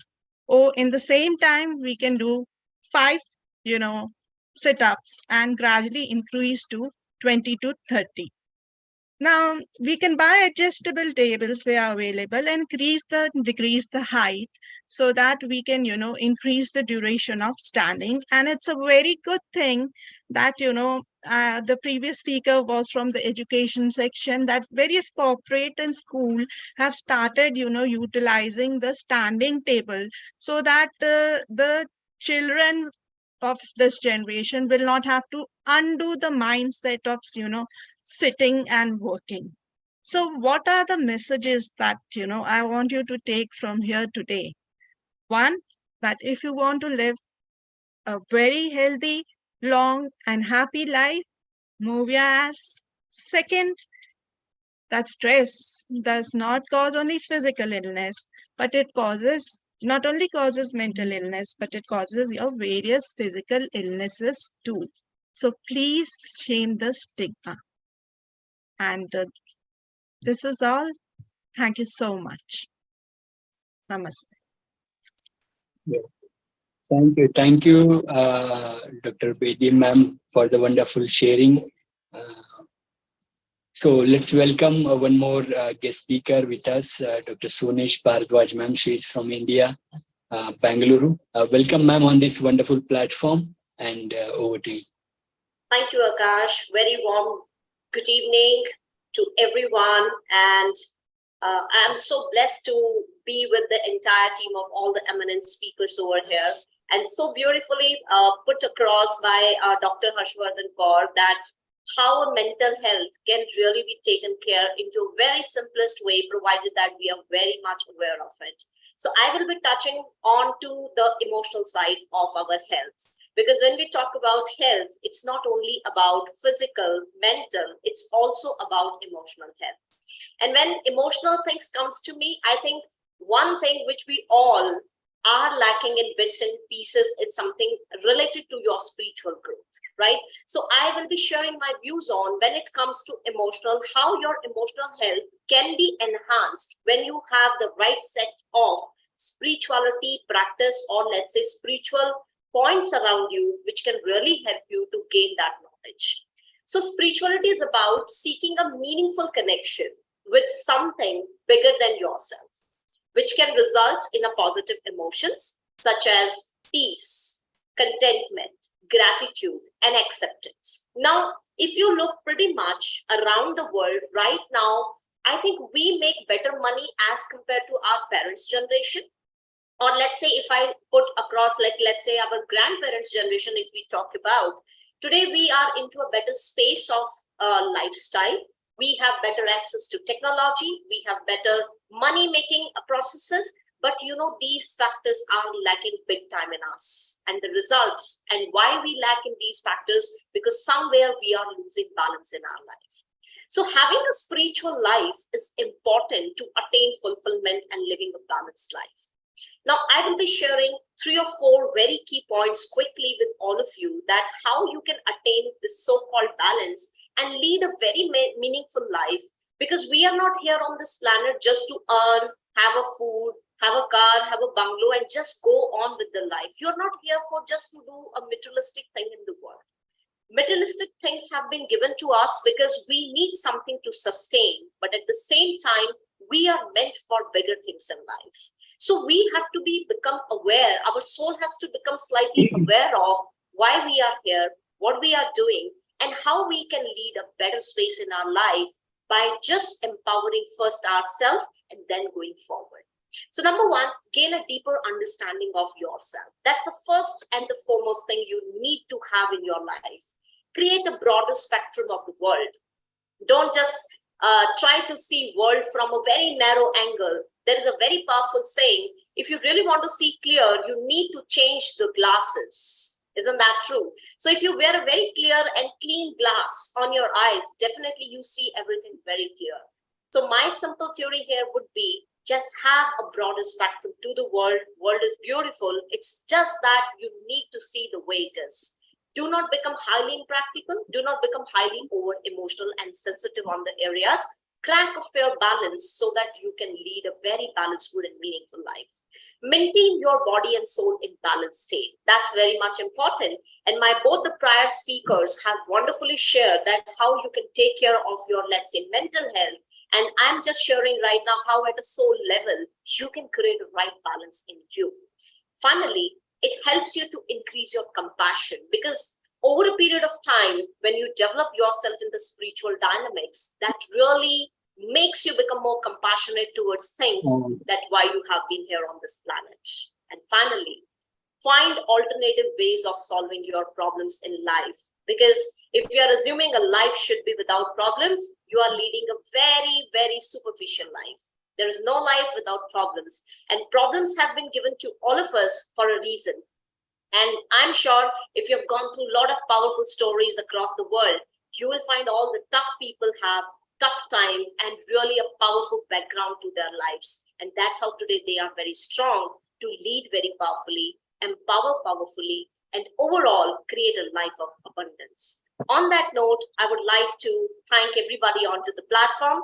My special thanks to ABCD International for the same. Love, light, and peace to all of you. Stay blessed. Thank you so much, Akash, once again. Thank you. Thank you, ma'am, for the wonderful sharing. Would like to invite our next speaker, guest speaker, Mr. Muralidharan, sir. Welcome, sir, on this wonderful platform and evening. And over to you. Good evening, Mr. Akash. Yeah. I'm audible. I'm audible. Yes, sir. Yes, sir. Please continue. Okay. First of all, I'd like to congratulate you for the initiative and for the good work you're doing for the long time. And special thanks for inviting me as well. Today, I'm going to talk about life, personal and professional growth. Though the time limit is very, very limited, 3 minutes is not sufficient for this particular type of topic, but I have just edited accordingly. So let's go into the detailed part of this particular topic, which is personal and professional growth. How a life includes both.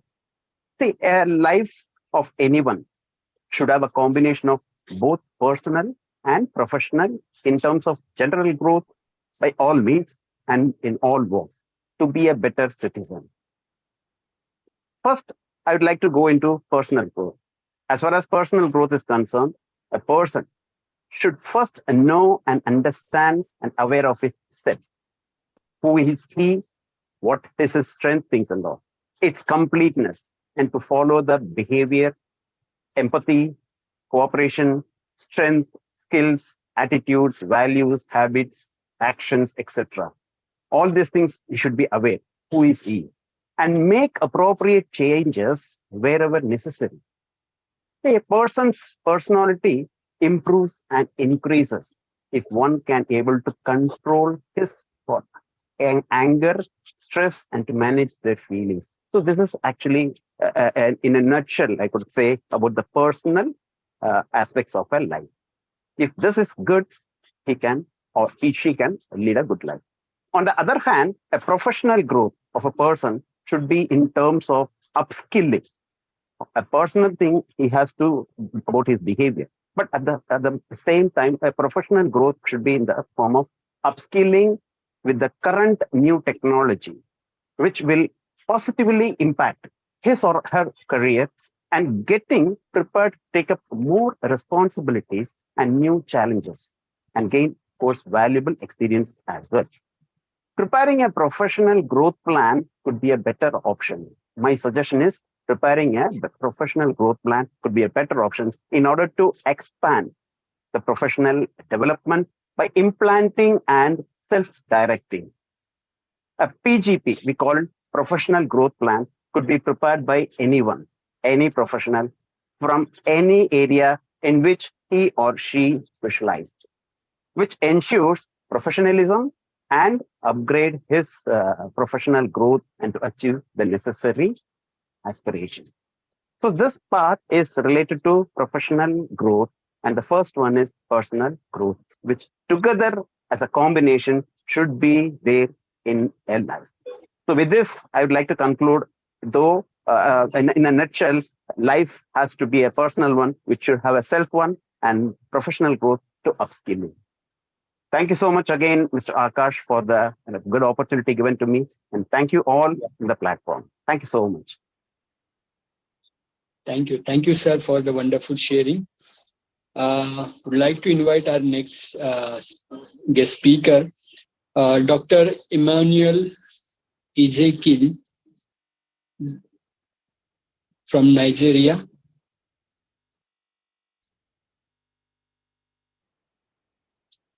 Hello, Dr. Emmanuel, sir. Am I audible? Yes. Hello. Hello. Yeah, Can please. You hear me? Yeah. Yes, sir. Yes, sir. Welcome. And over to you, sir. Please start. Thank you. Thank you very much. Thank you very much. Yeah. Thank you. Thank you for the opportunity. First of all, I have to thank you, Akash, for the endless efforts that you are doing. You are doing a lot, and this is helping all the people globally. People are learning a lot from you, and you are a very good example worldwide.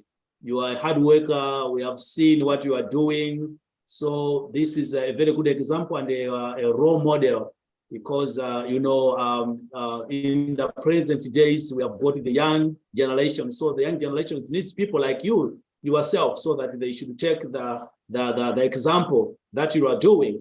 I will just talk about social growth. I will just talk about social growth because in our present time, we have got a very big number of children, more than the adults. So when we are talking about social growth, we are talking about the growth of the children. More especially, we are talking about what that specifically entails. So what I want to say is that when we are talking about social growth, it is something that helps the children to adapt the situation or the area where they are coming from, the adaptability that they may have, and also the social relationship that they may have with the other children in their area. And also we are talking about the capabilities, the abilities that they may have as they are growing up, the skills that they may obtain as they are growing up. So all these and many others put together, they make up what we call the social growth, because this child is growing in a community, in a society where a lot of things happens. So one, she needs or he needs to have a very good relationship with the other children. She needs to create create a very good relationship with others in terms of learning from them, and also she needs to have, or he needs to have empathy, and also she needs to learn how to relate himself or others, so that when they are working in the society, in the community, they should have what we call interdependence. The children should know that they are not alone. They are not an island. They should also learn that they should do things together with others. They should do things together with others. They should depend on others. They should not just be like, okay, I can just live with my parents. I can just live indoor, not praying with others. Then the interrelationship is very important for the children. Now, the examples of social growth are emerging abilities to cooperate, so that they can cooperate with others. The emerging abilities that they can cooperate with others. These are the examples of social growth, and also having a perspective and a social responsibility. The child should also have what we call social responsibility. That one should know that I am in the society. I have to participate in community developments. I have to be one of the decision makers, so that when those people who are making decisions in the society, they should also include the children. They should also use what we call the participatory approaches to the children. They should also participate in whatever the society is doing, so that in so doing, the children are able to adapt themselves in the society. They should also feel what we call a sense of belonging to the society. They should have a sense of belonging to the society that will help them much as they are growing up. So 5 aspects of social growth are cooperation. They need to cooperate with others. They should also have an idea of rotation, should also have an idea of leadership, should also have an idea of sharing, discipline, and participation. All these are some of the aspects of social growth. So once these are available in our children, then that means we are making a future generation to be a generation that is responsible. Thank you very much. Let me just end up by saying that the importance of social growth influences the child self-confidence. So the importance of social growth is that it influences the child to have a self-confidence. The child becomes so self-confident, trusting in himself or herself that one is able to do. Thank you very much for the opportunity, Akash. Thank you very much. Thank you. Thank you, sir, for the wonderful sharing. So we would like to invite one more guest speaker okay. So we'd like to invite one more guest speaker with us, Dr. S. Ilango, sir. He is a very senior researcher from Bangalore, India. So welcome, sir, on this wonderful platform. Good evening, sir. You, sir. Yeah. I am Dr. Ilango from St. Thomas College, Coimbatore, Chennai, India. I am very happy to participate in this ABCD family program.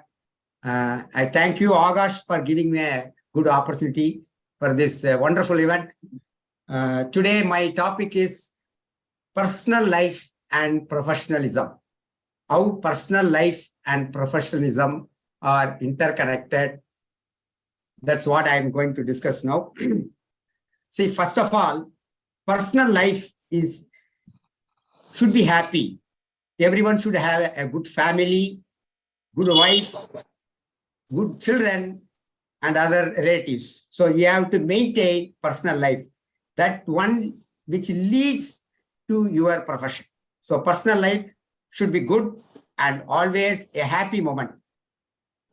So next one, professional growth. That is what I mean, professionalism. Professionalism is the identity of any human, whether you are a doctor or an engineer or an artist or a teacher, whatever it may be. But there should be an identity that makes everyone happy and energetic.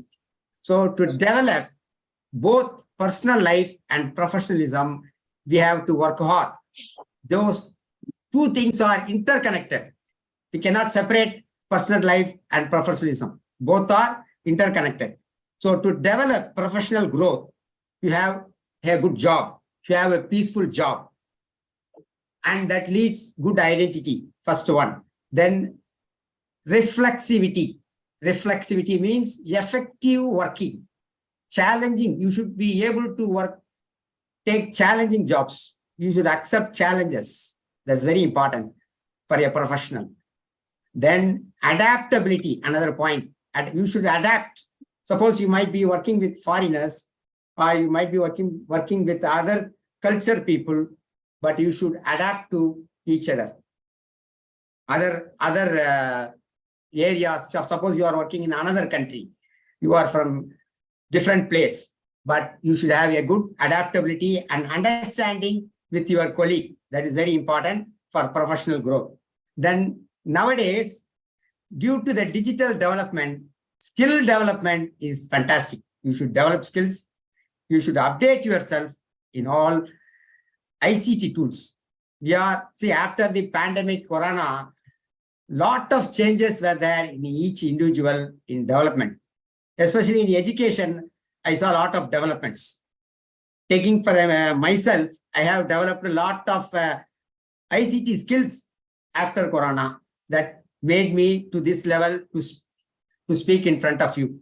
So skill development should be updated in the course of time, whatever it may be. You should meet the standards of the industry. That's what I mean in skill development.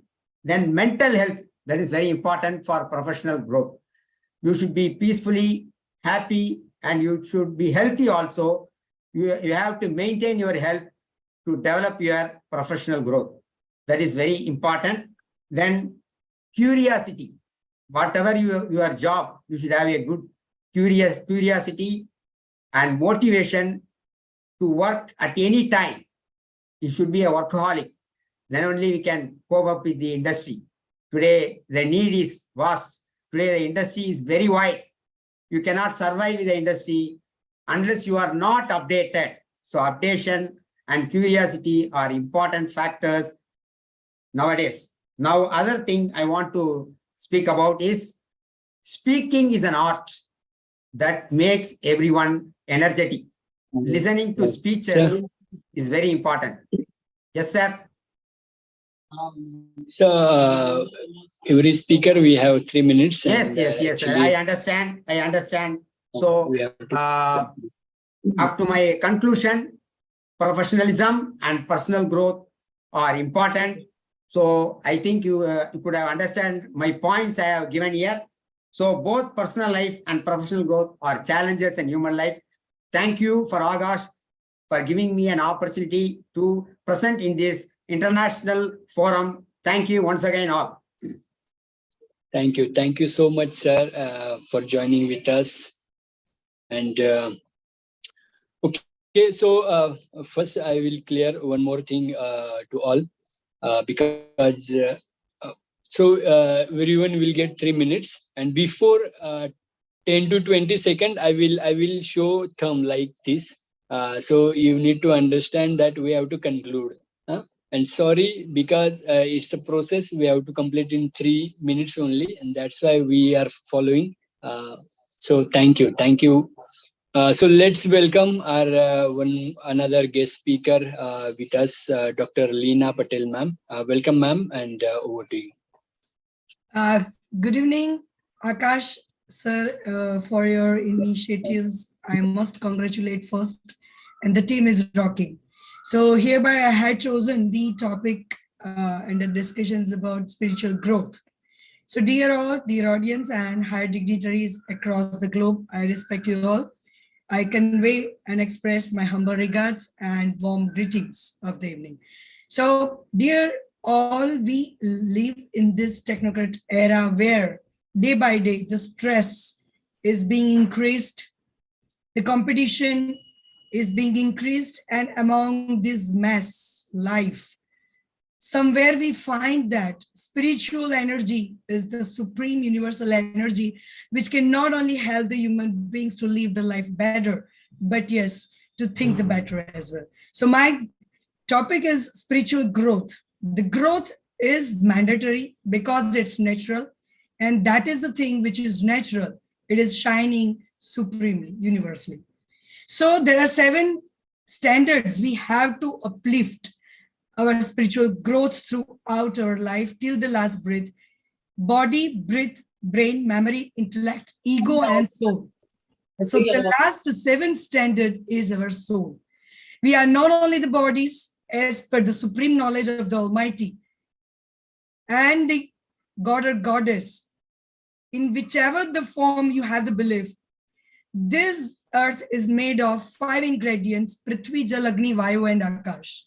Akash is already there.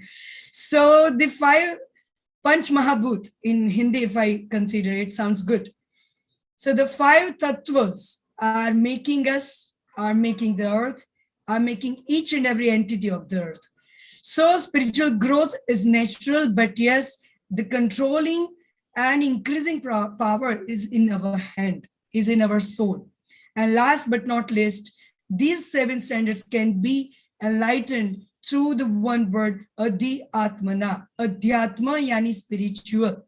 So the only country across the world is the Bharatvarsh, India, who is standing and delivering the across global message towards spirituality. Adhyatma, Adi yani owner, Atma yani Atma Shakti. आप ही आत्म शक्ति के मालिक यानी कि owner हो.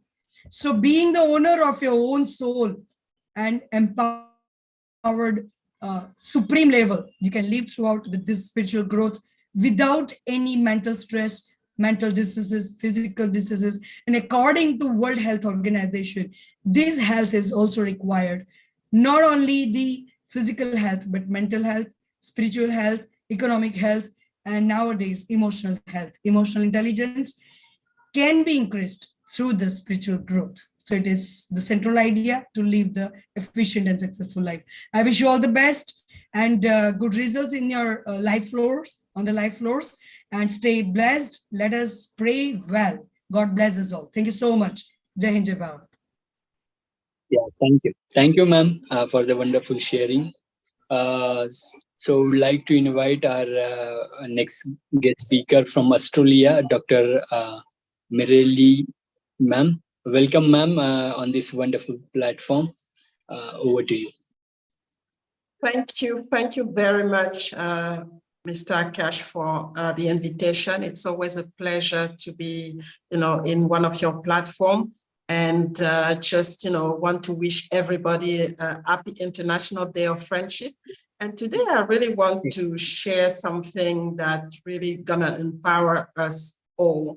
And it's gonna be about, reminding all of us that we have what it takes to become the person that we want to become. And whatever the circumstances that we are in, I always want you to, to remember that we can succeed and we can become the best version of ourselves. And we obviously make mistakes. We obviously have challenges, but we must remind ourselves that as long as we wake up, every morning, there is an opportunity for us to improve.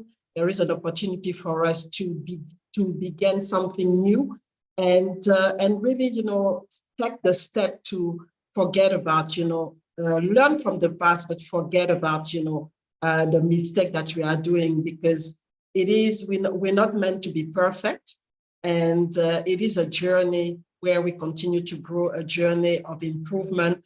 And if we stay stuck in the past, we will continue to repeat the same mistakes. So it is important that we learn from the past and we move on, and really understand that the person that we were yesterday doesn't have to be the person that we are today. Today we have a chance to improve. We have a chance to do something better. We have a chance to correct, whatever we've done, we've not done right.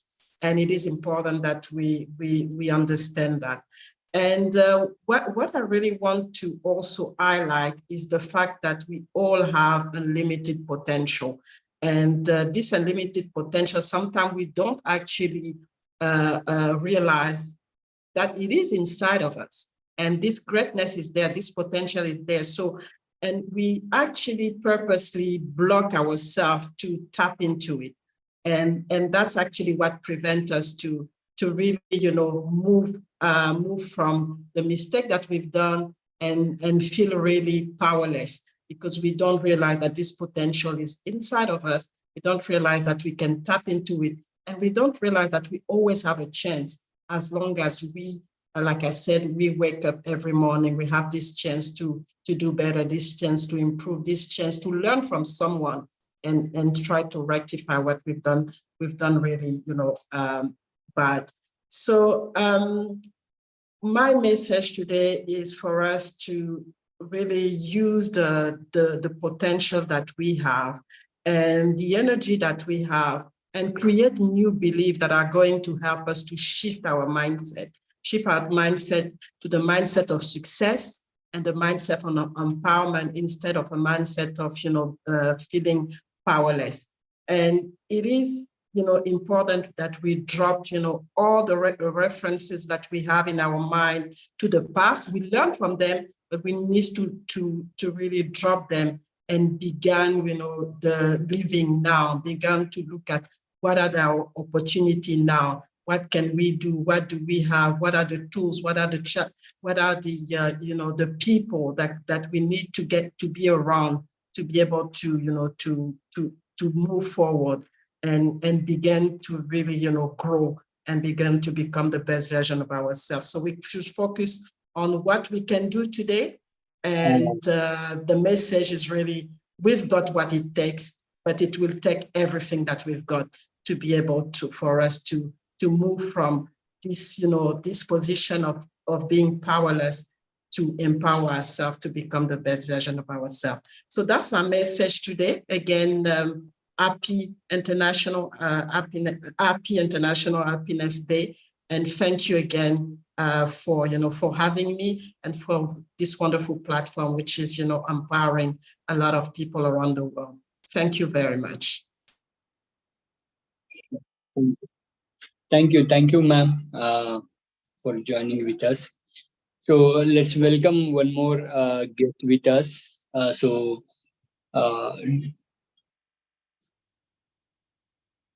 welcome Suresh Babu sir from India. Welcome, sir, on this wonderful platform, and over to you. Namaste. Thanks, Akash and team at ABCD for such an amazing work, and wish to see you making lots and lots of records in days to come. As a business coach, with all entrepreneurs here, I chose the topic, not just bottom line, consider triple bottom line. Those of you hearing for the first time universally, please make a note. Ladies and gentlemen, distinguished guests and fellow entrepreneurs, thank you for joining me today on this virtual platform. In next 3 minutes, I'll be sharing with you an important topic that resonates deeply with responsible entrepreneurs worldwide. I repeat, responsible entrepreneurs worldwide. Not just bottom line, it's time to consider triple bottom line. In our rapidly evolving world, traditional business practices that focus solely on profit are no longer enough. Today, responsible entrepreneurs are embracing a more holistic approach known as triple bottom line, also popularly known as TBL. This visionary concept was introduced by John Elkington in 1994. This challenges us to evaluate business through three interconnected pillars. If possible, please make a note. Number one, people. Number two, planet. Number three, profit. When it comes to people, in Sanskrit, we say Vasudeva Kutumbakam, means the world is one family. Don't you think with this Zoom, with initiative of Akash, all of us have become one family? And those of you who don't know, the meaning of Akash is sky. He has created one umbrella for all of us, and I will call this as the world is one family. It emphasizes that all living beings on earth are part of a larger family. So that is first one, people. The second one is planet. Aligning with nature means recognizing our interconnected and embracing sustainability, respecting the delicate balance of life. And let us be responsible stewards, conserve resources, and find solace. COVID pandemic had taught us how we should be respectful with nature. Now comes profit. Business involves making a living or money through producing, buying, selling goods and services, which all of us know. Profitability is the key measure. So let us not rely only on one, but let us look at all the three. You may ask me, Suresh, why? Let me tell you three advantages. Enhanced reputation. Do you agree once your reputation increases, you are going to be a successful entrepreneur? Do you agree once you are responsible towards environment, your company will have good value in the market, intangible? At the same time, mitigation of risk through proactive consideration of social and environmental factors. And last but not the least, compliance with environmental and social regulation is going to be the need of the hour. Friends, it's an amazing opportunity for me to spread this word. And to conclude, I would like to encourage all of you who are part of this amazing session now and in near future who are going to watch this versions of recorded to embrace triple bottom line. If you are listening to me, put across in the chat box TBL. I repeat, TBL, and lead by example for other global citizens. Friends, thanks a million for your time and patient listening. I am business coach for tomorrow's world, Suresh Babu. I'll be sharing my LinkedIn profile. Please feel free to ask me more. And I can't thank Akash much more for this amazing program which is conducting. And thanks to each one of you for taking this opportunity, and let us work towards one world, one family. Suresh Babu logging off. Thank you, and back to you, Akash. Thank you so much, sir, for wonderful sharings. So would like to invite our next guest speaker, Gosia ma'am. Sorry for pronunciation. Actually, I welcome ma'am on this wonderful platform, and over to you. Thank you very much for that, Akash. It's a pleasure to be here. Yeah. Okay, how many of us don't like money? Can anyone of us say, I hate money, I don't want money? Right? Money is about, okay, now I see somebody who says no. Now, more than having physical money, money's byproducts are something that we are happy with. And that is the principle of pleasure. Now, all this evolved from a simple term called business. Business, the barter system, right from the beginning, and wherever there was professional, industrial, commercial activity, there was business. Business has changed and grown, and over the years, business has totally changed the way man looks at material. I am now going to talk about the growth in business. The world of business is constantly evolving. We have newer methods, newer strategies, and all of this is only to satisfy one thing: the changing consumer behavior. And today, if anybody is doing anything, it is in order to satisfy the market trend and the consumer. Now, I'm going to put out a couple of things that have impacted and how one can grow in business in the coming years to come. The first thing, we need to ensure that our business is accessible to people. Today, search engine optimizations, SEOs, email marketing, content marketing, influencer effect, all of this creates such an impulsive urge to buy a product, to try. It gives that impulsive notion in us, that FOMO, that I am missing out on something, and that automatically creates the consumer to build a reach. Now, this is super important because it is a direct connect to the consumer. Next, every single leader, every single entrepreneur, every single person involved in a business has to have a strong decision-making skill. In business, these decisions are made out of analysis, careful analysis and data collected from websites, from social media lookups, people look up to. Now, if I am buying something, I will see how many people have marked their fingerprint on it, their footprint on it, what is the analysis, how many reviews are there, what are the feedbacks, and all of this will help the person who has created or who wants to market that product create a beautiful print on it that will show how he or she should bring that product right up front on the Google search, or how he should ensure that his product goes to where it is needed. Next, customer market search, feedback, personalization, creation of material, everything creates an emotional footprint on the consumer. Now, when we talk about emotional intelligence and business together, it becomes a way too high a subject, but customer satisfaction has been a buzzword for decades. And this emotional quotient is strongly linked to that customer satisfaction. Here, long-term analysis, growth, all of this is definitely going to create a very big impact. Post-COVID, the entire world and the way it works has changed. From just creating an online presence to seamless interaction with customers and ensuring that the product reaches them and getting a feedback and improvisation. Having a one-to-one connect with the consumer has become a big deal. And last, sustainability. You might ask me, what does business have to do with sustainability? All of us need to create a better tomorrow, and we are all volunteers in that. We are all a part of it. You and I don't want to leave a bad carbon footprint for our children. We need to ensure that every business needs to ensure, including you and I, that we have eco-friendly practices, that we ensure that we leave a better tomorrow. So when we talk about business, it's not about making money. Of course, we need money, but what are we doing for our children?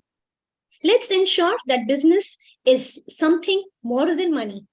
It is a lifestyle. It is something that you and I work for a better tomorrow. So with this, thank you very much, Akash. I would like to end. And it's a lovely opportunity. With love, Gaushia. Yeah, thank you. Thank you so much, ma'am, for the wonderful sharing. I would like to invite our next speaker, Dr. Antonio, sir from Philippines. Sorry for pronunciation, sir. Actually, your name is written on that Zoom ID. So welcome on this wonderful platform, and over to you. Please unmute.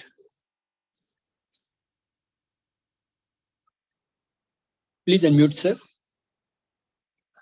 Yeah. Hi, good morning, good afternoon, good evening, ladies and gentlemen. Our distinguished guests, esteemed participants, guest speakers, and especially to the founder of Babat International Publication, so none other than Sir Akash Babat. Please give them a big round of applause. So it is a great honor and privilege to be part of this amazing event. So my topic is about business growth. So based on my experience as an entrepreneur, I will be discussing the ways to grow your business. So growing a business involves a combination of strategic planning, effective execution, and adaptability to market changes. So here are some of the best way to foster business growth. Let's start with clear business strategy. So you have to develop a well-defined business strategy that outlines your goals, target market, competitive advantage, and key performance indicators. So a clear strategy provides direction and helps you make informed decisions. So next is to understand your customers. So this is a very important thing. You know, you have to conduct market research to understand your customer needs, pain points, and preferences. So this knowledge will enable you to tailor your products or services to meet their demands effectively. All right. So next is quality products and quality service that you offer to your customers. So take note that delivering high quality products or services is crucial for attracting and retaining customers. So that's why consistently delivering high quality products to improve and innovate to stay ahead of the competition. So let's proceed to the customer service excellence. So of course, exceptional customer service can set your business apart. So listen to your customer feedback, address concern promptly, and go to extra mile to ensure the quality of your service. So next is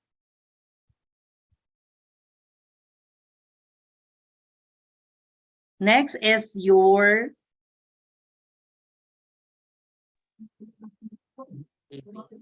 Yes, sir. so Please next continue. is your effective marketing strategy. So you have to invest your marketing strategy aligned with your target audience and business objectives. So basically, you have to utilize all the digital marketing, let's say social media, content marketing, and other marketing online, okay, for you to be able to be successful in your business. So today, I will greet this day with love in my heart.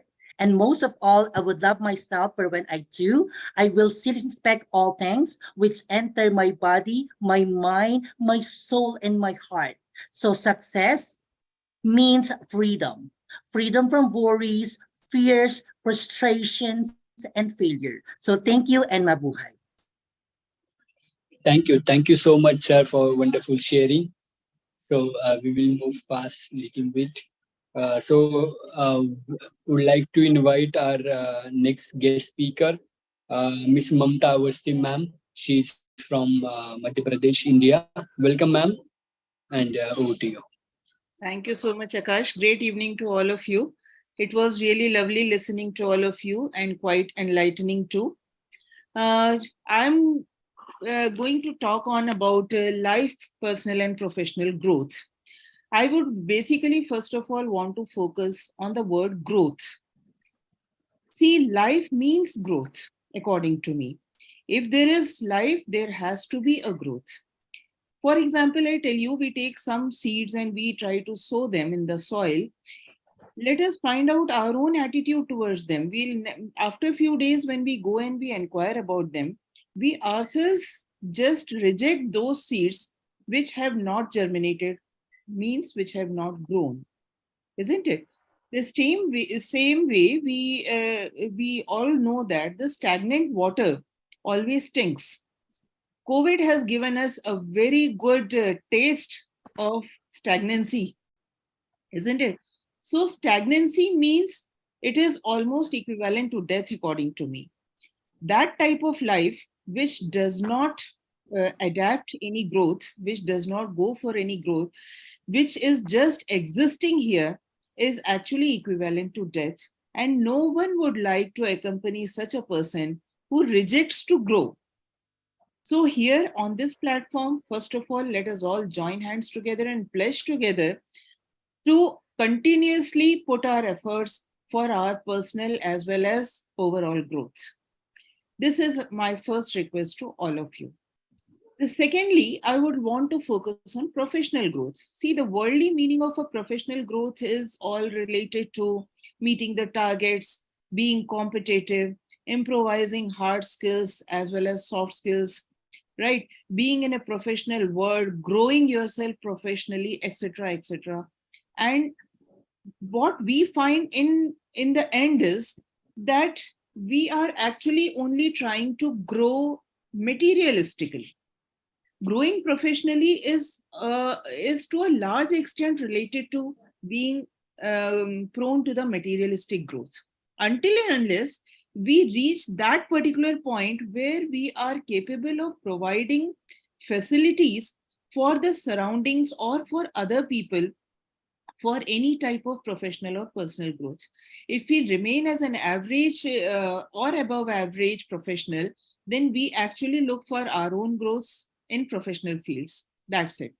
So we need to, if we are in a professional growth aspirants, then we actually should be focusing to reach to that particular peak where we become capable of making others grow via us.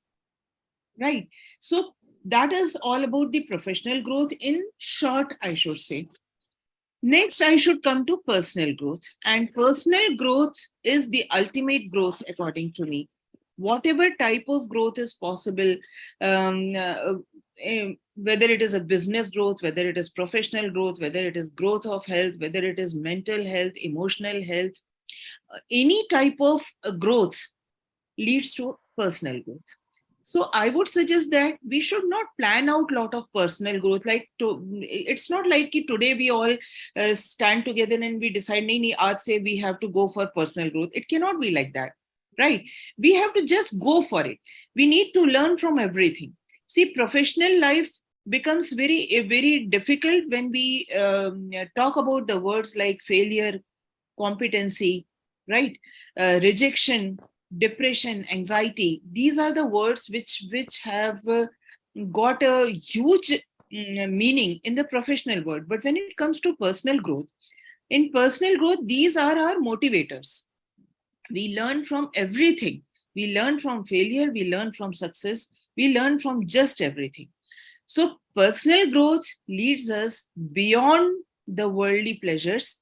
We actually need to be growing spiritually to worldly, all the skills for our personal growth. So here I would like to end with this particular request to all of us together, that none other growth is possible without the personal growth. I'm not going deep into what are the aspects of personal growth that we all know probably, that how to handle ourselves. But then for the first stage of growth, we need to actually realize where are we requiring the growth? What are the fields? What are the skills that we lack into? So introspection is the first step of personal growth. And let us all pledge together to stay hand in hand along with Akash, of course, and we keep growing ourselves also. As per Vasudeva Kutumbakam, let us help each other also to grow, and that will solve the purpose of all type of growths and improvising all of our lives together. Thank you so much. Have a great evening. Yeah, thank you, ma'am, for the sharing.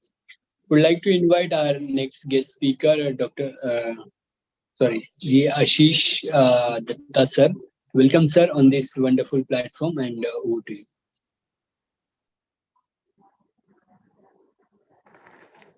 Am I audible? Yes, audible, sir. Okay, yeah. Greetings all. Has anyone of you here had a brush with death ever? I had once. That was November 1st, 1992. Evening had already settled in, and I was traveling on a lowly lit road in Kolkata in an office car with a driver. As the car was passing, it accidentally brushed somebody by the side. And immediately I asked the driver to slow down the car, and we were about to get down. And all of a sudden, we saw a big crowd rushing towards the car.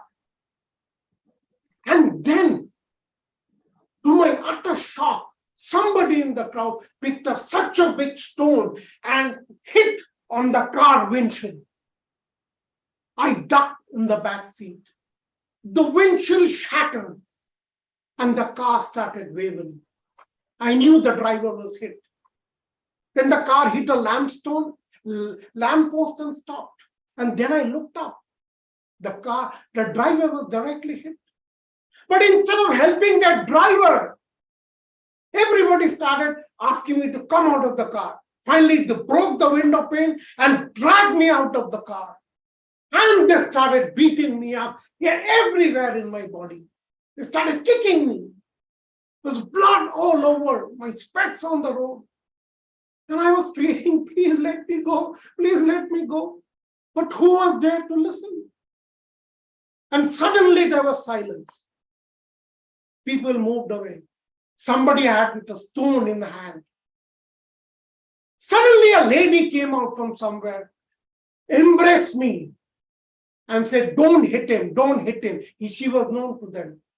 She took me aside, took my blood out, and put me in a taxi. She helped me that day. Now, why am I telling you this story? I'm talking about success. If you want to be successful in love, shower true love on people. That lady was nobody to me, but she helped me, saved my life that day.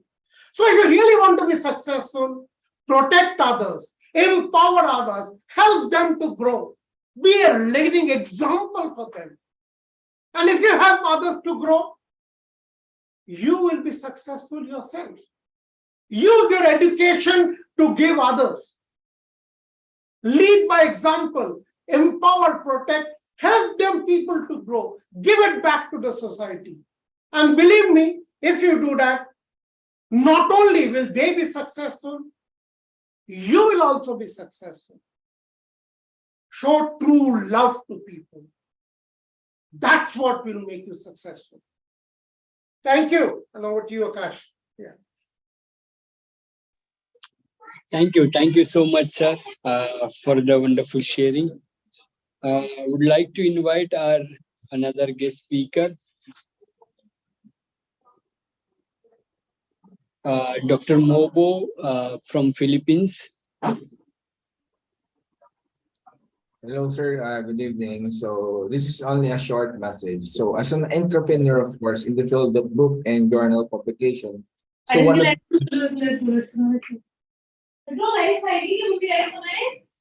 Can I proceed, sir?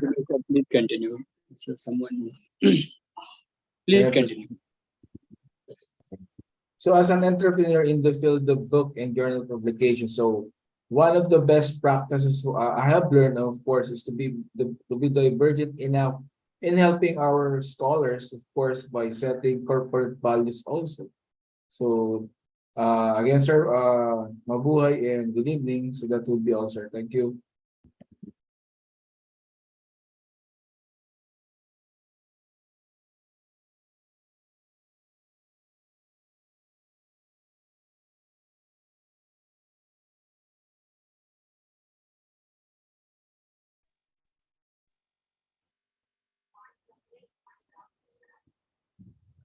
Hello.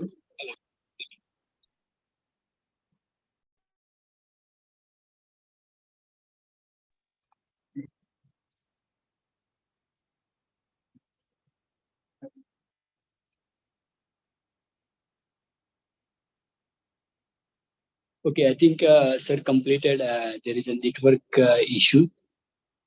Would like to invite our next guest.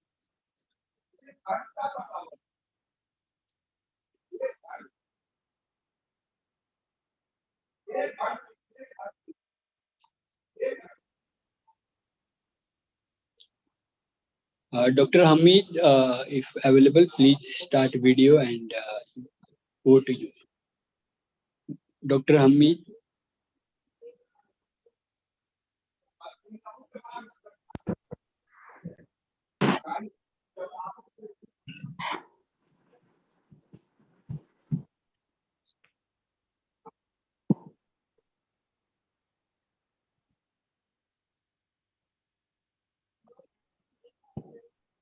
Okay. So I would like to invite Miss Sipi Tamil Selvi ma'am. Welcome, ma'am, on this wonderful platform, and over to you. Good evening to all. First of all, I want to say my thanks to Akash sir. Really, I appreciate the Akash sir effort. Today I am taking the topic successful principle. Normally, everybody wants to succeed in their life. Everybody wants and needs some success in their life. So, where we start to start our success life? That means, what do you mean by success? Success means where you are to where you.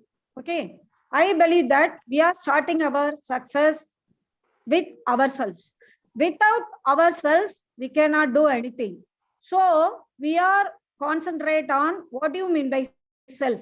Self means the relationship of an individual, own being, knowledge, and values. So I believe that without ourselves, we cannot do any success. So what are the important selves in our life? We have a lot of selves, that is self-confidence, self-motivation, self-discipline, self-learning, self-love, self-worth, self-care, self-belief, and self-development. Without self, we cannot do anything. If we want to do anything, we have to start. That is called self. So what do you mean by self-belief? Self-belief is the ultimate power of take part to the top, no matter how big are the challenges along the way. Okay, so first of all, the important thing is self-belief. Without belief yourself, you cannot do anything. The next one is self-confidence. Without your self-confidence, you cannot make anything. Then next one is self-motivation. Without motivate yourself, you won't do anything. Without your discipline, if you are not start the discipline with yourself, you cannot change anything in the other's life. So the important, the next one important one thing is self-love. You have to love yourself. If you cannot love yourself, others will not love you. Okay. Then self-work. You have to start. You have to do all the works with yourself. If you are not start do anything, and anybody does not want to do anything, then the important thing is self-belief. Nowadays, the lagging of the success is self-belief, because lot of people not believe themselves. This is the problem of the youngers. So I request all the youngers to start to believe yourself. If you are not believe yourself, you cannot do anything. Others will not believe you. Self-belief and hard work will change and earn your success. So my last quote is, start to live with yourself. Make success is a habit. Without success, we cannot be happy. So make success is a habit. So again, I want to say this, believe yourself. If you believe yourself, you will do a lot of wonders. You can do a lot of things. Others will believe you. Thank you.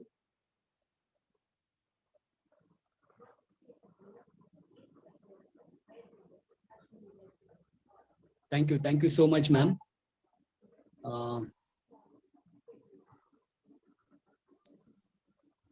Would like to invite our next speaker. There's a Ritesh sir available. Professor Ritesh sir.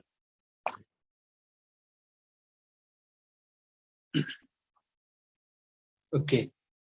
So, Dr. Harsh Sethi, ma'am.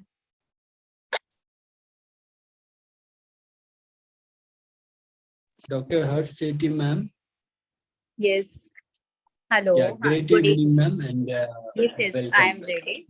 Yes, I am ready. Good evening, everyone.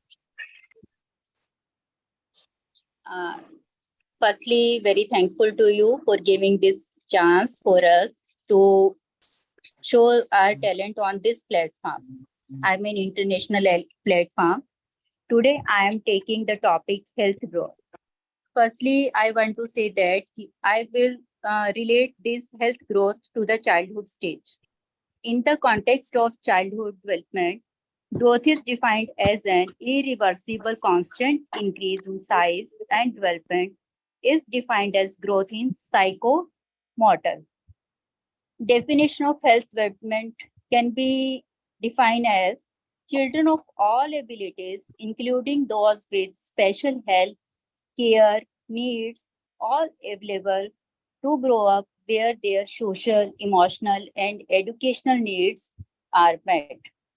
I think we should discuss that in what is the need for healthy growth, because I chose this topic to grow and develop and educate optimally. Children need adequate nutrition. They need to be healthy. They must feel safe and secure and have opportunities for learning starting from birth. Ensuring these elements is defined as nurturing their care. I want to say that according to me, self-growth. Self-growth, also known as personal growth, is a process of developing new skills, behaviors, actions, attitude, habits, and reactions to benefit certain aspects of your life. Self-growth might be something you want to work on concerning your career, personal life, or both. As a parent or caregivers, it is important to realize that there are many factors that contribute to the healthy growth and development of children. At the end, I would say that because healthy growth, every child can grow according to the environment which we are giving them in the school as well as at the home, so that he can grow very freely, he or she can grow very freely in the free environment to give their best to the society. Thank you for giving this opportunity. Once again, thank you, Mr. Akash Bhambar and all team members. Thank you. Yes. Thank you, ma'am, for sharing wonderful insights. So would like to invite one more guest speaker, Dr. IG Uma. Really sorry for pronunciation. Actually, I'm pronouncing first time, so a little difficult. But welcome, ma'am, on this wonderful platform, and it's a great honor to have you here. Welcome, and over to you, ma'am. Thank you so much, Ankash. I'm so happy to be here. I'm part of the ABCD International family. I appreciate you for creating this platform, giving us that global opportunity to lend our voice on global issues. Today, I'll be speaking on the impact of emotional intelligence on relationships. The impact of emotional intelligence on relationships. Each time I'm always speaking on emotional intelligence, I always define it as a process where you walk through the crowd without stepping on anyone's toe. I know when you hear that, you will ask yourself, how possible is this? But then emotional intelligence is the ability to understand yourself, understand your emotion, master yourself, understand how you operate, how you handle things, and also understand how others handle things and how others react emotionally. If you understand yourself and understand how others react emotionally, you'll find out that you will not have issues with people. In our daily activities, in our daily relationship with people, both on personal grounds and professional level, you find out that emotional intelligence is very important. When you have a strong mastery of emotional intelligence, the first thing it does is that it increases your self-awareness. When you are self-aware, when you understand yourself, when you understand how to manage yourself, you will definitely understand how to manage people, because you cannot give what you don't have. You need to, first of all, understand yourself before you start understanding other people.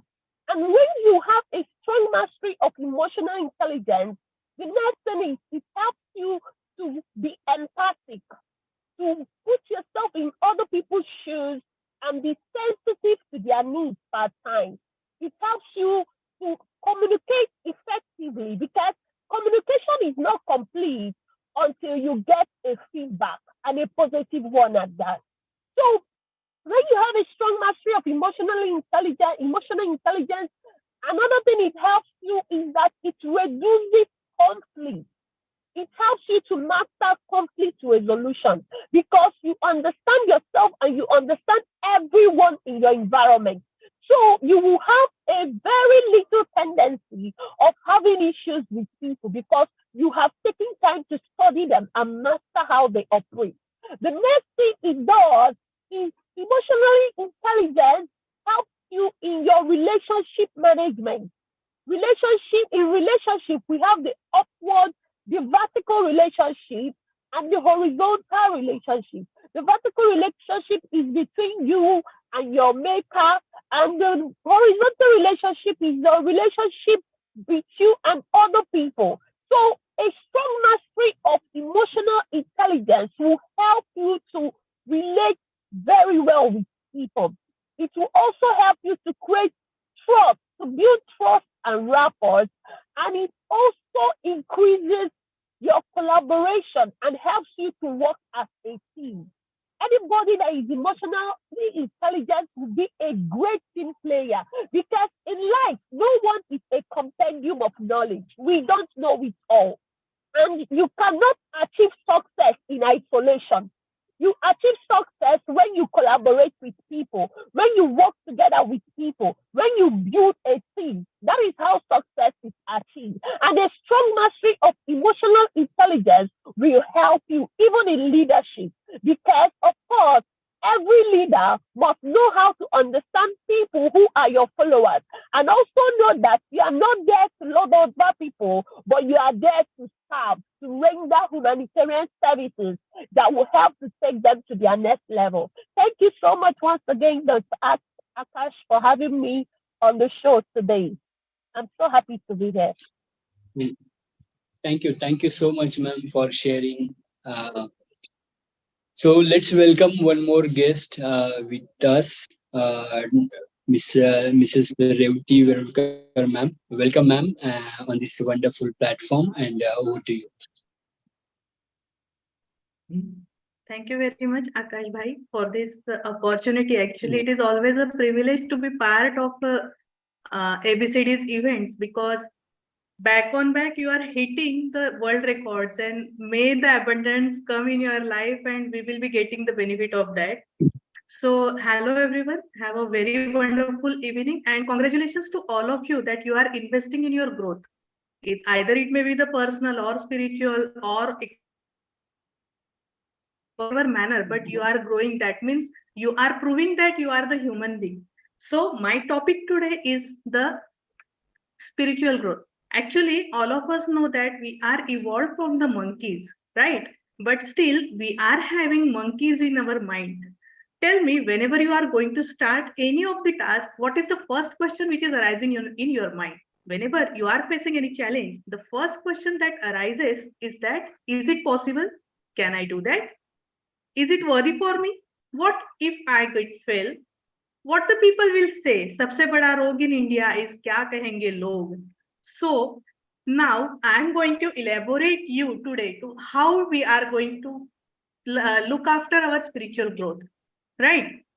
As I told just now that we are evolved from monkeys, that monkey is still present in our brain, and that monkey is residencing in very small part of our brain, that is the amygdala.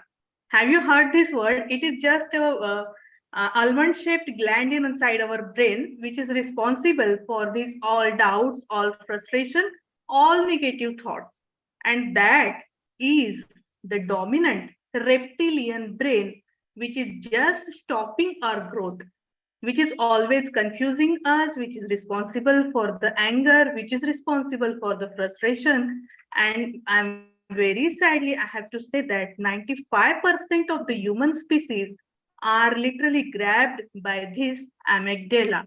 Kya kahenge log? So now let us see the journey from monkey to monk. Actually, the spiritual growth is all about the journey from monkey to monk. Now, I have derived some are very much in close resemblance with monkey. The spelling of monkey is M-O-N-K-E-Y, right? And the spelling of monk is M-O-N-K. So now just we have to remove the E-Y from the monkey. We are going to get a monk. Now let us just see what does this monkey means. Here, monkey M stands for magnetic, meritorious. See, the monkey is magnetic. Whenever you are observing a monkey sitting in your balcony or in the garden, you are just attracted to him, that what he is doing, how he is responding. And it is having the meritorious. They are very clever. They are just, that's why we are evolved from them. Na?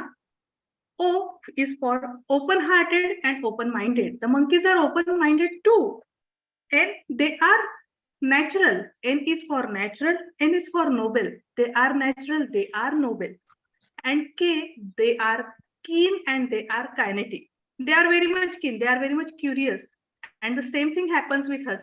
You know, the Indian tendency, or we can say that the particular ladies wali tendency, that uske paas wo wala sari hai to mere paas chahiye hi. Nowadays it is trending that Baipan Bhari Deva, and everyone is having that goggles and they are wearing that saris and they are just clicking on the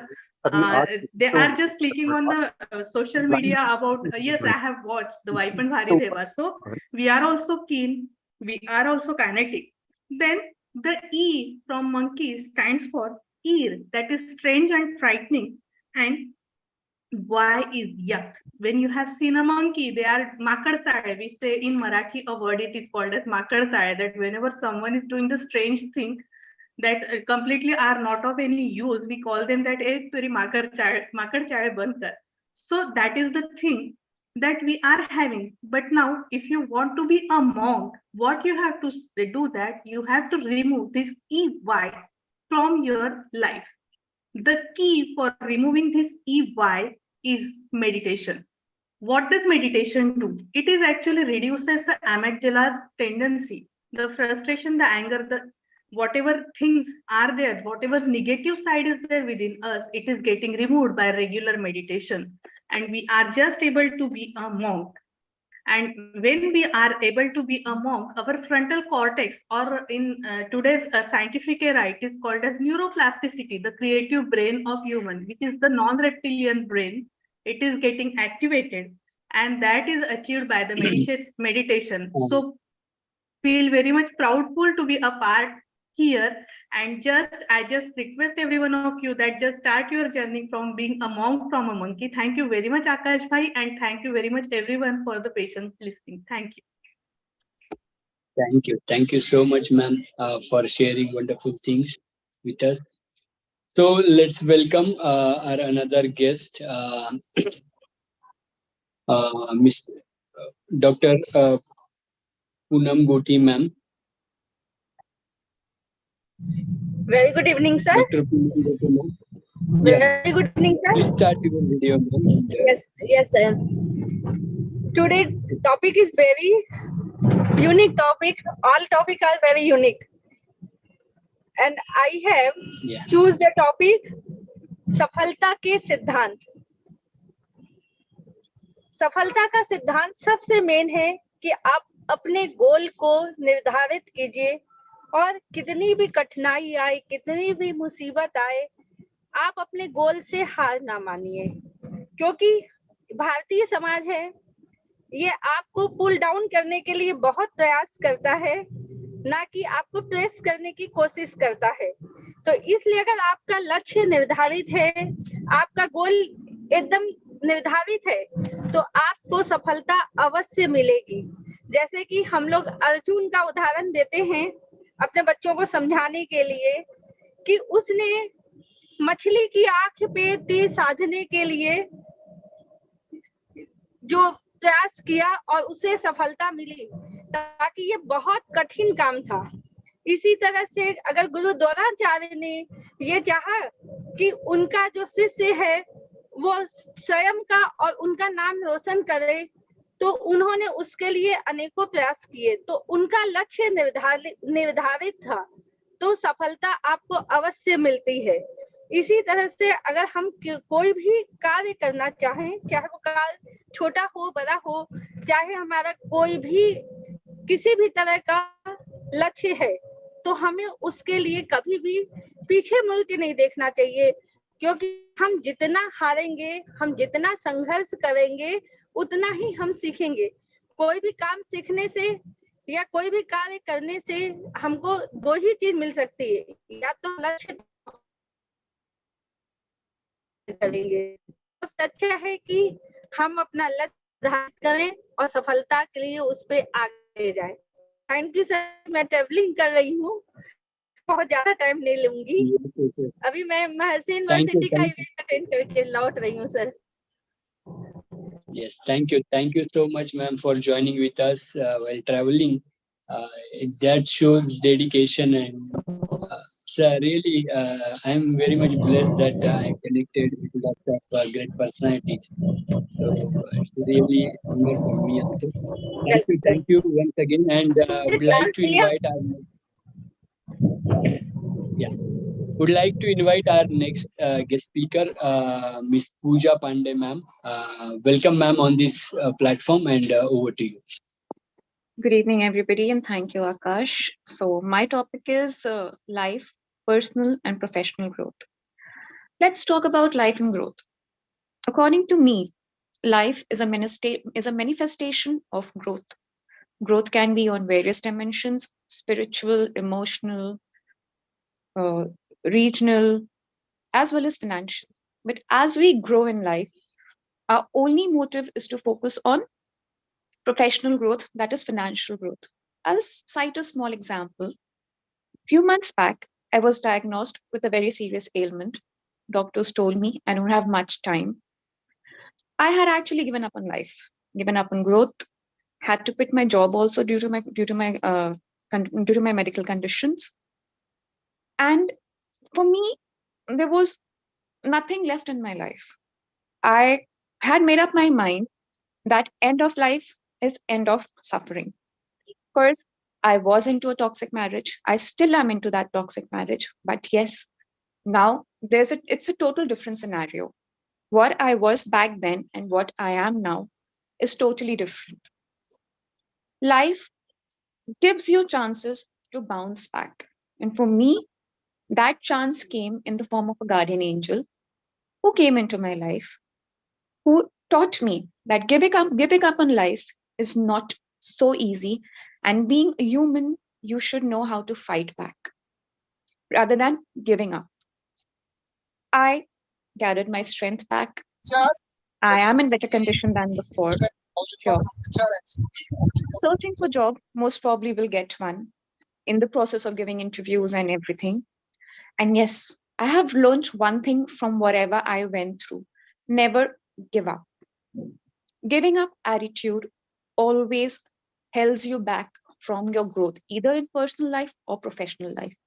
If you are happy and content personally, nobody can stop you from growing professionally. Your professional growth depends on your personal growth. Life will give you challenges at every step, because the other name of life is challenge. But if you give up on those challenges, life is obviously going to test you. Just put eyes in the put get just put your thoughts in the eyes of life. Get one-to-one with life and say, bring it on. Whatever you bring it on, I'm going to fight back. And trust me, this fight back spirit will never let you down. And yep, I want to end my speech with this beautiful line from Robert Frost, which I am quite often using these days. Miles to go before I sleep. Miles to go before I sleep. Trust me, these lines motivate me a lot, because whatever I have gone through or whatever has life given me till date, I have fought back and I'll always fight back. Trust me, fighting back with life and telling life, give me as much challenges as you want. I'm going to overcome every one of them and still stand and look into your eyes and give you back with a positive attitude, with a positive spirit, will never let you down and will always help you in growing in life, either personally or professionally. With this, I end my speech. Thank you, everyone. And thank you, Akash. Would look further for more further opportunities like this. Thank you very much. Yeah. Thank you so much, ma'am. And yes, bounce back is important in life and in anything, in any field.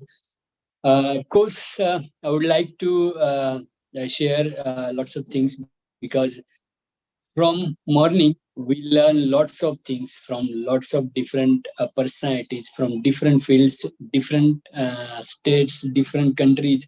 So I think one more important thing is that after learning, we need to implement, and if we implement, then we will get result. And I request all, and whenever someone watch these videos, take action. Without action there is nothing. If we wait for someone, I think there is no one to help you. You are only to help you. And it's a really I think lots of people connected before 1 or 2 hours actually. But I am from morning, and I listen lots of people, and when I listen, I become fan of them. So I really appreciate people's efforts in their life, and that gives motivation to us, and we get. So let's move ahead. Would like to invite one more guest speaker from Malaysia, uh, CA Shivani Gupta, ma'am. She lives there.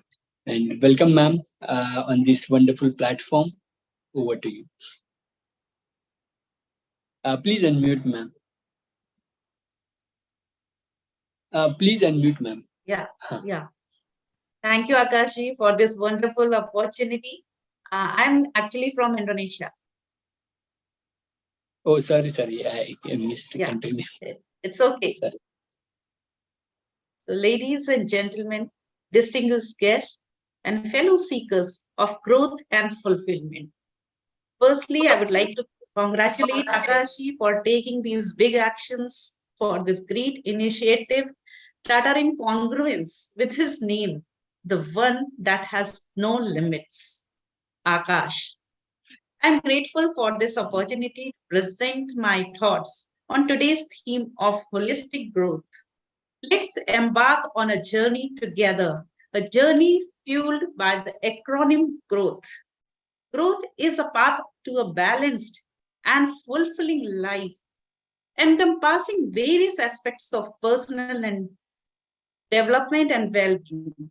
Today, I present before you the secret recipe for a life of boundless possibilities and vibrant success.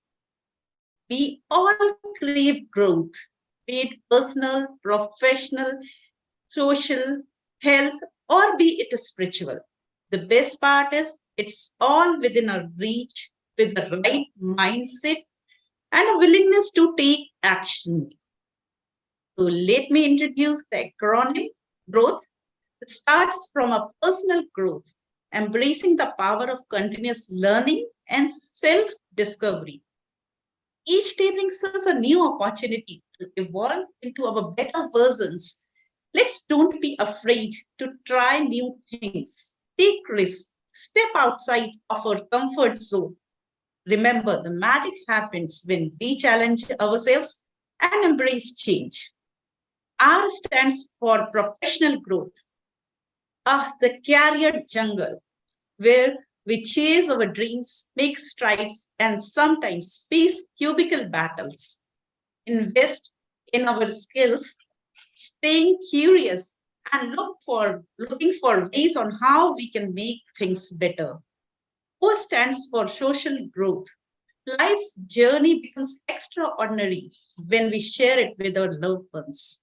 Nurturing our relationships, building meaningful connections, and surrounding ourselves with positive influences. And when life throws lemons at us, we can always find laughter with friends to conquer life's biggest challenges. W stands for wealth, where wealth is not just financial, but covers all three aspects, that is financial, physical, and emotional, wealth, wellness, and wisdom. Prioritizing our well-being physically, mentally, and emotionally. Engaging in activities that make our heart race with passion and excitement. And remember, laughter is the best medicine. If we stumble on a plate of delicious donuts, let us treat ourselves. A balanced diet includes a bit of indulgence too. We're now coming to T, which stands for spiritual growth. Life isn't just about achievements and material possessions. It's about connecting to something greater than ourselves. Whether we find solace in nature, meditation, laughter, or yoga, nurturing our soul and find meaning in the little things will definitely cure every pain as well as our emotions. The more we connect with our inner self, the more we will feel in tune with the universe. H stands for our health. It's rightly said, a healthy person has 1,000 wishes, while the sick one has only one. Prioritizing our health is our biggest wealth. To conclude, my fellow growth enthusiasts, remember that embracing growth is the key to unlocking the doors of possibilities and fulfillment. Let's seize each day with enthusiasm, humor, and a zest for life. With this, my best wishes on this Friendship Day. Thank you, and may your journey of growth be nothing short of extraordinary. Thank you. Yes, thank you. Thank you so much, ma'am, for the wonderful sharing. Would like to invite one more guest, Dr. Anubhav Kumar Prasad, sir. Welcome, sir, and over to you. Hello, sir, and thank you for this giving me the opportunity. Actually, when I was looking for the title, I saw the word spiritual growth and not the religious growth. So definitely, I would like to make a point here that we should go for the spiritual growth, and why not we are looking for this religious growth? Because the thing is that what I personally feel is that the ultimate thing is to get the inner peace, to reach that particular almighty and all those stuff. Just to have the inner peace is the utmost thing. But why we are not pondering on the word religious growth than the spiritual growth is that because the way to achieve this thing may be different for different persons as far as religious is concerned. Suppose if I am doing something to praise my God, may not be considered a good practice by the other. So definitely what we should do, we should go for the spiritual growth, because what spirit means is to think that what we can do to find the inner self, how we can connect with this world and with the Almighty. And the word Almighty here is very different. Actually, I was looking for the Bibles. I just went for the Gitas and other books also, just to know what they mean by the religion and what they mean by the spirit. So ultimately, my conclusion was that we just are doing what we are just trying to get ourselves comfortable in this beautiful world. We just want to have whatever things we can do just to achieve the inner peace, just to connect us with this universe. And the way the things are different is by the means of the religion, but what connects us is the spirit, for which we all are united, for which we all are one, and for which we are just celebrating this Friendship Day. So definitely what I am thinking and what my personal conclusion is that we must focus on the spirit rather than what is in the name of the religion and other stuff. I'm not trying to just go for the religious things because it may hurt someone. But the ultimate thing is that if I'm trying to say the word spirit, it definitely means the sense of brotherhood, the sense of unity, the sense of unitedness, and all those stuff which we can do as to make this word as a Vasudeva Kutumbakam. This is a Sanskrit phrase, but it means a lot that all world is one family. And how can we say that there are 165 countries, more than 4,000 religions and many languages? But what can we can achieve, or what we can say that if we are working for the fact that, okay, we are all one. And how can we say that we are all one? Because we all are looking for that inner peace. We all want this world to be a beautiful place. So definitely we should focus more on this spirit. And definitely I would like to thank Akash sir, because he has given this very beautiful topic. Rather than going for this religion, he has just chosen the word spiritual growth. And this is a very interesting and very vast topic. So if I would start talking for this particular topic, it will take a whole lot of time. But I will conclude with the line that whatever thing is there, it is in the form of spirit. And if we are very spiritually growth, and if we are going in the form of the spirit, definitely we can say that this world is what Vasudeva Kutumbakam actually means. What our ancestors have thought and what we should think is that how to make this world beautiful just by thinking that we are all one.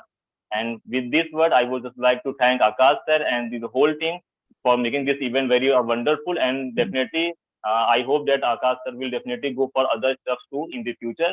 And hope I'm thinking that definitely I would make some type of contribution with the Akash sir in the future also. So thank you, Akash sir, once again. And thank you to all my friends. Thank you, sir. Thank you once again, sir, for the wonderful sharing. Would like to invite one more guest speaker from Bangladesh, Tofatul Zinan ma'am. Welcome, ma'am, and over to you. Thank you so much, Mr. Akash, for inviting me, and thank you everyone for listening me today. I won't take so much time because my time is very limited.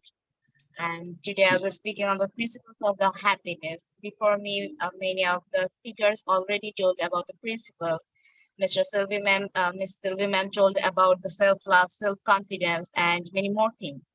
And actually, success principles, if I just interpret each and everything, that it will be taking 100% responsibility, work hard, learning every day, enjoying life, focus, etc., etc.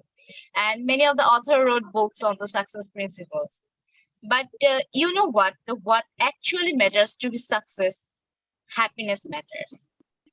Because when you are happy, when you are actually happy, you automatically get motivated by yourself, and it gives you an extra energy to work hard and to focus on your work. And in this fastest world today, everyone wants to become successful. But when you're happy, your body and your brain works automatically at the same time, and you don't have to just give extra time to the time management, to focus hard to everything, because automatically your brain and body performs at the same time with an energetic mind. Happiness builds you with more confidence for the upcoming challenges, to work more focusedly, to work hard. I always believe a quote that nothing is impossible. The word itself says, I am possible. When you are happy, it brings you positivity, and that makes everything possible. So I want to say 3 lines in Hindi. मेरा हिंदी थोड़ा बहुत कमजोर होगा, but hopefully आप लोग समझ लेंगे. तो सक्सेस के पीछे मत भागो, हैप्पीनेस को खोजो, सक्सेस खुद ब खुद आ जाएगा. And thank you so much, everyone. So that's all for today. And love from Bangladesh. Thank you. Thank you so much, ma'am. So we'd like to invite one more guest speaker with us, Ramesh Patnaik sir. Welcome, sir, and over to you.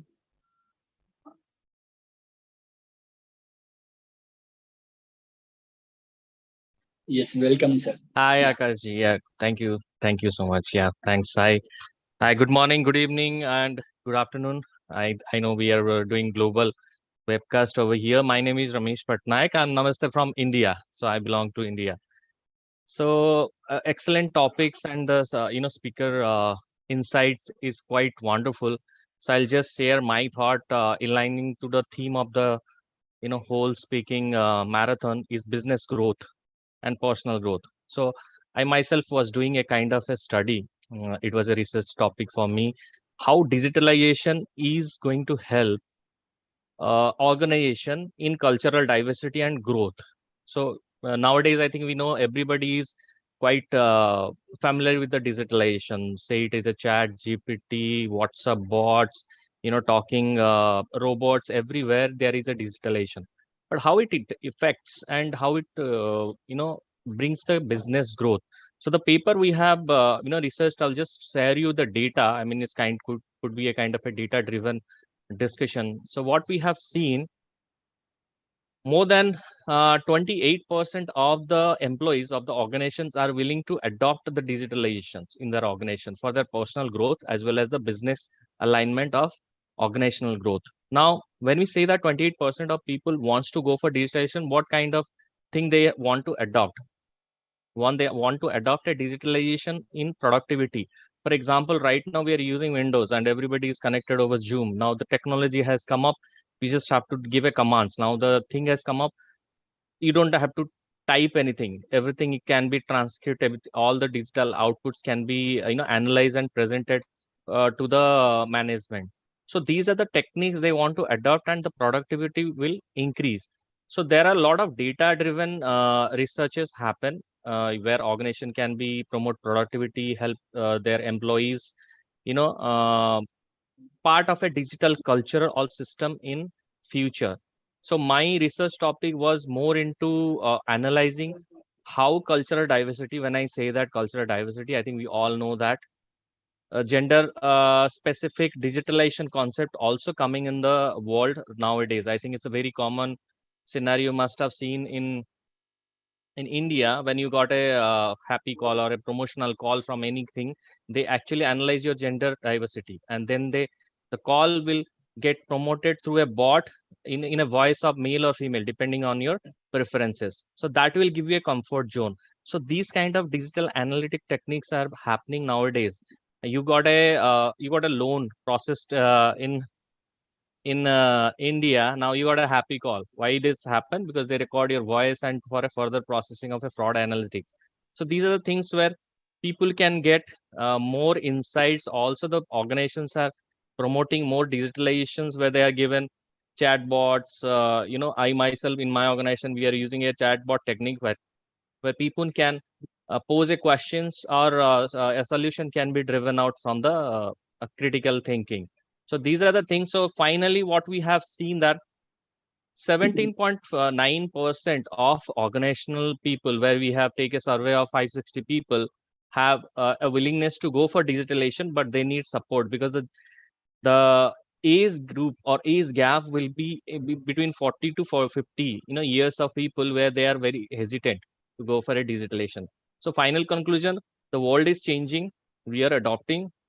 Modern techniques are coming on a digital way, and a bigger era is happening. So we are here to witness the growth of business along with our personal growth, where we are adopting the technology. And thank you so much, Akashji, for giving a chance, and it's a wonderful session. Good night from India. Thank you so much, sir, for wonderful sharing. So I would like to invite one more guest speaker, Mr. Manikanta, sir. Welcome, sir. And over to you.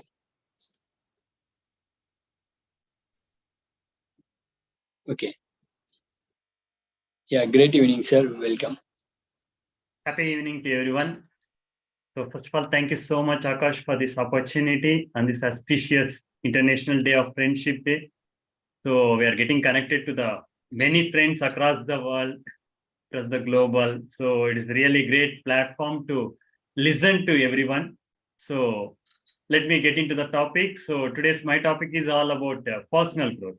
So we all talk about many things related to the personal growth. So many people work for the money, many people work for their family, many people work for their personal goals, many things. But I wanted to tackle one basic thing, which already a couple of previous speakers has spoken about those things, which is the basic thing, happiness. Are we really happy? If we ask this question for everyone, ourselves, so the World Happiness Index can give us the result.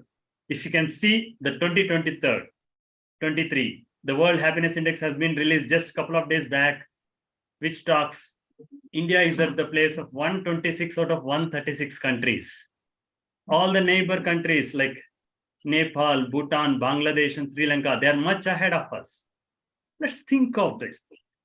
Are we really happy? Are we just thinking that we are happy? Are we looking for happiness? Are we trying to be happy? Are we acting happy? So someone can make us smile, or something can make us smile. Someone can make us laugh, or something can make us laugh. But can someone or something make us happy? The smile or laugh, both are related to our appearance, but the happiness is related to our mind. Are we really happy? If we really want to be happy, what we are supposed to do? For that only, the psychology says, the dose is required. The dose is an acronym for the 4 enzymes, which we talk about: the dopamine, oxytocin, serotonin, and endorphin. These are the different enzymes, like when we appreciate others, when we give the rewards to others, when we love unconditionally others, when we complete the task, when we laugh loud, all these things can create these enzymes, can make us happy, can spend the time with the senior citizens, spend the time with the kids, play with them, appreciate the people. Such kind of things can make every human being, everyone, be happy. When we are happy, we'll share the happiness with others. So it's just creating, when we create a happily living citizen, we can create a happily living family. When we create a happily living families, we can create a happily living neighborhood. When we create a happily living neighborhood, we can create a happily living society. When we have the happily living society, that will make this world a happily living place. That is what we want to achieve as part of this happiness dose. So I request, I urge each and every one of you to feel the happiness in each and everything what you do. The happiness can come through your feelings, through your thoughts, through your actions, through your words. When you do this, definitely we can create this world, a happily living world, which is also known as, according to our Vedas, Vasudeva Kutumbakam. Let's make this world a happily living place. And once again, thank you for this opportunity. Thank you. Thank you. Thank you so much, sir, for the wonderful sharing. It's really honor to have you. I would like to invite one more guest speaker with us. Miss Divya Sharma, ma'am. Great evening.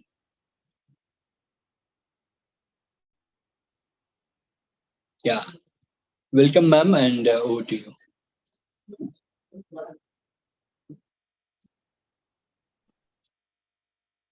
Hello, am I audible? Yes, ma'am. Yes, ma'am. Please continue. 1 minute. Okay. First of all, thank you, Akashi, for giving me such an opportunity. So to be a part of this cognitive diversity. So I am honored to be here. And today I have been given like 4 to 5 topics. So I had chosen one topic, that is life in the context of personal and professional growth. So I have like time constraint because Akash has given only 3 minutes. So I'm trying to complete this, wrap up my topic in 3 minutes. If it will be like 1 or 2 minutes late, then forgive me, sir. Okay. So personal and professional growth. What I think about that is like 2 sides of one coin. We can't ignore one, and we can't give more priority to another one. So ऐसा बोलते हैं ना, like हम लोग के we are running behind something all. So right now in the busy life, digitalization of life, we have all the resources at our hand. But whenever I get up in the morning, I find everybody is behind something. It's like a race. So at the earlier age of time, like my grandfather or grandmother. At that time, these kind of facilities were not there, right? So we didn't have like online platform, we didn't have this connectivity, but everybody was free to do talk, everybody was engaged to the neighbor. But right now, what is the scenario? We don't have time to our family members, then how we have time to our neighbor? We don't have it. So why is it so? We have ever have asked this question to us? At least I asked myself, and I prioritized my personal life and professional life. So right now, one sir has talked about, I forgot the name, but he had already discussed about the happiness.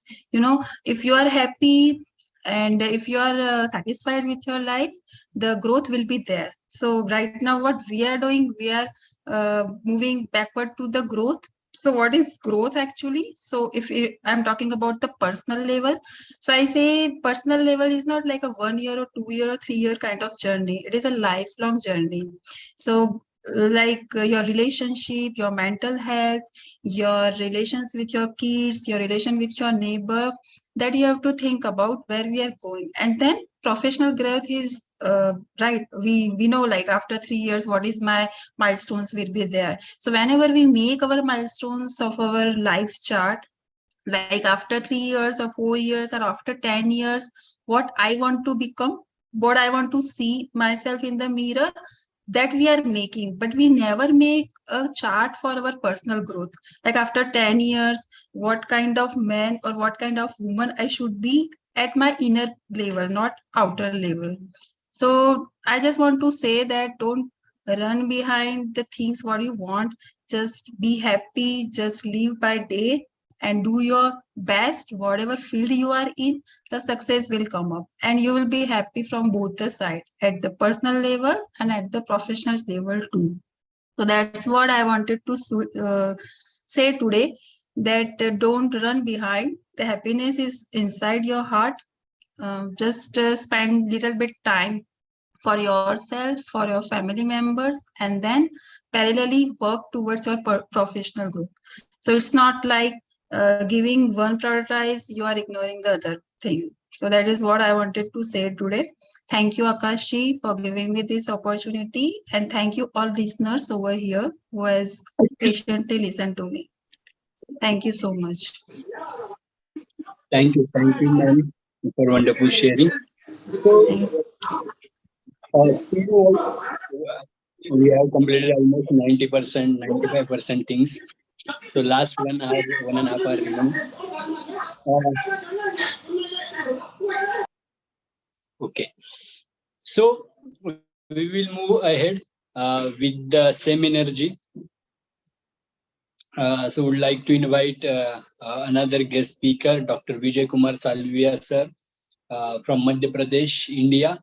Welcome, sir, and over to you. So we have three minutes each speaker. Welcome, sir, and please continue. Thank you.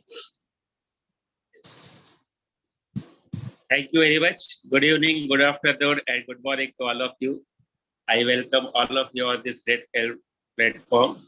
And as today is the International Friendship Day, and also we are here to develop the world and to create an atmosphere. So I, Dr. Vijay Kumar Salvia, would like to tell about the life skills that is for the personal and the business purpose. As you know that the positivity is very important, and the attitude, your attitude with respect to the world welfare and also the welfare to each other. That is, welfare is not means just to give some money, to give some whatever the donation. Welfare is just, we can say, if we create a peace in between us, if we create a good relationship, if we respect to each other, and if we accept the whatever the happens in a life, then adaptation and conformity is the we can say a good life skills to develop the world and to develop your personal and business relationship. As you know that we are from the International Research and Development Creativity Organization, that is research and development in all fields, and Happiness Club Indoor International. So we are working for the happiness. We are working for the SDG, as you know, the Sustainable Development Goals. So these are very important. Our research university, startup university, has the slogan that is right mentoring in right direction. So if you have the right mentoring, means in a positive way, if you create a life skills to the personal and business relationship in such a way that there should be a right mentoring on yourself also and to the society also, then you will get a good direction. So today everyone has the resources, but right mentoring and right direction is not possible. And there is a challenges. It is possible, but it is a challenges. As you know that Mr. Akash Bhabat is continuously working for the society, continuously working to develop the world. So such type of positivity we must adopt, and that positivity, if you create, then it will give the happiness, the healthy, wealthy, prosperous life. And similarly, the peace of mind. Your peace of mind is totally depends on how you act. So first, you have to act very sincerely with respect to others, because whatever action, there is a reactions in this world. So in each action there is a reaction. If you give a positive signs to your whatever we can say the communicating person, then it will give again reactions, a peaceful minds to you. So we have to create our mind as a peaceful, and also to create such type of vibrations so that other person will act according to your positive activity. So this is all about the life skill, which shows the your personal and business relationships, and you can maintain your good quality of life. You can maintain a prosperous in your business. So thank you very much. Have a good day. Have an International Friendship Day. Thank you, and we best of luck for the Speakathon. That is to get a world records, and we will get a good opportunity in future also, and you also. Thank you very much. Sure. Thank you so much, sir, for wonderful sharing. Would like to invite one more guest speaker from Delhi, Dr. Hardeep Singh, sir. Please start video, sir. Dr. Hardeep Singh, sir. Yes, good evening, sir. Yeah, great evening, sir. Over to you, sir. Welcome. Yes. Good evening, all the eminent personalities available here on this platform. First of all, I would like to thank Dr. Akash for inviting me on this platform to share my views. Today, I will talk about life and professional growth. Life and professional growth are two interconnected aspects of an individual's journey. There are two sides of a coin. They are essential components that contribute to professional development, career development, and overall well-being. We have to maintain both the things, both the sides, with a professional life as well as personal life. The main thing that we are lacking, we see in our daily life, that is work-life balance. We have to maintain a balance between our work as well as life. The life at our workplace and life at our home. We have to balance the both things. We have to balance the family life as well as work life. We have to, you can say, please, we have to satisfy our boss as well as satisfy our family also. Second thing is health and well-being. We have to take care of our health also. If our health is good, we can work for our workplace, work for our organization in a good manner that will lead to a professional growth. And even to live a good family life, we have to be healthy. Then relationships, we should have good relationships with our colleagues, with our mentors, with our peers, and with our family members also to make a good growth in our personal life as well as professional life.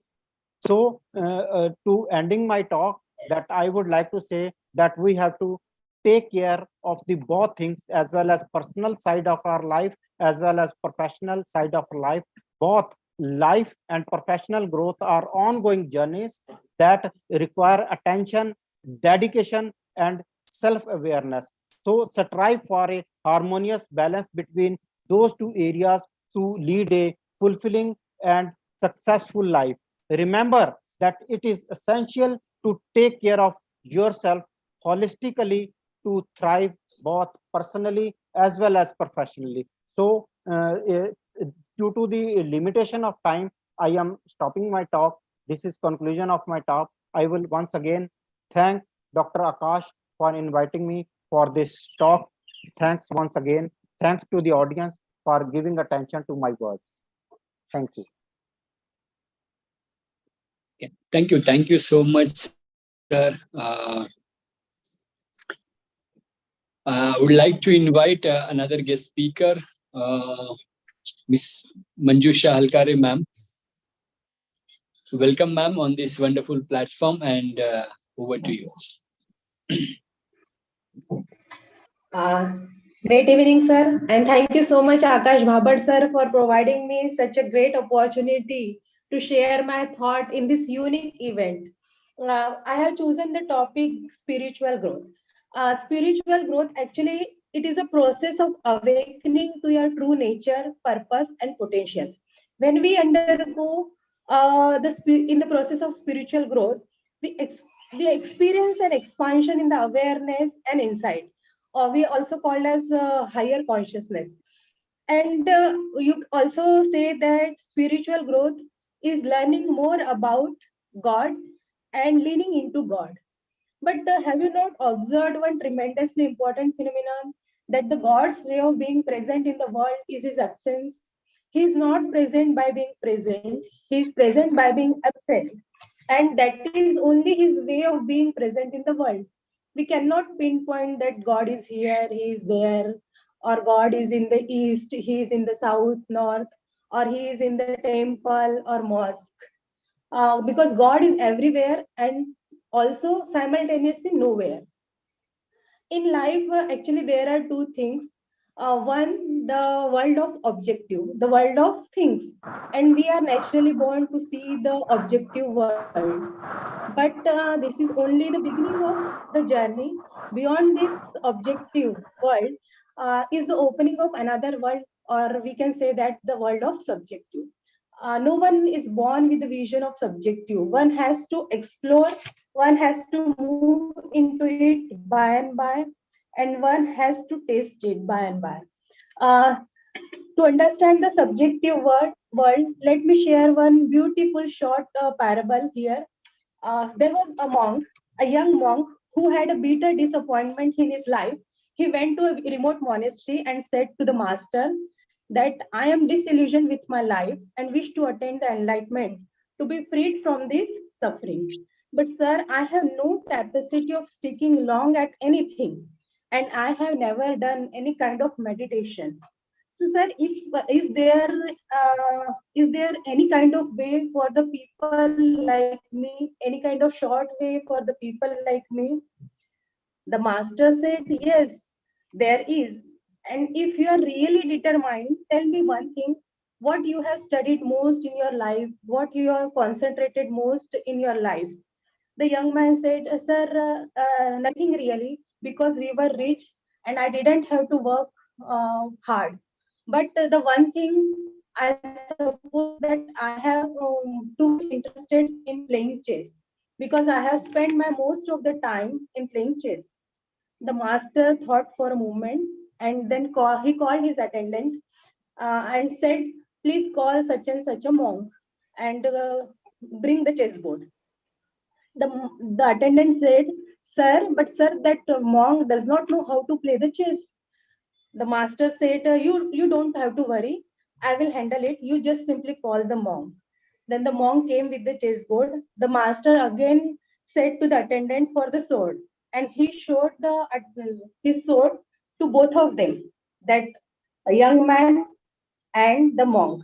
Firstly, he moved to the monk and said, you have vowed obedience to me as your master. And now I require of you. You have to play the chess game with this youth. And if you will lose the game, I will cut off your head with this sword. To put this monk against that rich young man is simply a death warrant for the monk. Then the master turned into the young man and said, you have surrendered your life to me. And if you will lose the game, I will cut off your head. That means the master will cut the head of the loser. Now they began to play. The chessboard became the whole world for both of them. The young man became afraid and became nervous. And because of that nervousness and fear, he made wrong moves. So it was just an accidental that the monk was winning, but by and by the young man calmed down and started moving rightly. And the moment came when the moment come when the youth was certain, the young man was certain that I am going to win the game. One more move, the game will finish. One more move, the monk will finish. And at that moment, he looked at the face of the monk, and he looked at the face of the at the eyes of the monk, and he thought that uh, this poor man monk has nothing done any wrong in his life. So why should he lose his life? If I die, there will be no loss at the earth. But if he will be killed, there will be a great loss, and a great compassion arose within him. And he deliberately made blunder and another blunder to just ruin his position. The master suddenly leant forward and upset the board and said, "There is no loser and no winner." And he turned to the young man and said, "Today you have learned two things, the concentration and the compassion. You have concentrated on your game, and in that concentration, you feel a great compassion. So just stay here for a few months, pursue your training, and your enlightenment is sure." The young man did so, and he got it. So the moral of this parable is that when we are completely concentrated on anything, lost on anything, absorbed in anything, our ego disappears. So whatever you do, just be absorbed in that, because in that absorption, our ego disappears. And this is the first step of the spiritual growth. This is all from my side. Once again, thank you, Akash sir. Thank you so Thank much. you, ma'am. It's really nice story. Thank you, sir. Okay. So would like to invite one more guest speaker. Just a minute if he join.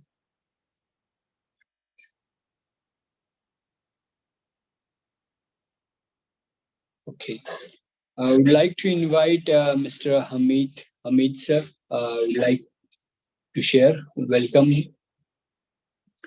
So we will count 3 minutes right now. So we will keep on time. Okay, over to you, sir. Welcome and please start. Thank you so much. Thank you so much. Good evening, good afternoon, and a very good evening to all. Amazing and wonderful speaker to be here in such amazing platform. I'm so happy to be among such great people.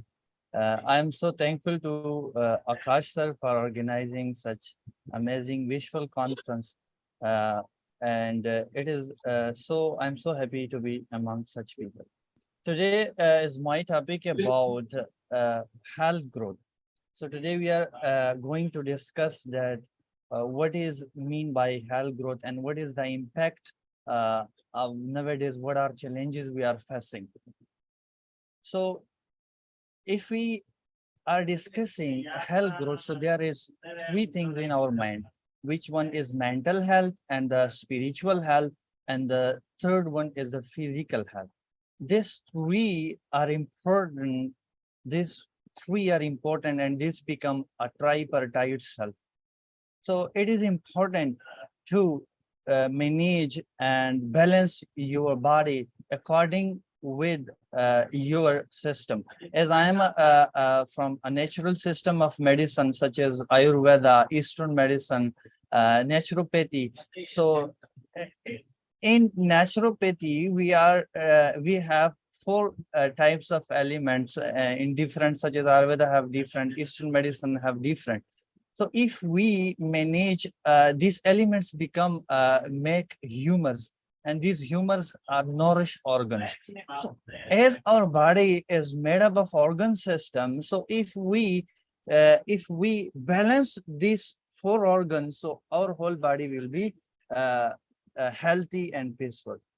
So it is important as in such great as we are facing many problems such as mental health problems in nowadays due to social media. So these become it disturb our circadian rhythm. So it is important to balance our body and maintain our biological clock.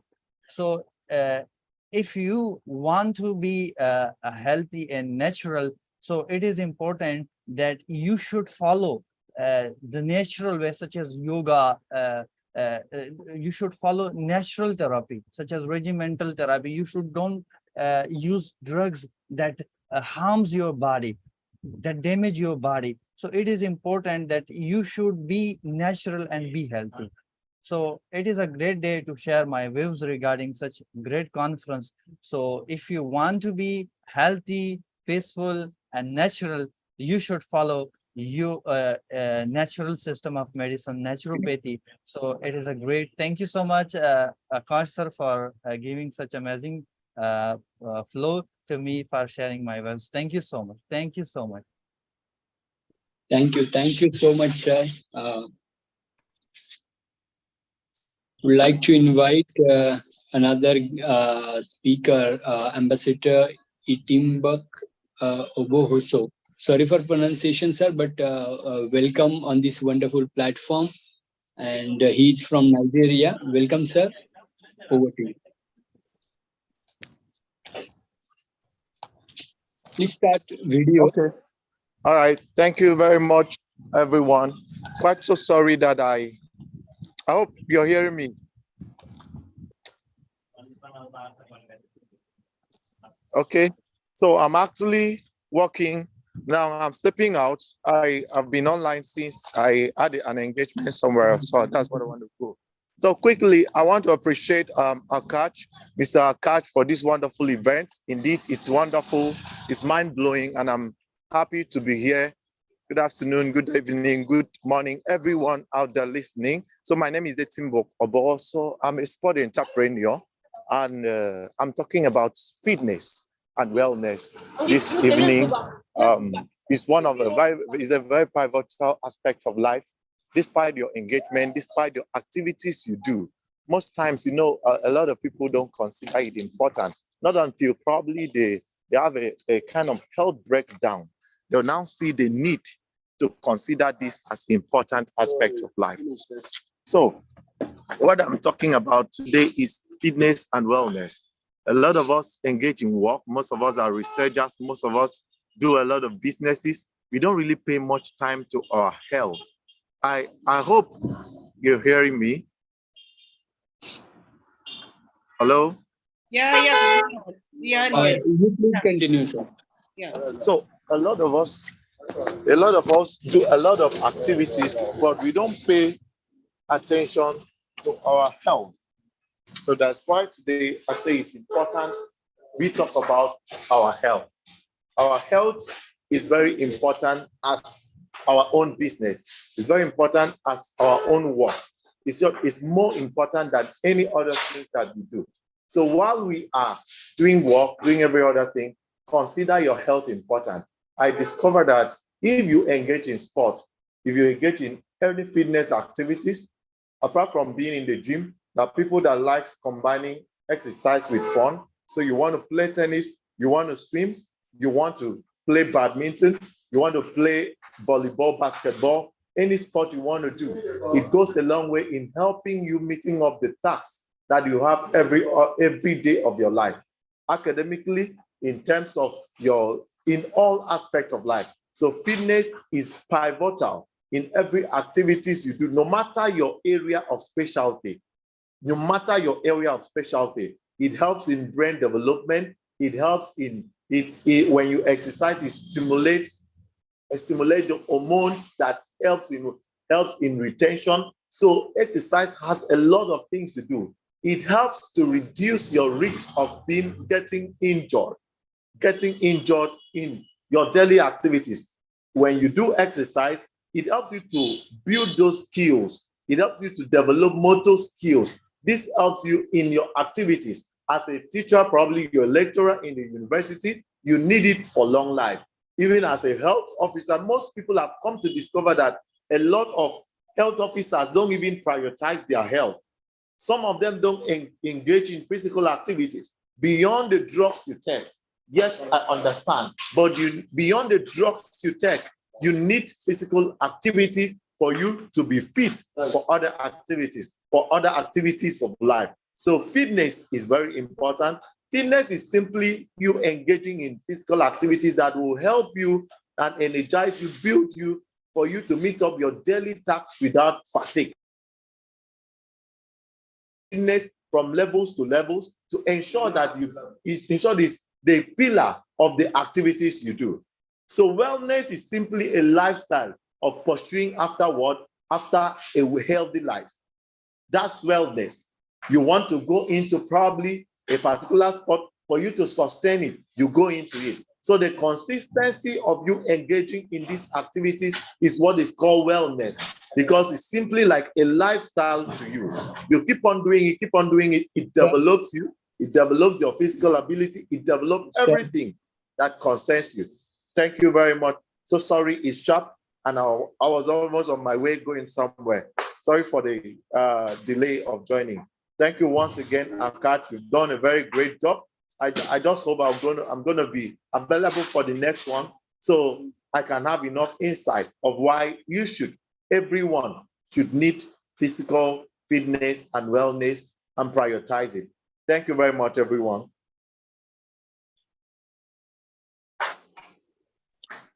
Okay.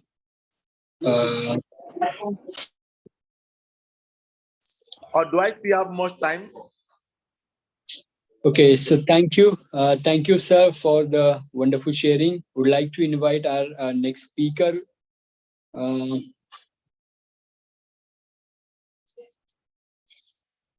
Dr. R. Mohan Kumar, sir. Dr. R. Mohan Kumar, sir. Okay, Neha Sheikh, ma'am. Yes, sir, I'm here. Thank you, sir. Good evening, ma'am. Welcome, and over to you. Thank you, sir.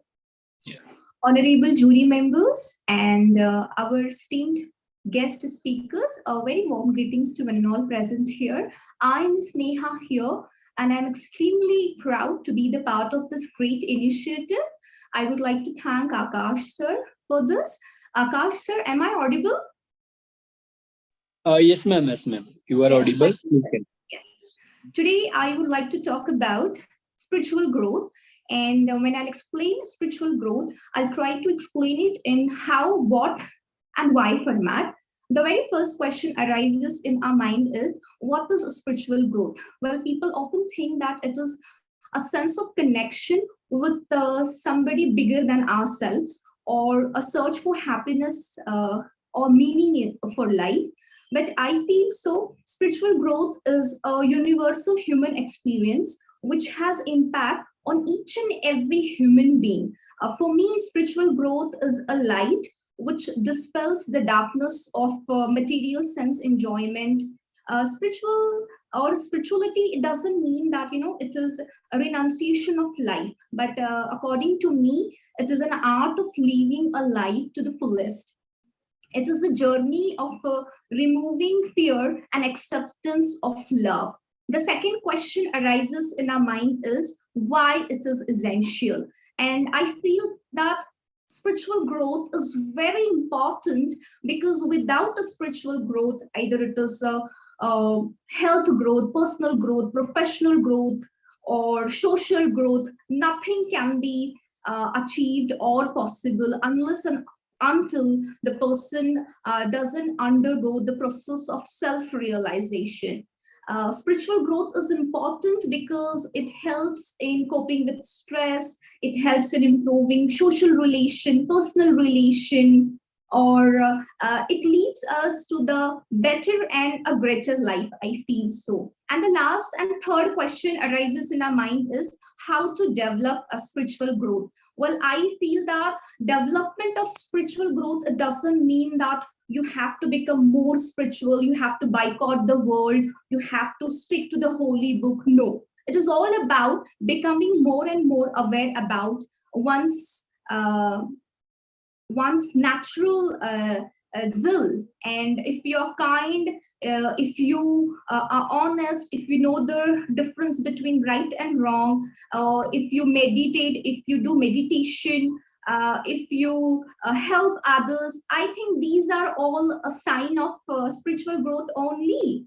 Well, I would like to end my talk with one small quote, and that is: spiritual life does not remove us from this world, but it leads us to a better and a healthy life. Thank you. I thank Akash sir for giving this opportunity. Thank you so so much, ma'am. Yeah, thank you so much, ma'am. I would like to invite our next guest speaker, Miss Priyanka Raut, ma'am. Welcome, ma'am, on this wonderful platform, and over to you.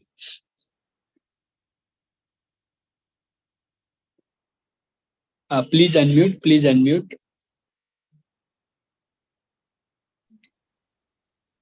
Namaste, Akash ji, and a very good evening to all the guest speakers of this Speakathon.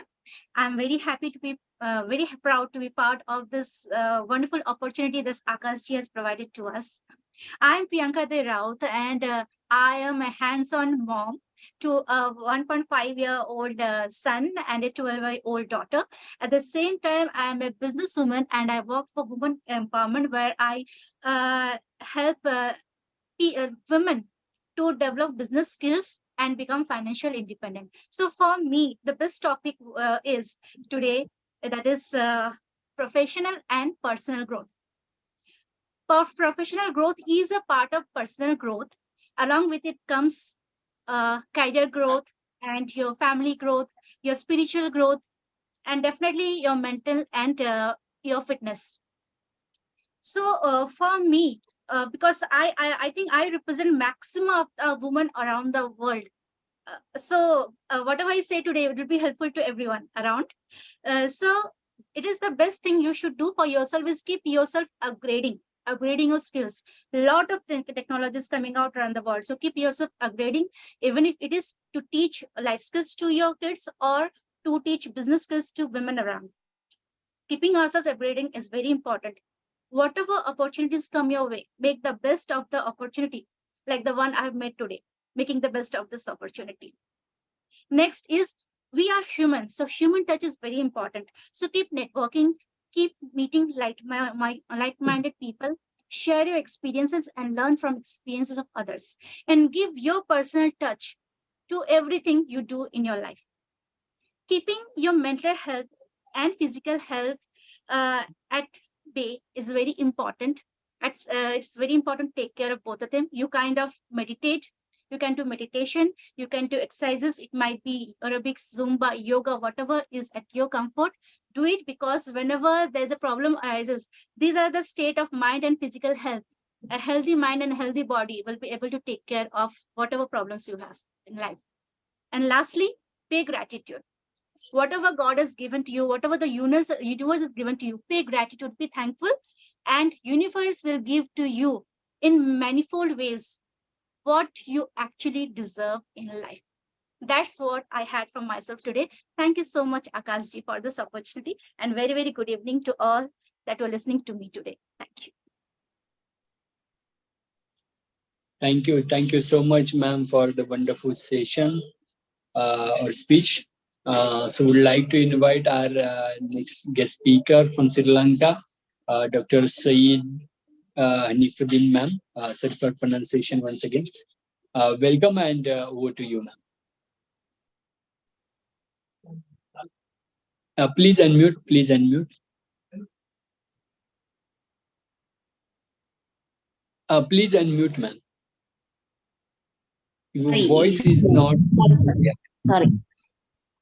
Yeah, now Hi, audible, ma'am. I am from Sri Lanka, Dr. Syed Sundas Behanuddin. I am the global. I am the founder and president of the Global United of Peace and Justice organizations too. So I would like to thank to ABCD international organizations me opportunity to participate in this conference too. Have a nice and wonderful day for you, all of you. Shall I start now? My Yes, topic ma'am, is health growth.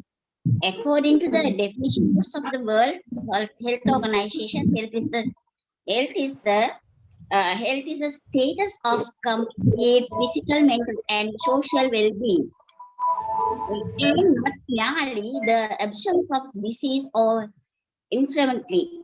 According to the definition by the World Health Organization in 1986, health is a resource for everyday life and not just of the purpose of life. And the health is the positive concept of the which physical capabilities are analyzed in terms of social and individual resource. Different aspects of the health: physical health and mental health. Physical health is the maintenance of good physical health through regular exercises, proper diet, nutrition, and rest, proper sleep necessary. Otherwise, the height is a very strong indicator of the health status of the population. Height is the influence by daily lifestyle. Also be influenced by the improving health and the nutrition status. Person's genetics also have a big impact of the height. This affecting human growth, and its effects is called oncology. Mental health edition. Mental health is a concept built on maintaining in the person emotions and mental functions at a good level. As analyzed by Merriam-Webster, mental health is the condition in which a person uses cognitions and the emotions to meet the needs of the daily life and to function in society. According to the World Health Organization, there is no official definitions regarding mental health. Cultural definition individualized assumptions of the different professional theories influence the definitions of mental health. A common consensus across many disciplines is that mental health and the mental illness are not mutually exclusive. In other words, the absence of the diagnosis mental illness is not an indicator of the good mental health. Absence of health growth. Malnutrition and environmental pollution is toxic food and beverages, viruses, infects, and non-infectious disease, etc., have been indicated as causing great objectives to the health development growth of the people. The situation as Sri Lanka concerned due to the economic crisis that has arisen, we are facing various health problems. The number of dying due to injections, poisoning in hospitals is increasing day by day.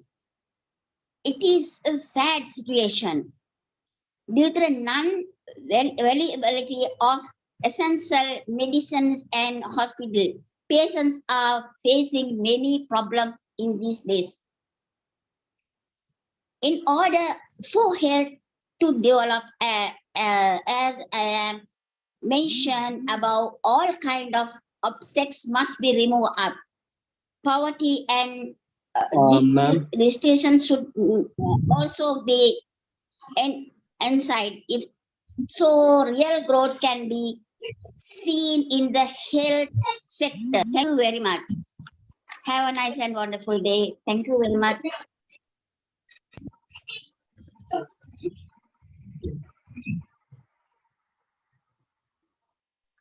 Yes, thank you, ma'am. I would like to invite one more guest speaker with us. So 5th speaker left only. Okay, so I would like to invite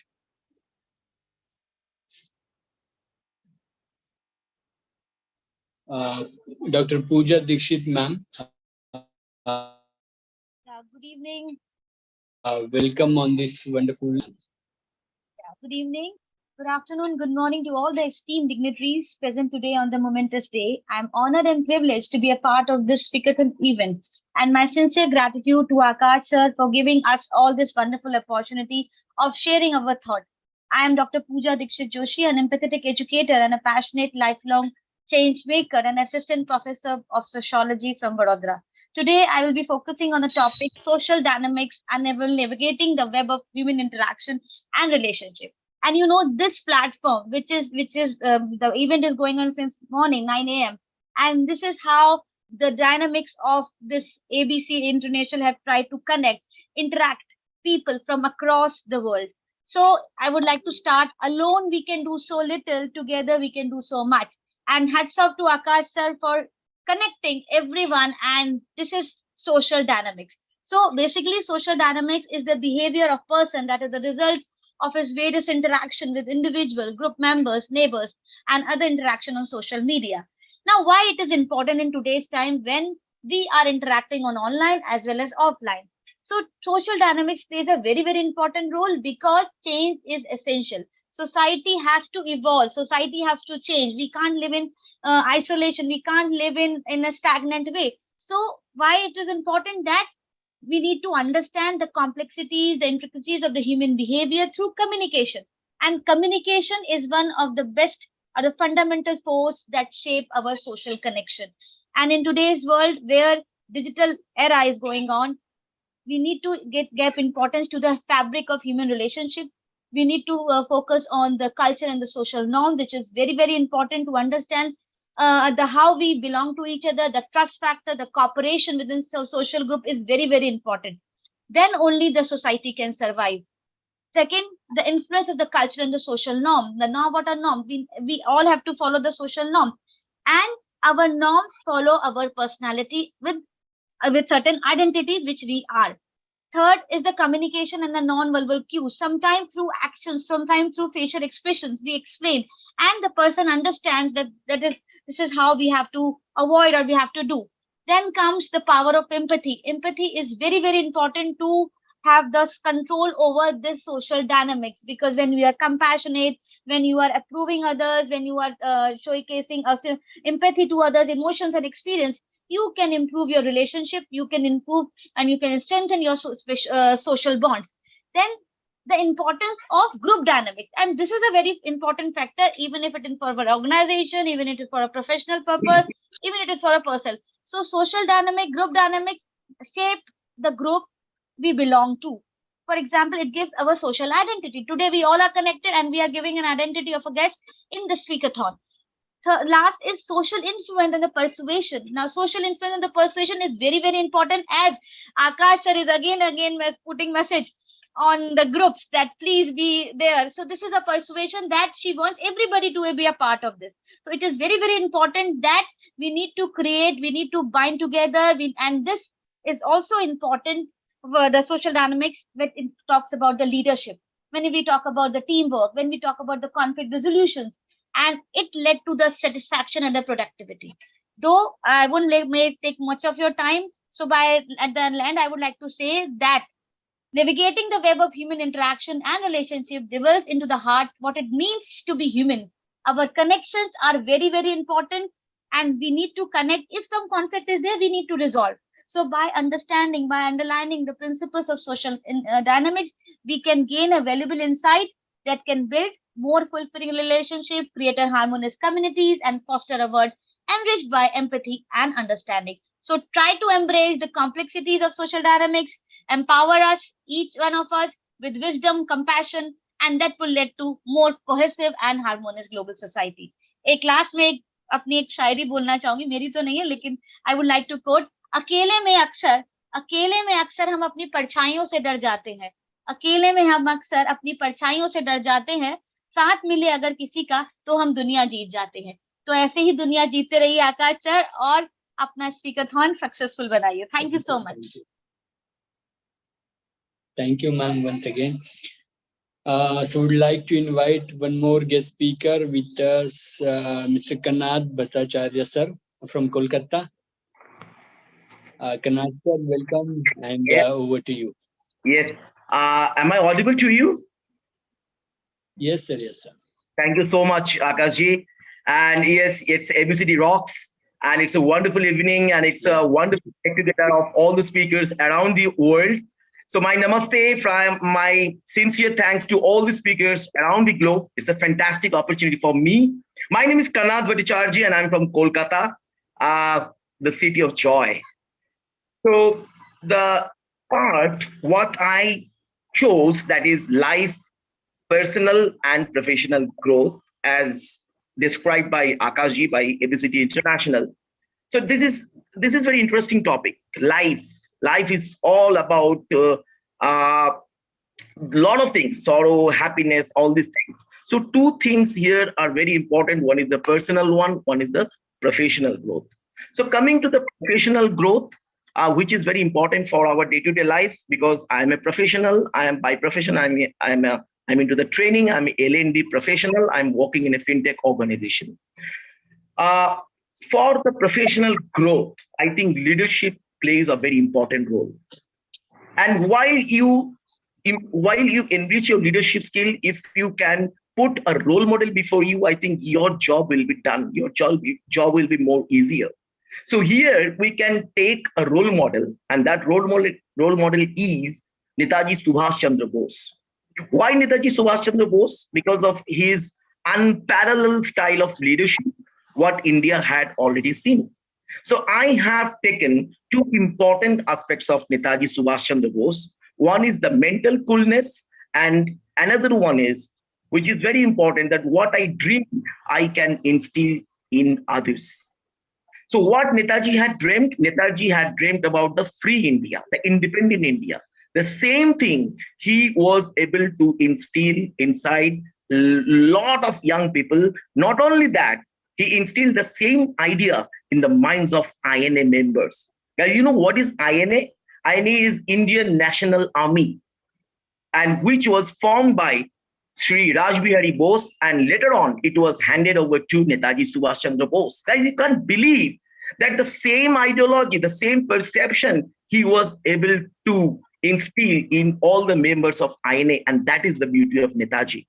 Coming to the another perspective, what I have told, that mental coolness, and when the entire INA was almost on the verge of shattering, at that time Netaji was completely composed.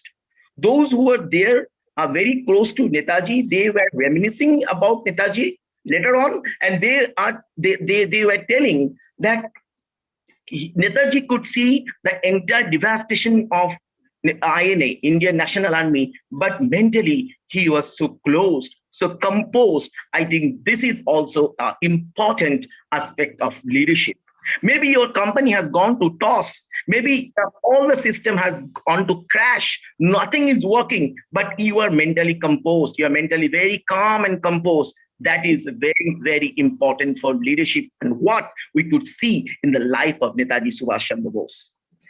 Coming to the another part of the life, that is personal growth, as Akashji has designed the entire program. Personal growth, I think we all talk about personal growth since 9 o'clock in the mornings. A lot of discussion already done. What I need to just point out one thing, that suppose as a L&D professional, I'm a trainer. What is the biggest skill of a trainer? That is communication. So while we're talking about your personal growth, maybe I'm just taking one of the very important aspects of personal growth, that is communication. As a professional, how you talk. So while you are at home, how you talk to your parents, how you talk to your children, how you talk to your maybe local vendors, suppose electrician, suppose somebody is providing gas to your house. So how you talk to them, how you communicate to them, that will reflect to your workplace, guys. Just try to understand the communication is the bridging the gap. Communication is so important that it can bring heaven to you. So while I'm talking about the personal growth, I think my first focus on to communication. And guys, just believe me, while you can grow personally, at the same time, you can grow professionally as well. And that is the beauty of life. So communication can bridge the gap in between your personal growth and professional growth. So here I just end up my entire conversation by saying, while you talk about your personal growth, there are a lot of aspects, but just choose one very important thing, that is personal, that is communication. And while I talk about my or our professional growth, I think we can keep Netaji as our role model, and we could learn two important skills from him. One is mental coolness, and second one is what I dream I can instill in others' mind. So thank you so much, Akashji, and thank you so much, ABCD International. Thank you so much, all the speakers, all the listeners, those who are listening to me patiently. Thank you so much. May God bless and take care. Thank you so much, ABCD International. Yeah, thank you. Thank you so much, sir, for little bit energy. So I would like to invite one more speaker, Shashwata Mukherjee, sir. He is also from Kolkata. Welcome, sir, and over to you. Good evening, ladies and gentlemen. Akashji, I guess I'm audible. You can hear me?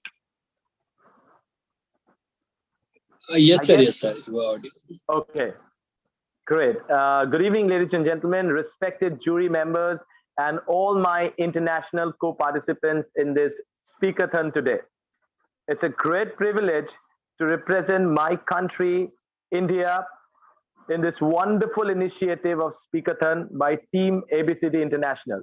And of course, I must say, it's a magnificent effort by Team ABCD International, spearheaded by Mr. Akash.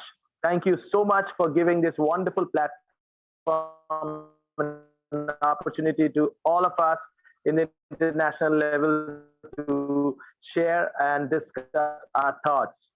I'm thankful to my colleague, Mr. Kanad, Bharat, Akash, and team. And the moment he said, I immediately stepped in. Well, Akash, may I start with my topic today? Yes, sir. Please start. We have only 3 minutes. Thank you. Each speaker, Sure. All right. Thank you so much. Well, I'm going to speak on the topic success principles today. Okay, well, let me share the key principles that may guide all of us towards success, for which we are all craving in this particular world.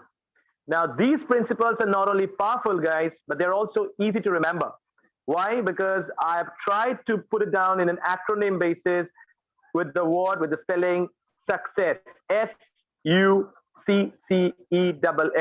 The first S means set smart goals. Guys, success begins with setting goals that are specific, measurable, attainable, relevant, and time-bound. By defining our objectives with clarity and precision, you give yourself an absolutely clear path to follow, okay? And that's going to give us success in life. The next word of success is U after S. That means unlock your potential. That's the way I have put in the acronym, okay? For easy understanding and remembering for all of us today. Now, each one of us possess unique talents and capabilities. That's what exactly I believe. Now, to achieve success, you must continuously strive to unleash your true potential. Believe in yourself, guys, and trust me, the world is going to change for you. Embrace personal growth and never settle for mediocrity. That's exactly the message that I would like to give you with regards to U of success. Now, when we talk about the first C of success, guys, it's all about cultivating a positive mindset. A very positive mindset is crucial in overcoming our day-to-day obstacles and achieving success.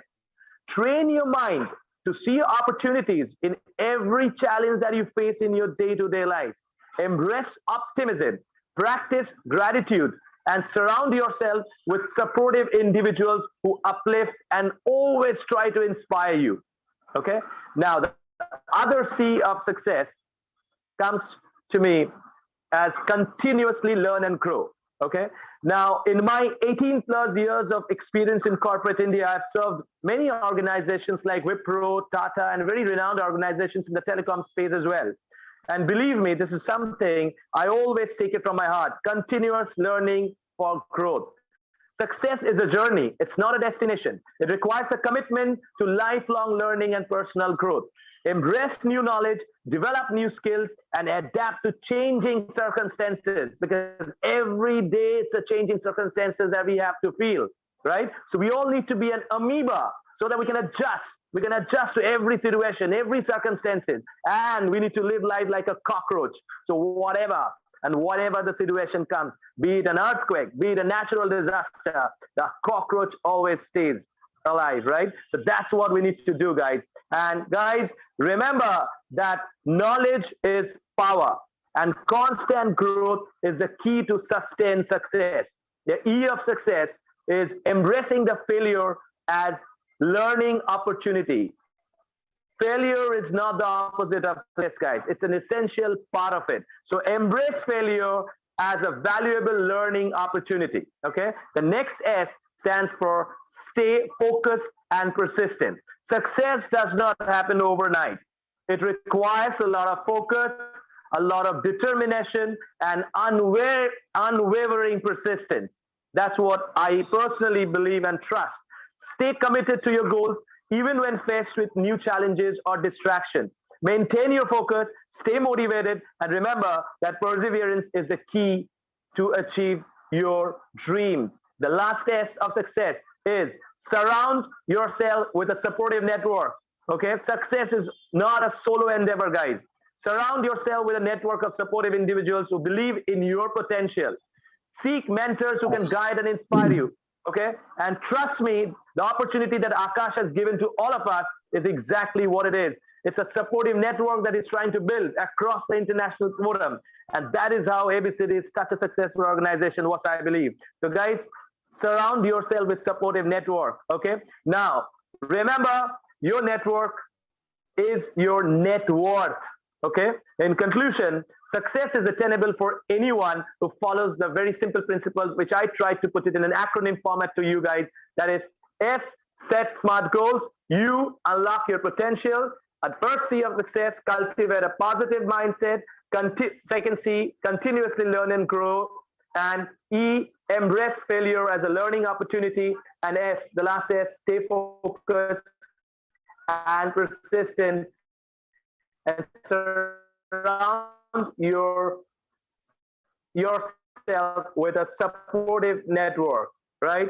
By consciously integrating these principles, guys, in your life, you will be on the path by praying to the Almighty Lord, so that we all, whoever are there in today's Speakathon, and also across the world, my friends, we all can work with unfailing energy, enthusiasm, hard work, effort, and creativity, and also become a noble and successful human being, so that we can win every heart of our planet, and success can kiss every sphere of our lives.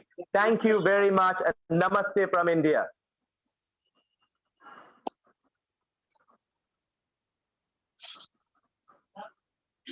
Thank you, Yes, Akash. thank you so much, Shashwata sir, for the wonderful sharing. So let's welcome Ashok Kumbar sir from Maharashtra. Welcome, sir, on this wonderful platform.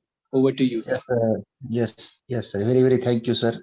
It's my first attempt to tell you that the topic chosen by me is that the spiritual growth means everyone, we are the people are spiritual by nature, and we also know. Can I say to? Am I audible to everyone? Yes, Hello? sir. Yes, sir. You are audible. Please continue. Okay. Yes, sir. You are So audible. the Video start. yes, video is started, sir. 1 minute. Yes, sir. हाँ, अभी So, okay. spirit, Please continue. So spiritual growth means, as we know that every human being has to nature growth and development are these are the main factors. So the spiritual growth is also one of the most important, because every person in world do need some spirituality in his mind. And also, as we say in Bhagavad Gita, or even Quran, or in Bible, the spirituality concept is everywhere. As though the peoples are aesthetic or non-aesthetic, no problem, but we, some people believe in the God, some people do not believe in the God. No matter, we will don't indulge within.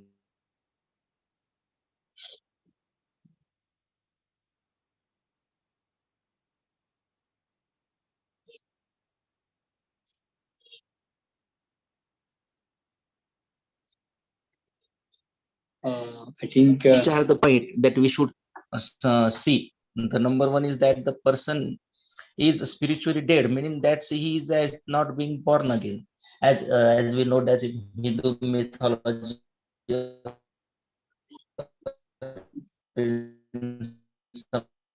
mythology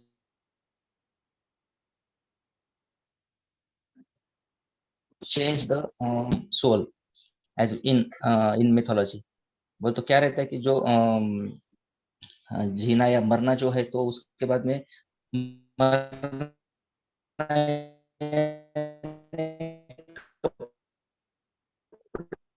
बदलना, कपड़े बदलने के बाद जैसा हम नए कपड़े We can't understand धारण also. करते, नए कपड़े उपयोग करते हैं, तो वैसे ही रहता है. So this way the spiritual growth is also necessary in the mind or in the our whole. Hello sir. I cannot hear you properly. That's why. So the spiritual another is another factor is that the spiritual growth is the mental ability. Means if the yes sir, yes. And each and every person needs some spiritual growth. In Bhagavad Gita, as we know that some believe in the God or not believe in the God, no matter we prefer or we love God. Also in the Christian, in Christianism, there is also the love thy neighbor. Means the neighbor,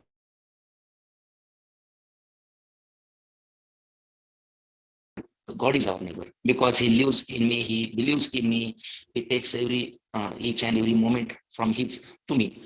He also lives me. Where is he? So in Bhagavad Gita, it is said that he lives in my heart. He lives in my heart. He is in my he is my guide.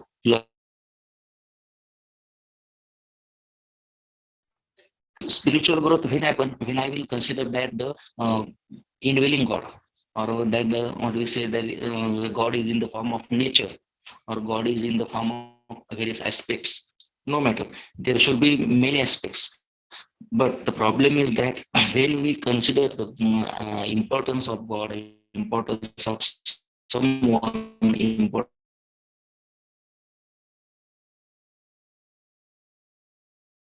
means our life gets some motions in our life.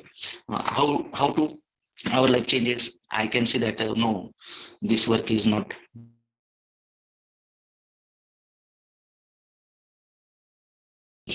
He is in me, he is inbuilt with me, so I cannot do any such type of work or wrong work.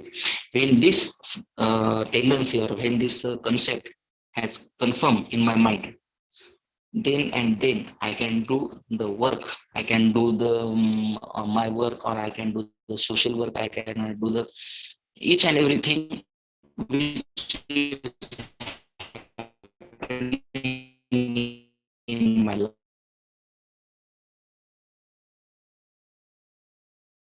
We read some novels of everything was in there. The New Testament is there, the Quran is there, Bible is there, Bhagavad Gita is there.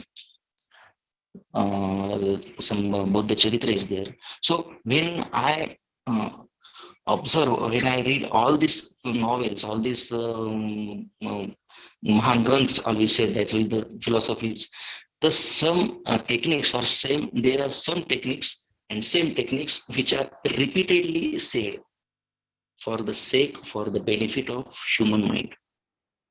Though these avatars have been done at least ये जो अवतार हुए हैं 5 या 6 हजार साल पहले, लेकिन उनका मानना ये है कि they are coming, they were coming for the benefit of the whole and soul personality of the man. So I believe that the spiritual growth is in us, but we should उसको क्या बोलते हैं, उसको जागरूक करना है, उसको evaluate करना है, उसको इलेबोरेट करना है, और जो अपने अंदर के जो no matter where is our mind is full of thinkings, full of tensions, full of thoughts, full of worries, everything is here, but we have to eliminate, we have to cultivate, we have to give we have to give the way for such thoughts. So my topic was the spiritual growth, and Mr. Babar sir has given, Akash sir has given me this golden opportunity for this stage. So I am very thankful to you. Thank you, sir. So I would like to ask Mr. Charanji, would like to share your thoughts, or should we move ahead? Mr. Charan would like to share your thoughts. Is my voice is audible, sir? Yes, yes. Yes, very good evening to one and all. Myself, Charan, and I thank given this my one opportunity for ABCD International Speakathon 2.0, and I should talk about about the business growth.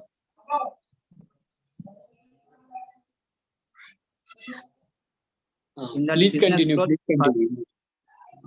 Sir, is it voice is audible, sir? Yes, if you are audible, please continue. Yeah, okay, sir. To determine the company's short-term and long-term goals in the business growth, and in business overview, company milestones and financial highlights, and internal growth products and expansion matrix diversification.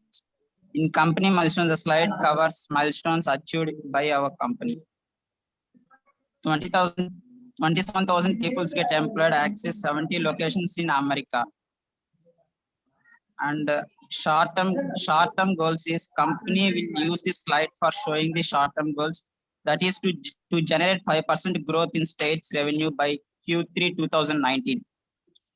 Another next point is to grow social media presence, to improve internal employee engagement, research and improve customer satisfaction, and add your goal.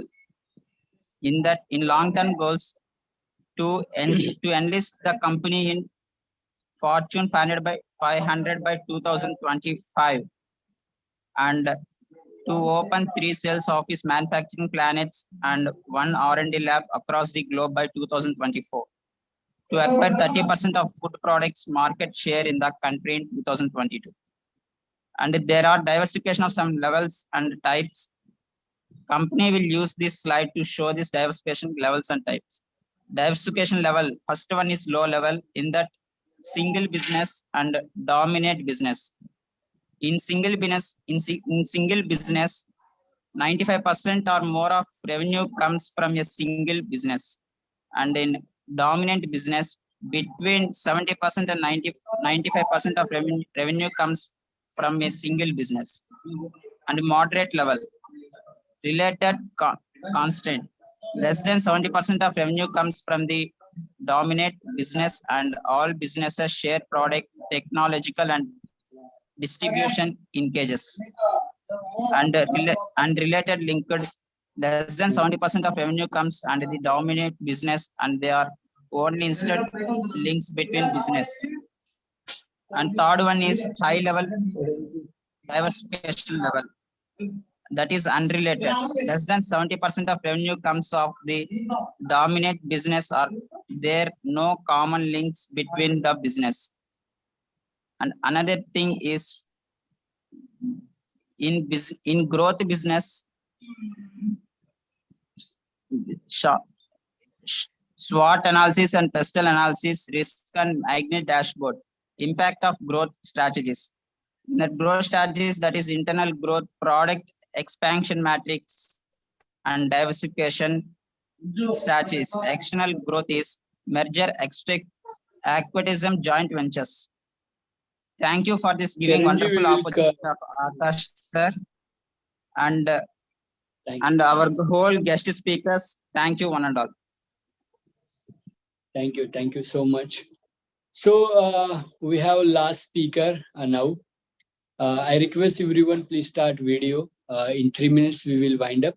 So let's welcome our another guest speaker, Dr. Swati Verma Sood ma'am. She is from Pune, Maharashtra.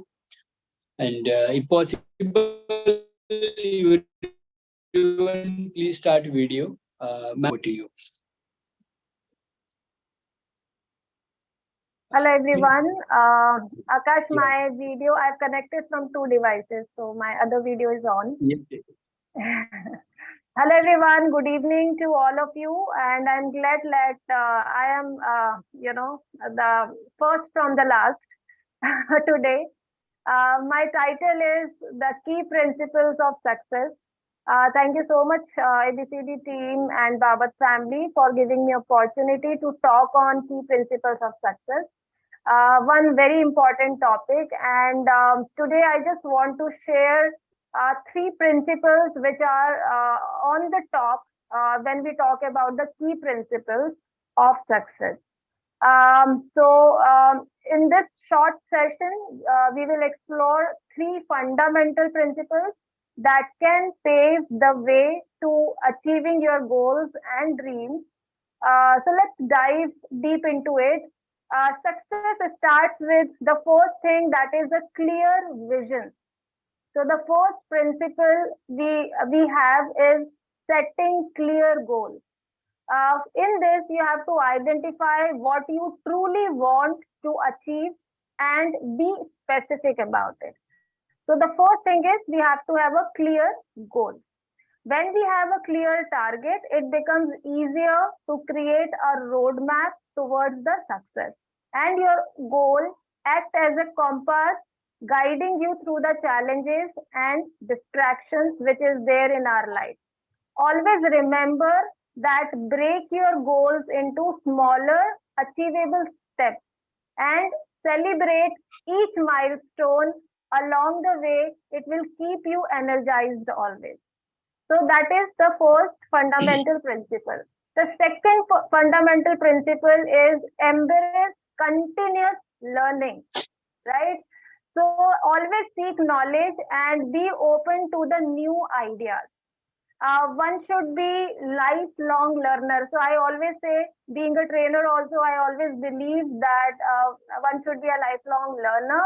Whether you can learn from books, you can learn through some experiences, courses, or any other way you can learn and adapt the changing circumstances and innovation in your life. So expand your knowledge, you will become more capable of overcoming challenges and achieving success. So that was our second principle.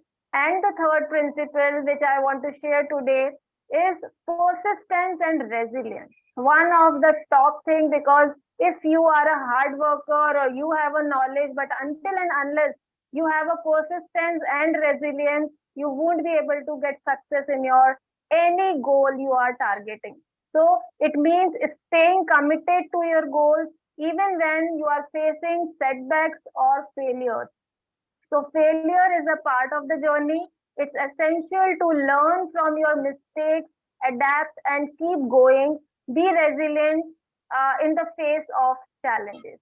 So if you stay persistent and resilient, nothing can stop you.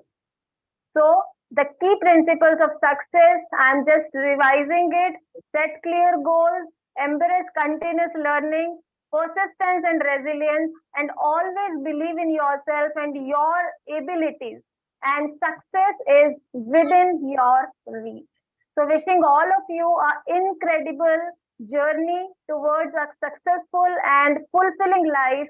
Keep striving and never stop growing. Until next time. Thank you so much, and thank you so much for listening me, and I hope I have made some addition to your success journey. Thank you so much, everyone. So thank you once again, ma'am, and thank you all for the wonderful support, and finally we completed all the things. So after checking, tomorrow they will share details with us and provide certificates and create the more logics again. So thank you. Without your support, there is nothing, and because of you, we can attempt one more world record. Yes, Akash. So thank you, Mamta ma'am, for. Yes, it's a wonderful. Rashi, can It's a wonderful, wonderful organization, and your team, you and your team deserves a big round of applause, as well as it's so much of hard work goes behind that represents the way you are working. So many congratulations, and let's have a group photo together. You can have a screenshots. Yes, I request Yeah, everyone, absolutely. please. I'm in sync with ma'am. Thank you so much, Akash. It was a magnificent effort by you and your team. This is Shashwat Mukherjee from Kolkata, India, and to be very honest with you, it was an hilarious task that you have done. It's easy to think about such in organizing such a world-class event, but you have actually proved it with your mettle, with your hard work, with your effort. It is possible, and you have done it so successfully. Fantastic job done. You all deserve a big round of applause from everyone across the globe. Thank you so much. Thank you, everyone. Thank you, sir. So let's say cheers. Comment from computer. And share the photos. Cheers. Thank you, Akash. Okay, good night, everyone. Good night, everyone. Thank you. Good night. Thanks to all the speakers. Good night. Thank you, Mamta. Thank you, Akash sir. Thank you, Mamta ma'am. Thank you. Thank you, Akash. Thank you. Good night. Good night. Great connecting with so many speakers around the globe. Thank you. Namaste. The senior speakers. Thank you. Namaste. Good night. Good morning. Good afternoon. Whatever is at your time. Ma'am. Yes, ma'am. Shivani ji, आपको जानता हूँ मैं. I think attended one or two sessions by you long back. I think. Thank you. Namaste. Thank you. Okay. Bye. Namaste. Yes.